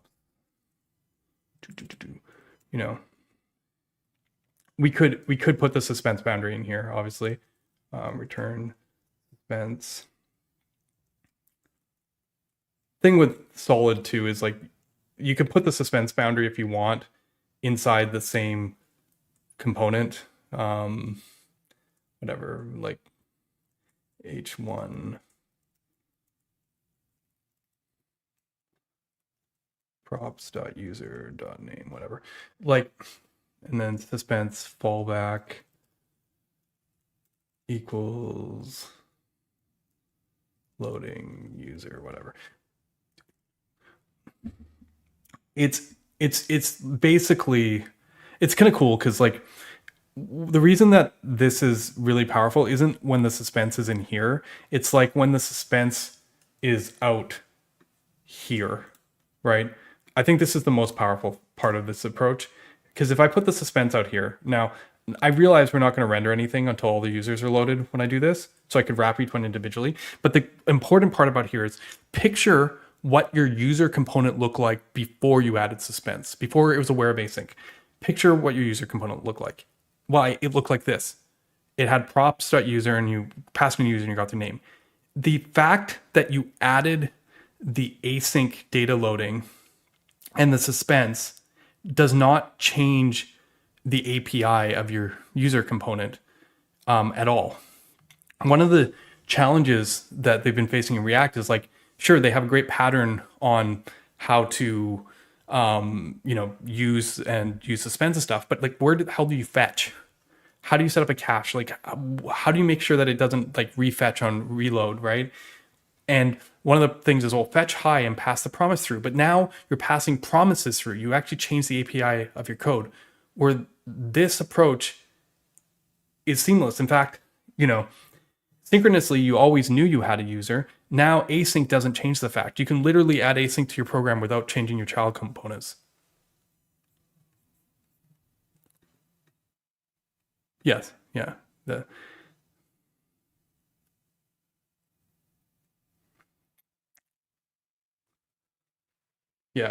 I mean, the thing is, if you've been watching my stream and I've been talking about this stuff, I do probably have the tendency to scare you because I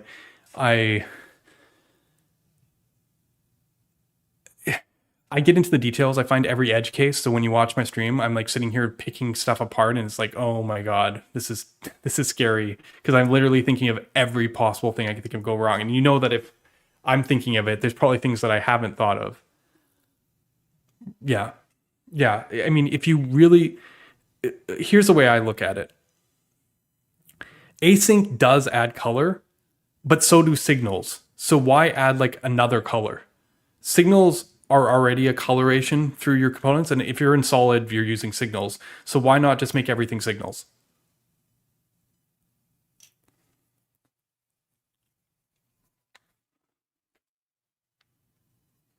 Yeah. Syntactically, we're close enough to React that people who use React, like they'll have that gotcha moment where they're like, why doesn't this work? But once they get past it, like we speak the same language. So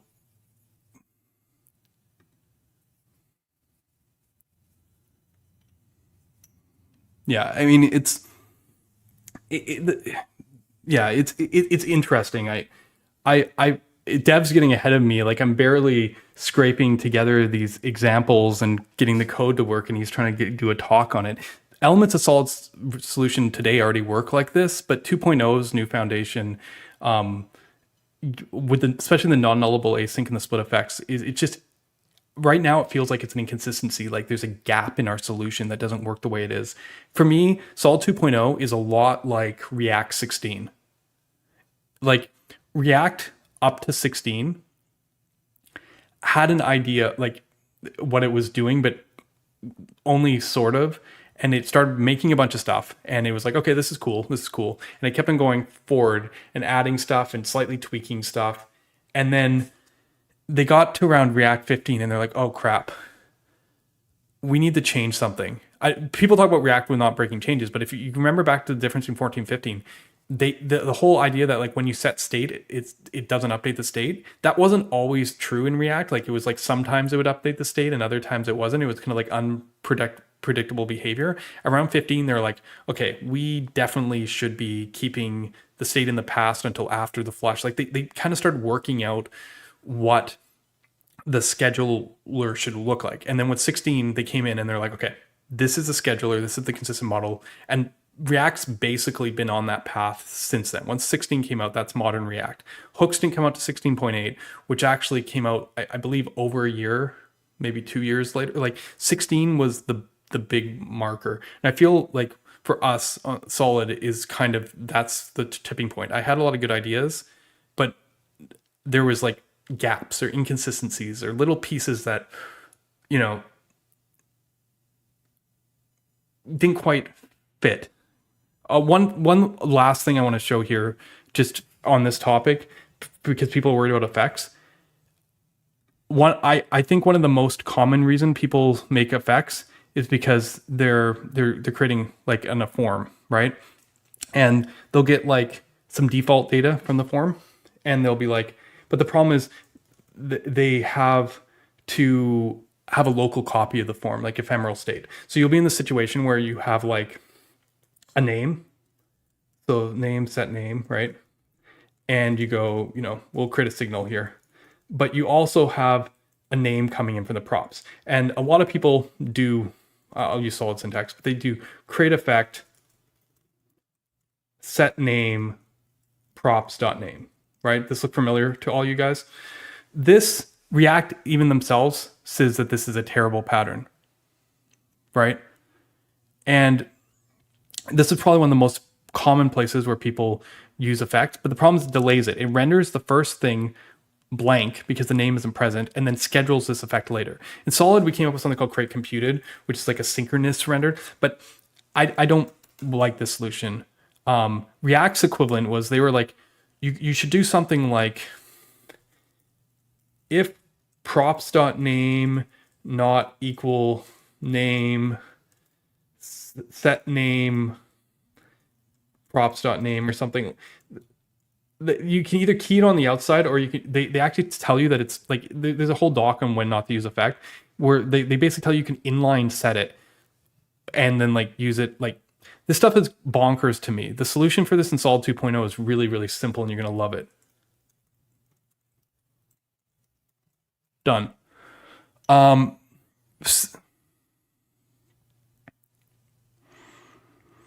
Basically the concept here is that signals can also be derived.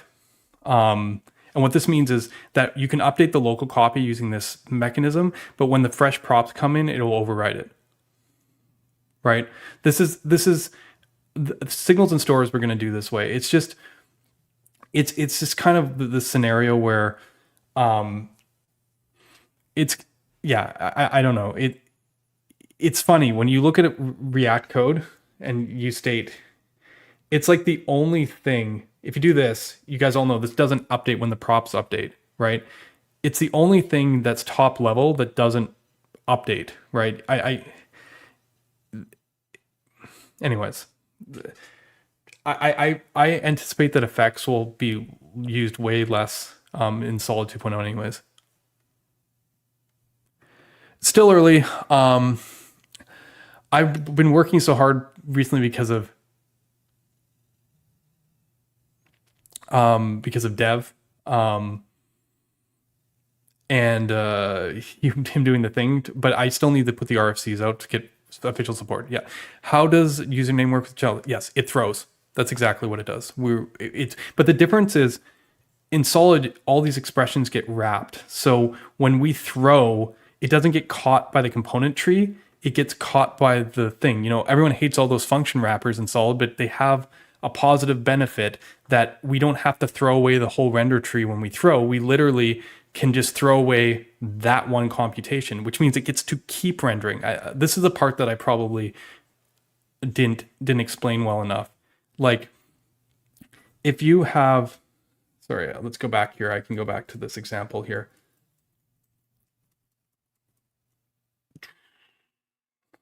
Go back time. Yeah. If this throws because it's not there, we've caught it. Ta-da, it's caught. Which means we can continue to the next line and continue rendering the rest of this page. It's only when like upper name, or in this case user, gets called, but even here it's not here. It's only when it gets called here, when you're like in the effect, that it's like, crap, I don't have the value. And at that point, this under the hood, if you've ever seen the output of solid, I guess I got to comment some stuff out so that it actually compiles.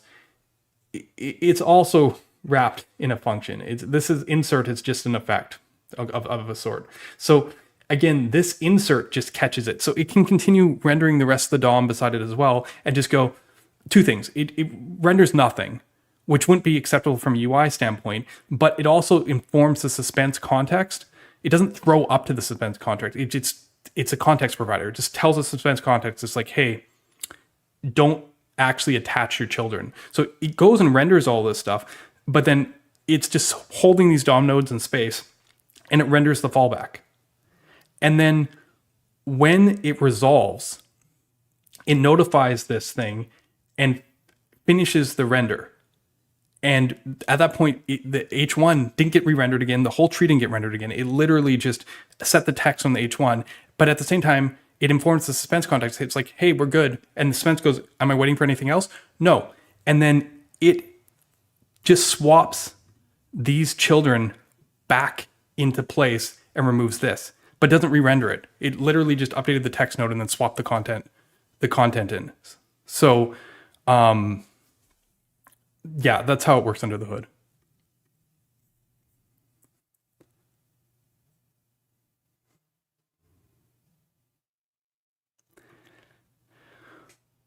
Yes, what is going to happen when you do that? Let's go. Console.log user.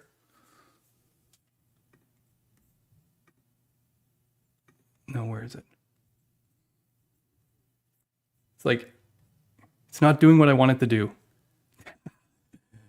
No. I was looking for the linter to like yell at you.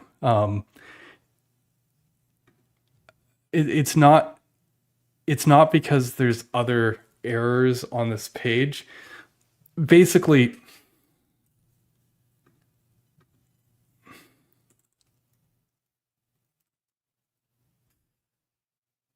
the reactive variable count should be used within JSX. A track scope like a create effector inside of event handler function, or else its changes will be ignored. Yeah, sorry. It was the other errors on the page. My point is that I'm tempted. We talked about this with solid strict mode. I'm tempted to just yell in general in the dev tools or at least warn at runtime. But the linter already tells you not to do this, because no one should ever run a console log outside of use effect, because it literally doesn't do anything. Now, what actually happens? It's going to throw the whole component, and the next decision point up on the tree is the one that's going to catch it, or an error boundary or something. So in that case, yes, you're quite a bit less efficient, because now if this was async or whatever, it's actually the parent suspense that's going to find it, and it's going to it's not particularly good, but it will work. It's just not great. But yes, tooling should tell you that you shouldn't do this, because it's already not a good thing to do.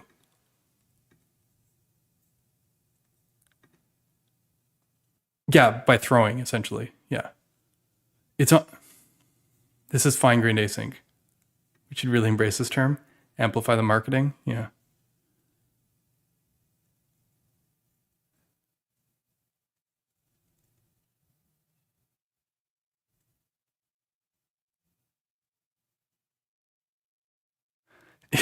Yeah. Solid only emulates React behavior when you're doing the worst possible thing with it. It's like the thing you don't want to happen.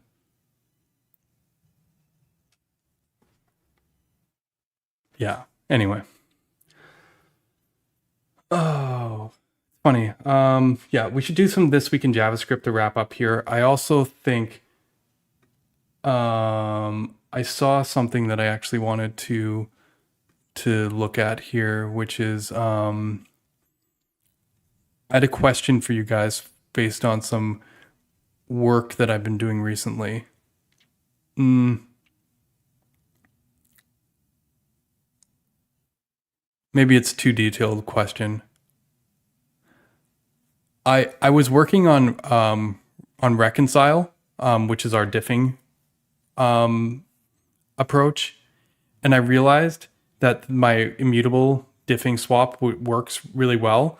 Has a problem though because you can immutably diff something from the point of the diff downwards, but if you're nested immutable diff, so like if you have an object that has an array of users and you're just diffing one of the users in that array with some like new copy from the server, let's say, the problem is while you can not merge, but like swap the object into the other object, you can't. The way the API for reconcile is, you can't replace it. Like it doesn't know that the parent is a different user. So I've been kind of like debating whether this would be acceptable. Of course, it's too long for the page, but like trying to decide if it would be fine if the reconcile function, in this case, if you're trying to like do a nested reconcile. See, the beautiful thing about our reconcile function is when we go set store, you can just pass reconcile right into it and be like passing, some fresh data. Let's pretend your store is a user and you're like, here, let's reconcile this user.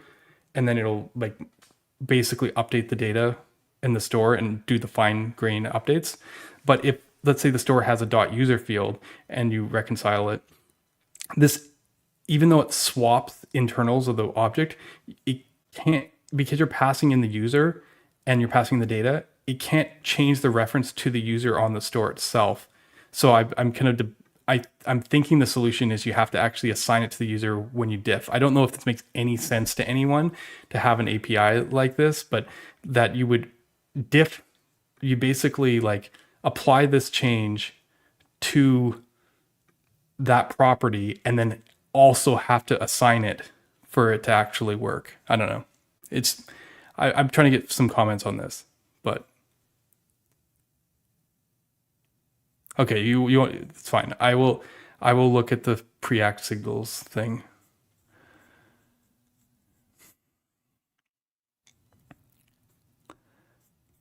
You send it on TWiJ. Well, it depends, because if the diff finds that the top level object's the same,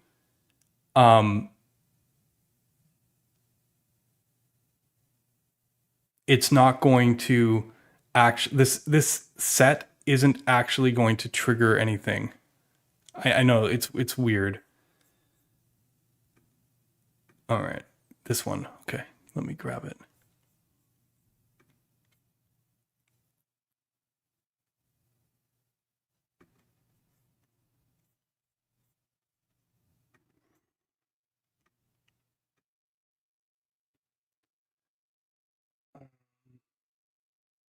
Oh.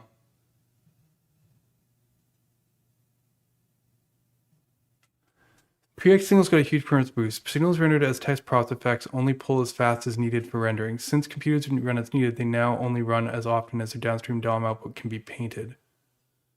Okay, so this is a scheduling trick. I was saying before that rendering rather than reactivity performance is actually what makes a big difference here. I'm gathering what they're doing is they're throttling the reactive updates based on the frame rate, like the paint rate. Because it's in your control when you can pull it. And so they're wasting less frames, which is increasing the FPS.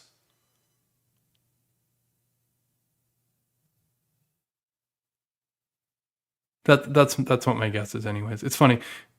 Jason Miller always likes these kind of like update timing type demos. Like he had another visual one. But yeah, I mean, this is considerable difference here.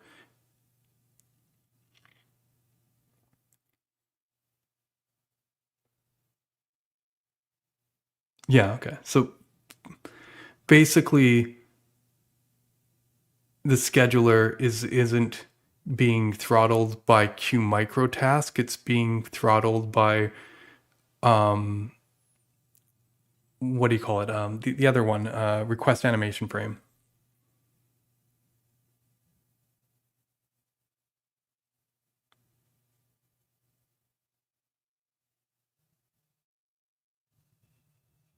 I mean, yes, this is possible because Preact signals use a two-phase design. Basically, all signals use two-phase design. Yeah. The funny thing is, it's a very, if it's what I think it is, it's a very easy implementation. But this is what thing to implement. But what I'm getting at is, this is what I was talking about before when I was saying that the first piece was the dependency graph, and then the ownership graph, and then the next pieces are all around scheduling. You control when stuff pulls. So in a sense, like suspense, it's not just even full scheduling like this. You control, like it's suspense holding the effects as an example, where the split effects is you actually, you pull the pure part first and then schedule the effectful part. Off screen is an example of, again, zoning out a section of the UI and saying, don't pull this, but like nothing stops you from saying pull this every 5 seconds or on animation frame or whatever. Like this kind of base primitive, when exposed to primitive, is incredibly powerful because you only need, this is basically the realization I feel like Milo kind of pioneered when he came out with reactively, because reactively doesn't have effects. It was one of the first reactive libraries I ever saw that did not have effects, and essentially because his use case was polling on his thing, so he didn't need to schedule effects. He just had a regular polling interval, and I think that's an important piece of it. This kind of mentality of like controlling the poll. Marco actually, I think, does the same request thing. I wasn't really sure if I was confident that Paint is where I wanted to do this. I mean, don't get me wrong. Scheduling on Paint seems reasonable when you're primarily rendering the DOM, but there might be scenarios where you don't want this behavior. In general, because reactivity is lossy, it's on events, like it's about current values. It doesn't matter when you poll, as long as you poll consistently, like you get all the data, you do all the effects in one go, you won't have tearing, whether that's every 5 seconds or whether that's a billion times a second. So, yeah, yeah, I mean, his explanation of why they can do this is how every reactive library or signals library works. That's what I'm saying. Like, if you want to see what I'm talking about, look, solid JS signals, source, core, scheduler. Okay, so see how schedule, it's like if schedule return, otherwise schedule true, Q microtask flush sync. If I change this one line to say run animations, request animation frame, I think that's what we get. I'm not 100% sure, but I'm pretty like roughly speaking, it's changing this one thing.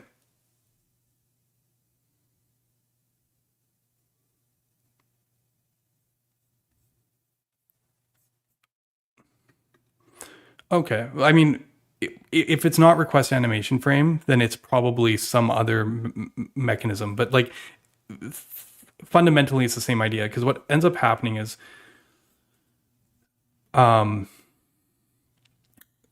memos notify down through the whole graph. We have a whole stream where Milo joined us and explained it. And then at a certain point, effects when they get notified, if their state is currently clean, they queue on our queue essentially themselves. And then this queue function that I show here, the scheduler, is literally push it into the right queues and then schedule, which we just saw above. So like, it's just a matter of finding the right pattern. What we did with Marco was we ran as much as we could immediately, and then if we would queue, so we do like a post message to do a set timeout essentially for the next. We do what was it, request animation frame and then post message. We basically have to use a combination of two timers to get on the next paint frame. In this case, though, they want to paint. They want to paint before the frame. So like I'm gathering it would be just request animation frame. It says it's rendering faster, but what are they what are they measuring on the FPS? Do you understand what I'm getting at? Where did I lose it already?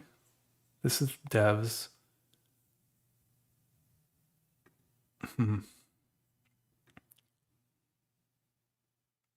This is this one.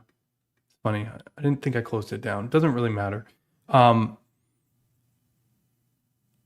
Like this kind of optimization, you're right. If you're seeing numbers above 60 frames per second, it means that they're measuring, they're just measuring like the total time. Like it's not corresponding to the actual like framing of their actual work being done.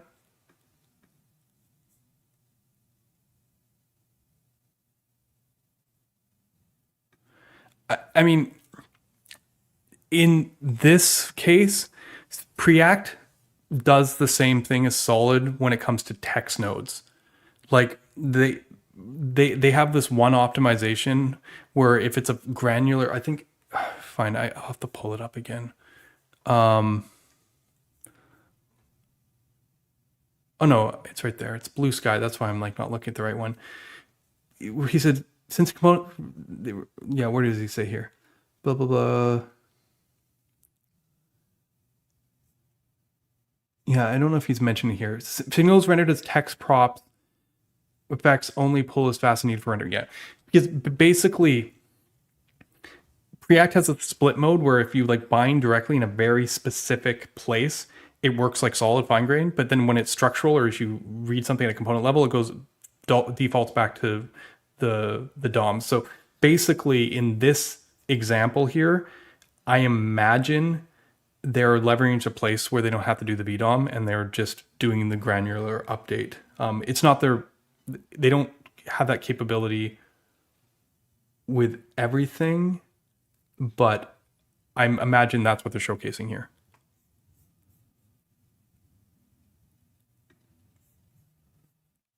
Yeah. But it's more like fine-grained opt.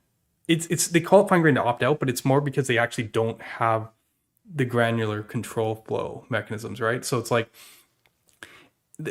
calling it opt-out is one way of looking at it, but like on the other hand, it's more like they have a couple optimizations over a system that's generally a VDOM library. Yeah, opt out of VDOM maybe. Yeah. That's what it feels like more to me. It's like in these specific cases. Yeah. Anyway, let's talk a few things this week in JavaScript. Before I get too ahead of myself, give me a second to get myself good here. We'll talk about what's been going on.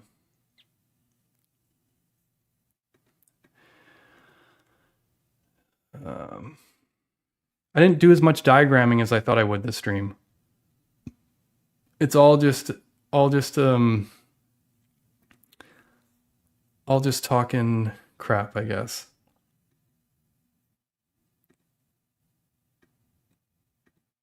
We did some diagramming, so there's that, but all right. solid that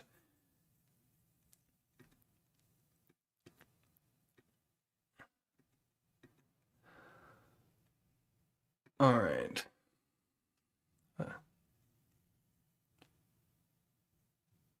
It's so funny. Okay, there we go.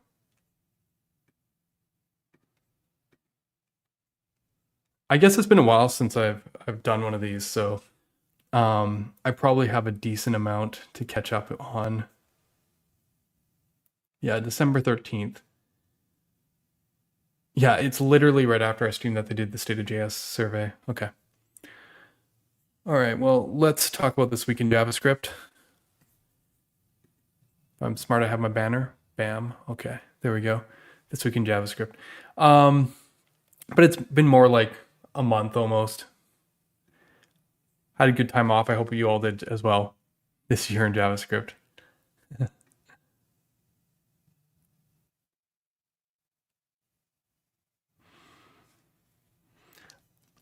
All right.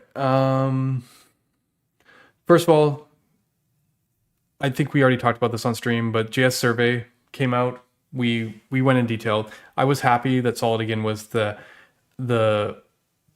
highest on satisfaction. Obviously, it's not the only metric and maybe not even an important metric, but it's an important metric for us because it's all we can really hope for. We're not the biggest solution. We don't have the most usage, but if our developers are happy, well, that makes me happy. So very stoked on that. Dev joined the Solid.js core team.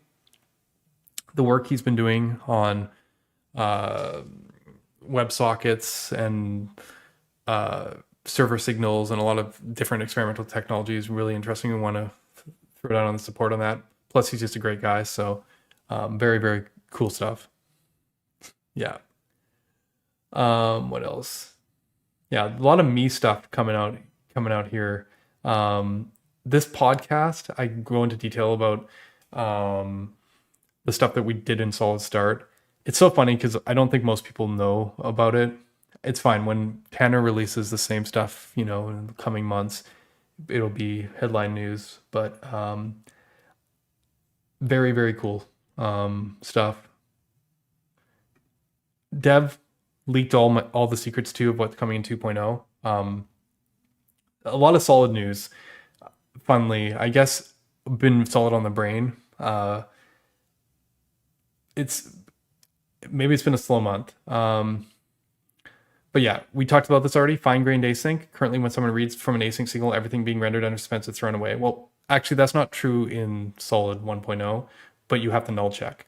Fallback is shown, then after async finished, everything is suspense rendered in Solid 2. Okay, so actually, Solid 1.0 does actually work this way, but you have to null check, which kind of makes it much more awkward. Mutable derivation. Yep, this is new. Create projection. This is the ability to actually have stores and things be derived. Split effects and flush boundaries, because no way no render effects depend on without running it. No way to prevent side effects. Split effects in V2. Let effects run pure reactive logic and effective logic separately. Flush boundaries allowed effects and trees to compute all reactive logic without committing any side effects. Underlying capability that enables suspense off screen and other features. Good. Drive signals. That's what I showed before, where you can literally just pass a function into create signal. Create a signal that's both settable and derivable. Yeah. Lazy memos. Yeah, our memos are going to be lazy. Most systems already are, but as I said, our reactive system's like 8 years old. And then this is kind of contentious, so I need RFCs, but I've been working with automatic batching, and which means that when you set a signal, it doesn't immediately propagate everywhere. It's queued on the next microtask, and you would have to actually call flush sync if you want to read the value on the next line. This is a controversial one. And then, yeah, I'm still working on transactions. But yes, I'm very excited as well, Dev. It's funny, I talked about most of this stuff, so it's not that interesting. I talked about how I lost all the stuff on my computer, my article. Okay, this one's good. Before we get to that one, let's see if there's any actually solid news. I love when people make animation libraries in Solid. It makes me very happy because this is this is the type of library that I will never make myself. So seeing someone make something like Framer Motion and Solid, I know we already have animation libraries, but every time I see a new one, it gets me very excited.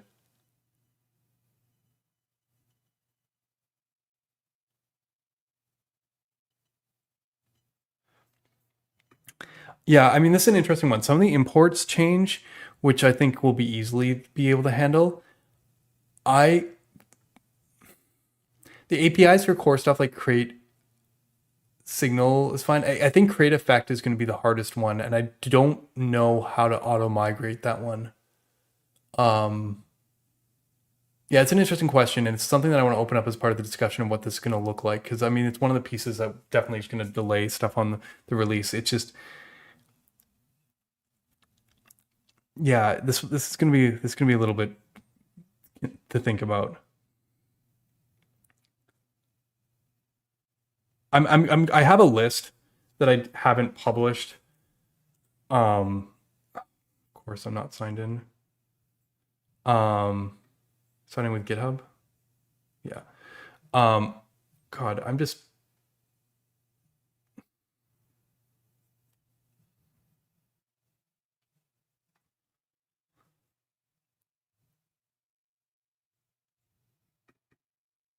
This is a rough outline of what I'm going to be talking about in a bunch of upcoming RFCs, but I have mostly laid out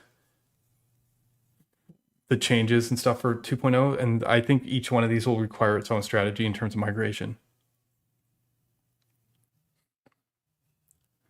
Yeah.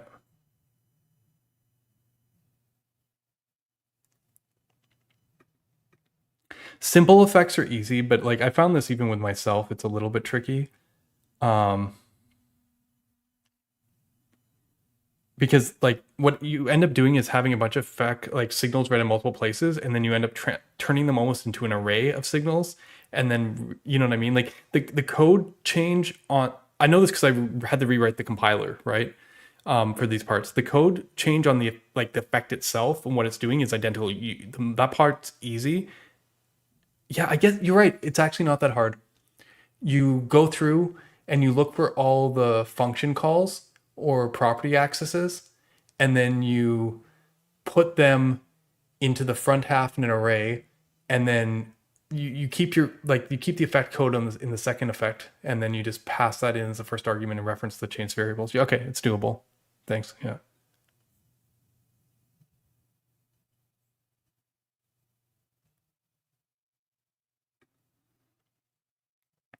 I don't think you can rely from sync effects to micro task effects. How do you detect if something needs to be sync across boundaries?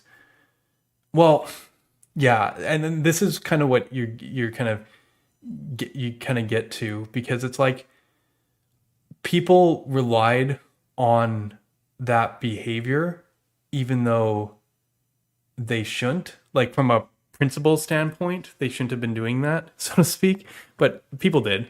You know, like we always say, don't care about the order of effects. Don't, like it. Our effects were still scheduled. They just weren't async. So I think we might be okay. Like we did run our effects all at the end. So like it, but yeah, there'll be timing differences.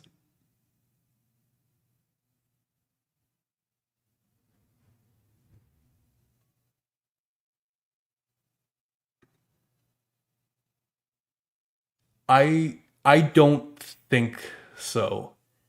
I have a legacy thing already set up in the repo for stuff like create resource and like old store APIs and stuff like that. But because like yes, the flushing happens later now, but it always happened later. Do you know what I mean? Like we actually we used to always flush synchronously at the end, and now we flush on the microtask. The only place this is going to hit you is places where you would have called batch. Batch code can be code that already uses batch can be easily converted, but the problem is code where you didn't use batch will be batch now. So it's not bad for sync like memos, because if you can access, like if you write a signal and read the memo, you get the updated value. It's the problem is if you tried to like set a signal and then read from the DOM, there's no way we can migrate that unless like we could determine that was your intention.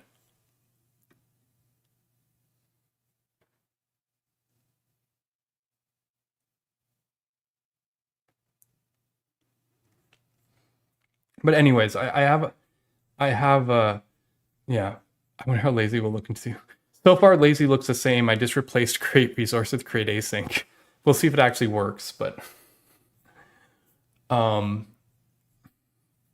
anyway. Yeah, let's get back to this one. Not this one, sorry. This one.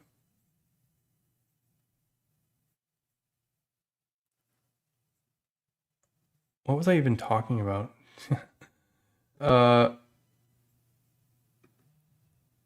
Some other solid stuff I'm going.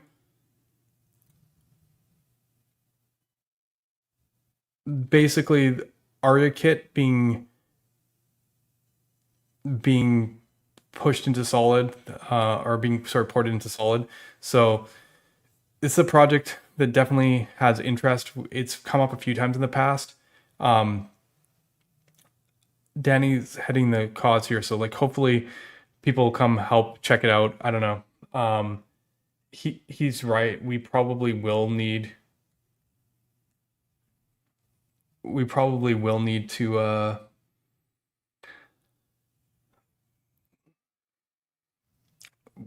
have some core intervention here, because there are patterns that are in React that are really awkward. Like as is really an awkward as hell pattern.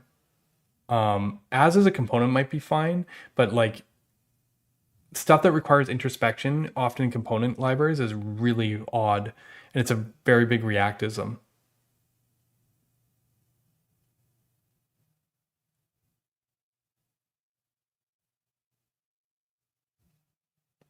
We'll create async, be able to return a store. It right now we have create async store in the router. We might still need to do that. Like basically, the answer is yes. But it's actually the combination of two primitives. It's actually taking a create async and then deriving a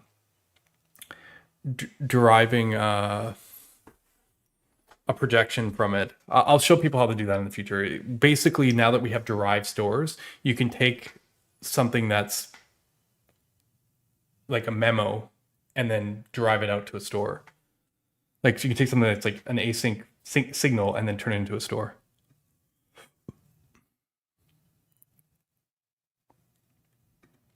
Introspection is sometimes a problem. I'm not saying this one. It's just like React has this weird pattern where you render the VDOM and then you clone the VDOM and then you add more properties to it. As might be fine, but there's like a lot of these component patterns that involve introspecting the rendered VDOM and then copying it and then changing it and then rendering it. And in Solid, you get a real DOM node back, and then cloning it makes no sense. Like it just doesn't, it's just not a pattern that makes sense with that. So there's other ways to accomplish similar things, but some API surfaces are just like, it's funny when you talk to the React core team, like Seb, they actually hate those patterns.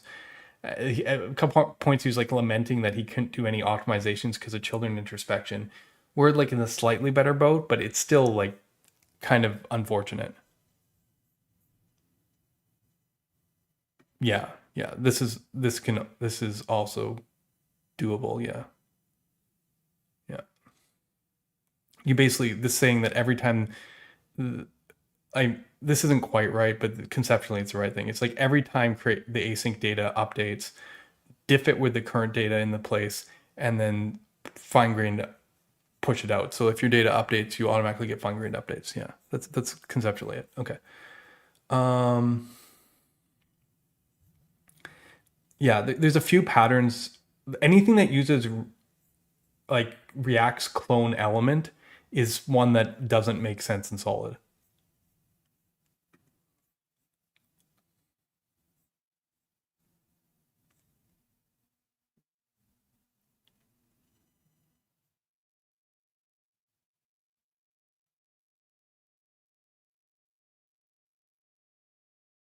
Yeah, it is an interesting problem to solve. I'm looking forward to seeing work in this area. Yeah, we talked about this. This is a cool little demo I saw, which is, I mean, it's not quite correct. Solid people are like, why aren't you using create resource? But it shows how quickly you can just get set up on Hono and Dino. Anyways, yeah, there's been a discussion recently about TypeScript. Why am I not seeing the original thing I posted? Maybe this is the original one about TypeScript and signals. For anyone who doesn't know the problem, I'm gonna just put it out there so you know. Signals are pretty sweet. TypeScript, the signals, has this one really freaking awkward thing, which is count can be 0, right? Or maybe if I make count null, let's make it null, and then say that it's like, make undefined, and then I'd be like number.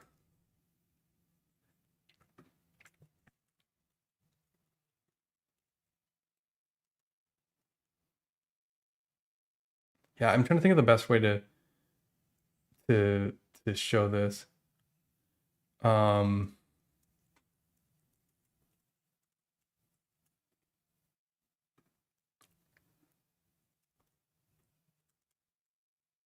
Let's do what I want it. Object could possibly be undefined, right? This is fine. This suits my case. Let me put this in a function so that it stops yelling at us.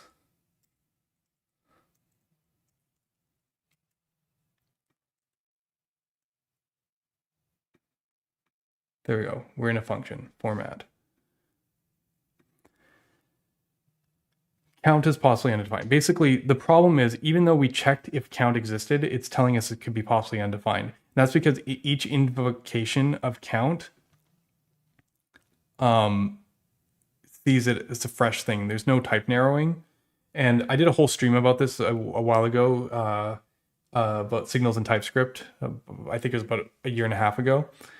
So people are finally, because Angular also chose functions for their signals, are finally talking about, like, don't get me wrong. See, you could, if you had count.value as your API, I don't,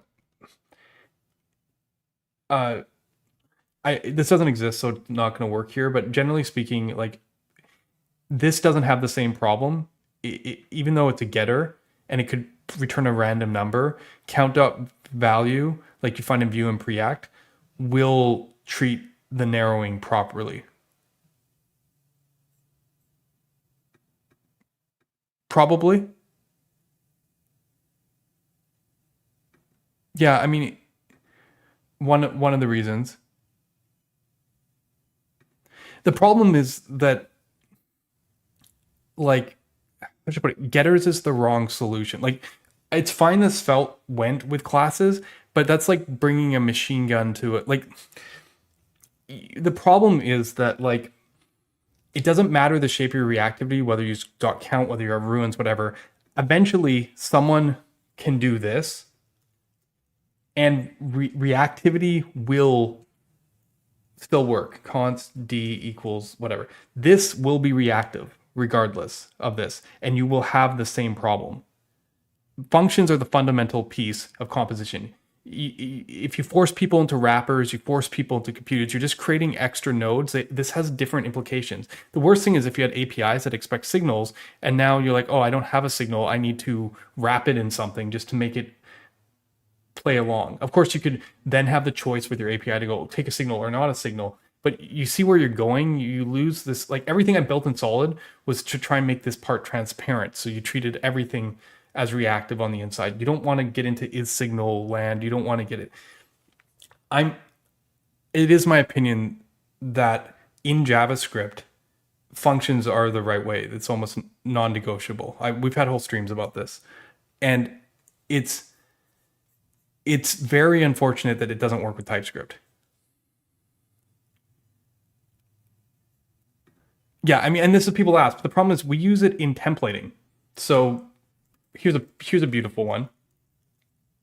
I ever had, like, now that we have non-null things, this is a lot nicer. But sometimes some people, I've joked that my whole point of async, of non-nullable async, is so that I could solve this stupid problem.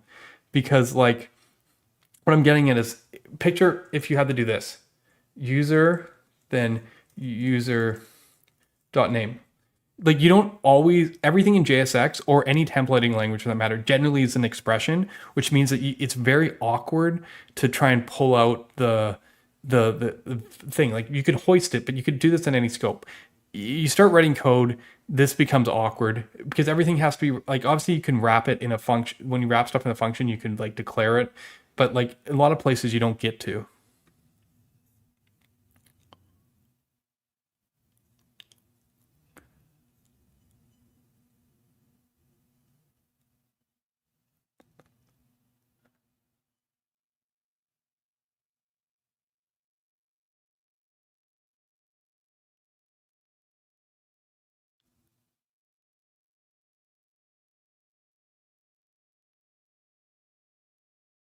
Yes, right, and that's been the whole problem here. I mean, I'm even okay if I can make our accessor type have that annotation.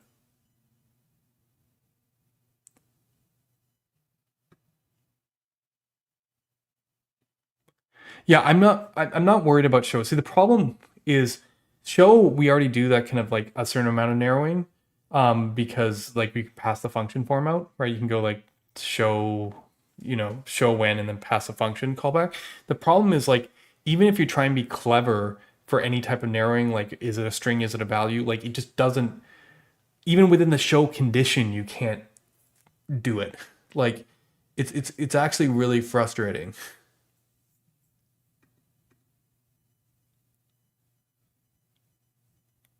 Don't get me wrong. People use solid all the time, and the tools you give them are clearly adequate on a type time. It just, this thing just bugs me. Like it just really, really bugs me. That like, because there's a lot of people that will never do this. It bugs me that the show component even has to have a function form. It's actually a weird complication because once I added the function form, we had to actually consider what happened if someone accessed the function outside the lifecycle, like if they put it in a set timeout. These are things that wouldn't have had, like, wouldn't have been worrying about.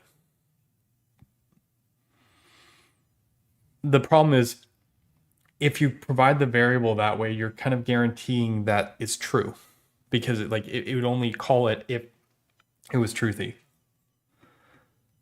Anyway, well, Angular decided that functions were the correct way to go as well. So people in the Angular community started talking about this. Allowed type narratives such as always on or always off. That's pretty extreme. This triggered a whole bunch of conversation. I added that like API matching is a pain in the butt. I added that every function is there, so like you're gonna get there. But I think what was interesting, the most important thing to me was that Josh Goldberg, who also wrote our ESLint plugin, is very good at TypeScript, finally got him to, or someone good at TypeScript, to talk about it.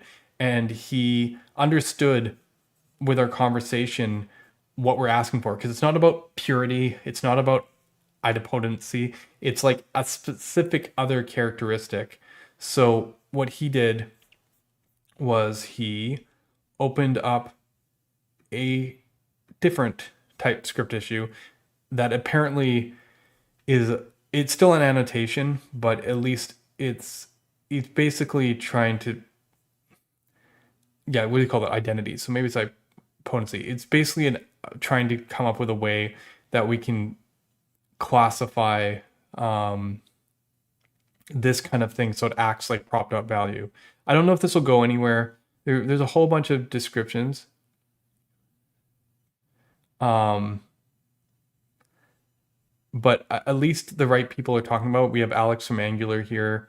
Ryan Kavanaugh, obviously TypeScript maintainer, like, Andrew, we have people actually in the conversation. I'm hoping this one goes a little further, so at least we can talk about it.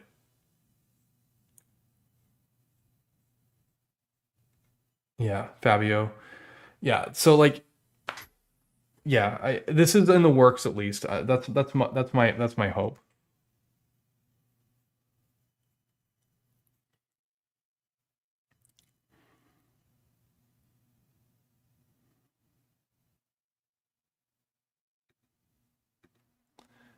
For their live stream, this means thank you.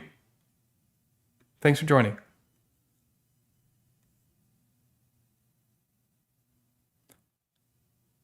Yeah, and I would be okay with this as well, but they aren't pure, right? Like we just need. It'd be nice to have something because the workarounds are horrendous. So anyway, just wanted to bring this issue to people's attention. I'd love more opinions on this, honestly. All right.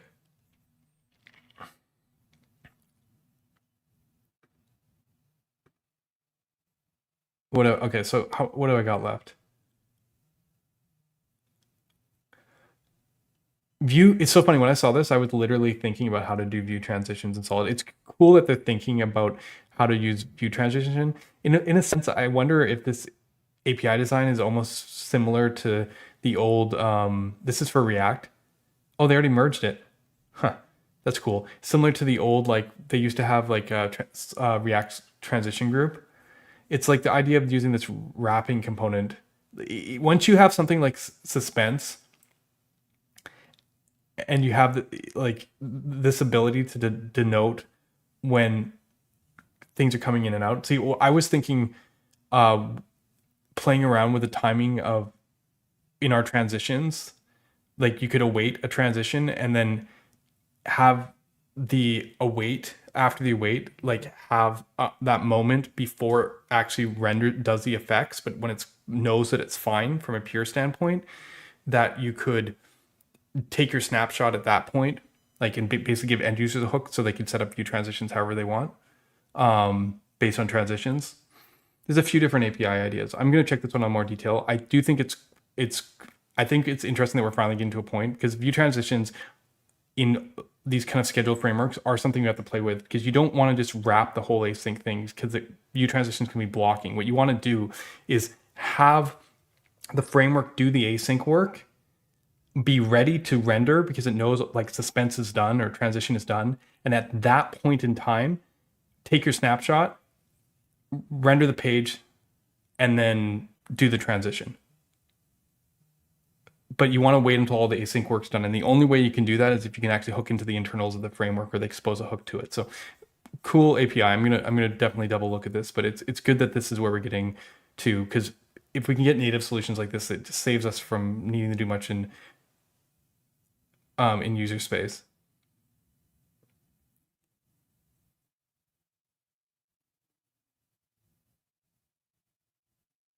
Yeah, I'm gonna need to spend more time to actually look at this, but this one caught my eye.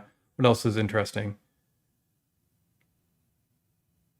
I think we already talked about this. He's talking about um, the fact that React context ends up re-rendering the whole app tree when the value changes, and everyone's like, "This is why you use signals."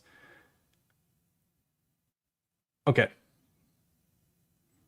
maybe my last topic of today.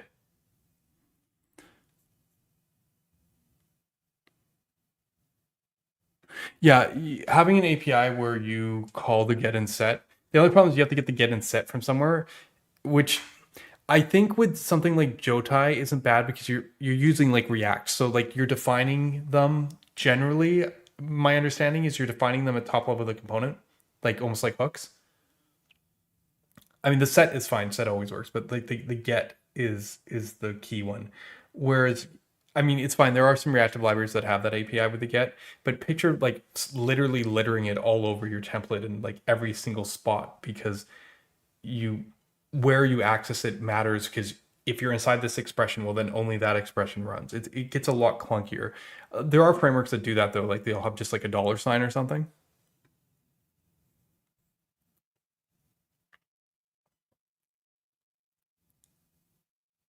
You define them after outside, but the get, doesn't the get happen like top level, like in the component?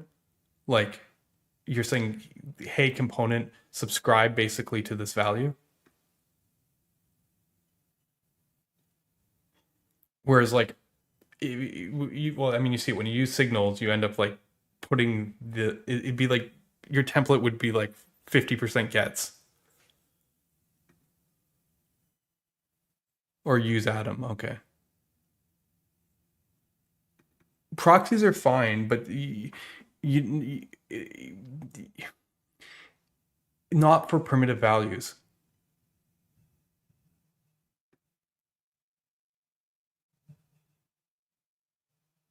Oh, okay. It's for derived values. Yeah. I mean, that's that's fine.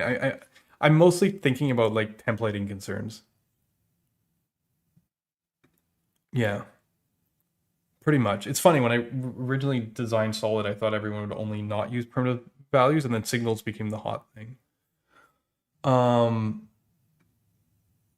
what do we got here? I don't even know if this is something worth ending on. This is JavaScript developers are the least knowledgeable when it comes to backend concepts and ideas.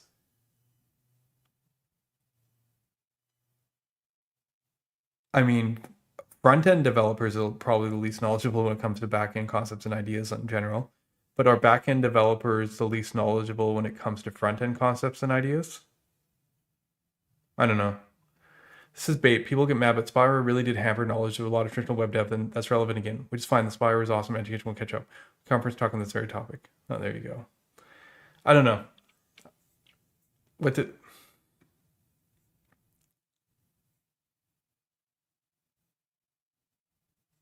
It's kind of interesting because it's also like, I guess they're talking about like JavaScript, like node developers or whatever. That's because yes, dev schools junior and many people's first internship work. Sure, that impacts things, but it's also just because it's not the place where their problem exists. Like a lot of people building, if you're building an app conceptually, like a mobile app, you don't care, but you need it to run on a server just because you don't care where that server is. You go get it. You go to Netlify or Vercel, you get a serverless function, and you just run your app. The server isn't even a thing. So would they know less about server? Yes, because they literally don't care.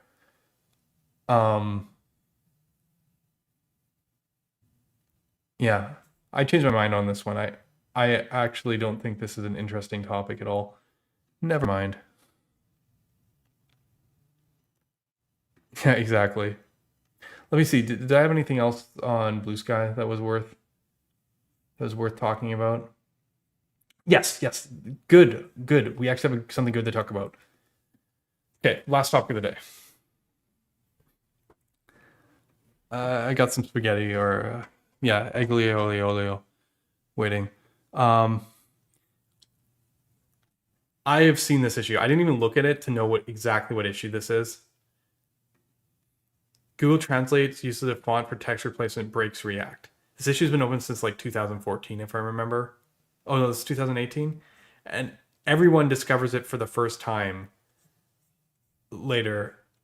I looked this up myself because people were complaining about this with Solid, and I was like, I don't think anyone could possibly solve this. And I looked it up, and sure enough, there's a React issue. So I just said, "This, I'm able to reproduce this bugs." It's funny because this topic is one of those. This topic's one of those topics where they're like it pulls out those same guys that I showed on my Excalibur earlier, whereas like they're just kind of like off to the side and have no clue what's going on.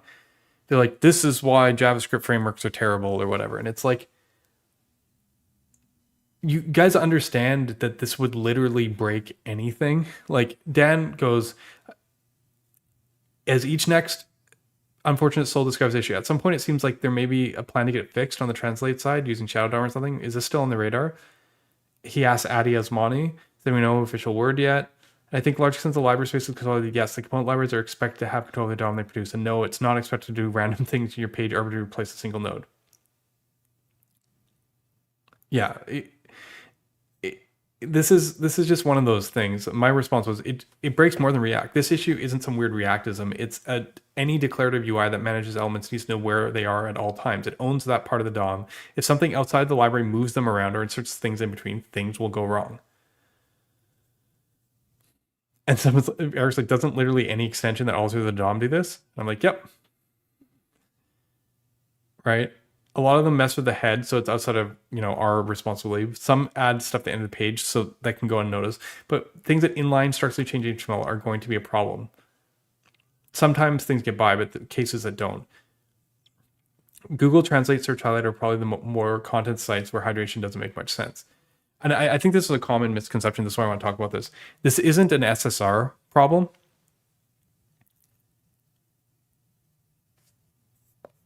I think this has to be actually on the extensions, and I think the platform needs to give them better tools. This is not fixable from a framework or library standpoint, from my opinion.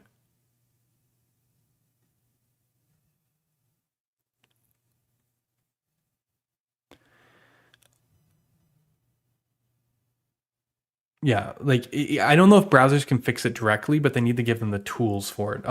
See, this is everyone these kind of issues break SSR because they completely kill hydration in every framework because they literally expect the DOM one way and they crawl it. But you can be on a client side website and the same thing happen. You can go client side, you can hit translate, and it changes the DOM, and then the framework's screwed. Sometimes non-VDOM libraries get a little bit more leeway. Like people like, or like we granular stuff, like things like Qwik and Solid sometimes get away, but we can still get screwed up by it. Even if we keep references, Solid's walks break it. Even if we aren't diffing, we still like have to walk to node. So if stuff gets changed before we can like find it, sometimes we will clear stuff if we think we own all the nodes in the parent instead of working in a range. Sometimes stuff will work fine though. So I just think that I think it's important to understand that even if stuff can sometimes work in non-VDOM libraries, it doesn't mean that they should work. And I have an example here. This isn't even completely limited to declarative frameworks. jQuery could hit this if you don't grab every single element by selector or make some assumptions.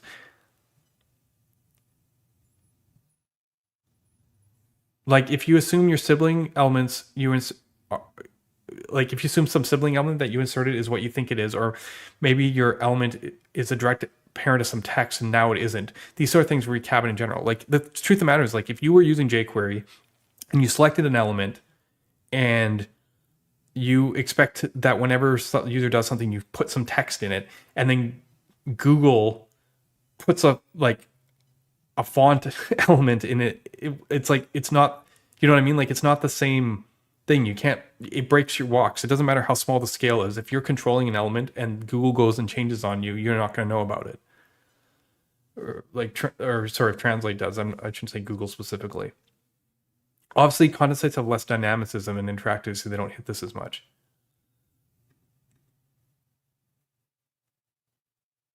Yeah. Anyway, it was just funny because, yeah, what I was talking about happened here. To me, this is a strong condemnation of the whole pattern of web development. We aren't lowly apps. We can't control over the UX. The user is in the HTML chain. Respect that. The internet is for the end users. It shouldn't be up to extensions to use the shadow DOM and make this secret non-intrusive. Frameworks are the broken. They rarely obstruct extensions. I mean, that's an opinion to have, I suppose. Why do I feel like this person probably likes web components?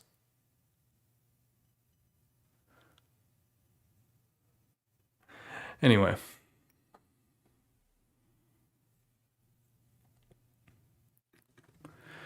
I feel like it should be able to change the page, but it'd be nice if there was a web area to really report each change to the framework that can be defensive. I mean, yeah, that's interesting. That's another alternative approach. A little bit tricky though, because frameworks often don't have a complete view. Like technically altogether they have a complete view of the page, but they might not have at any specific part a complete view. Like whether they're using components or whether I don't know. I guess like if you have a full VDOM tree and then you can link it, maybe this is more of a signals problem. Like I literally don't have a complete view of the DOM. Everything is granular and isolated. So like if some element got notified that it changed, yeah, it'd be kind of hard. We don't really link back that way. We rely on closures. I don't know. Tricky. But this person doesn't do JS at all. Yeah, that's actually more fair.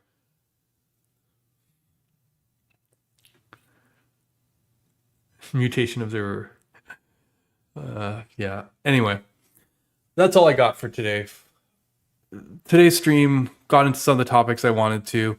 I have to admit, it didn't quite go exactly where I wanted to. I thought I would break into some more interesting diagramming. But I had a good time. I hope all of you did. My plan, I'm still working on 2.0 stuff, enough so that I might be able to actually stream some of it next week or the week after, depending where I are. I got a lot of work ahead of myself. But yeah, I don't know. Thank you all for joining. Obviously, I would love the like or the follow. Helps a lot. Just getting the word out there. So thank you all. And yeah, I don't know if there's anyone to raid right now. I don't follow enough people. Oh well, I'm going to end the stream now. You guys all have a good one. Have a great weekend. Catch you next time.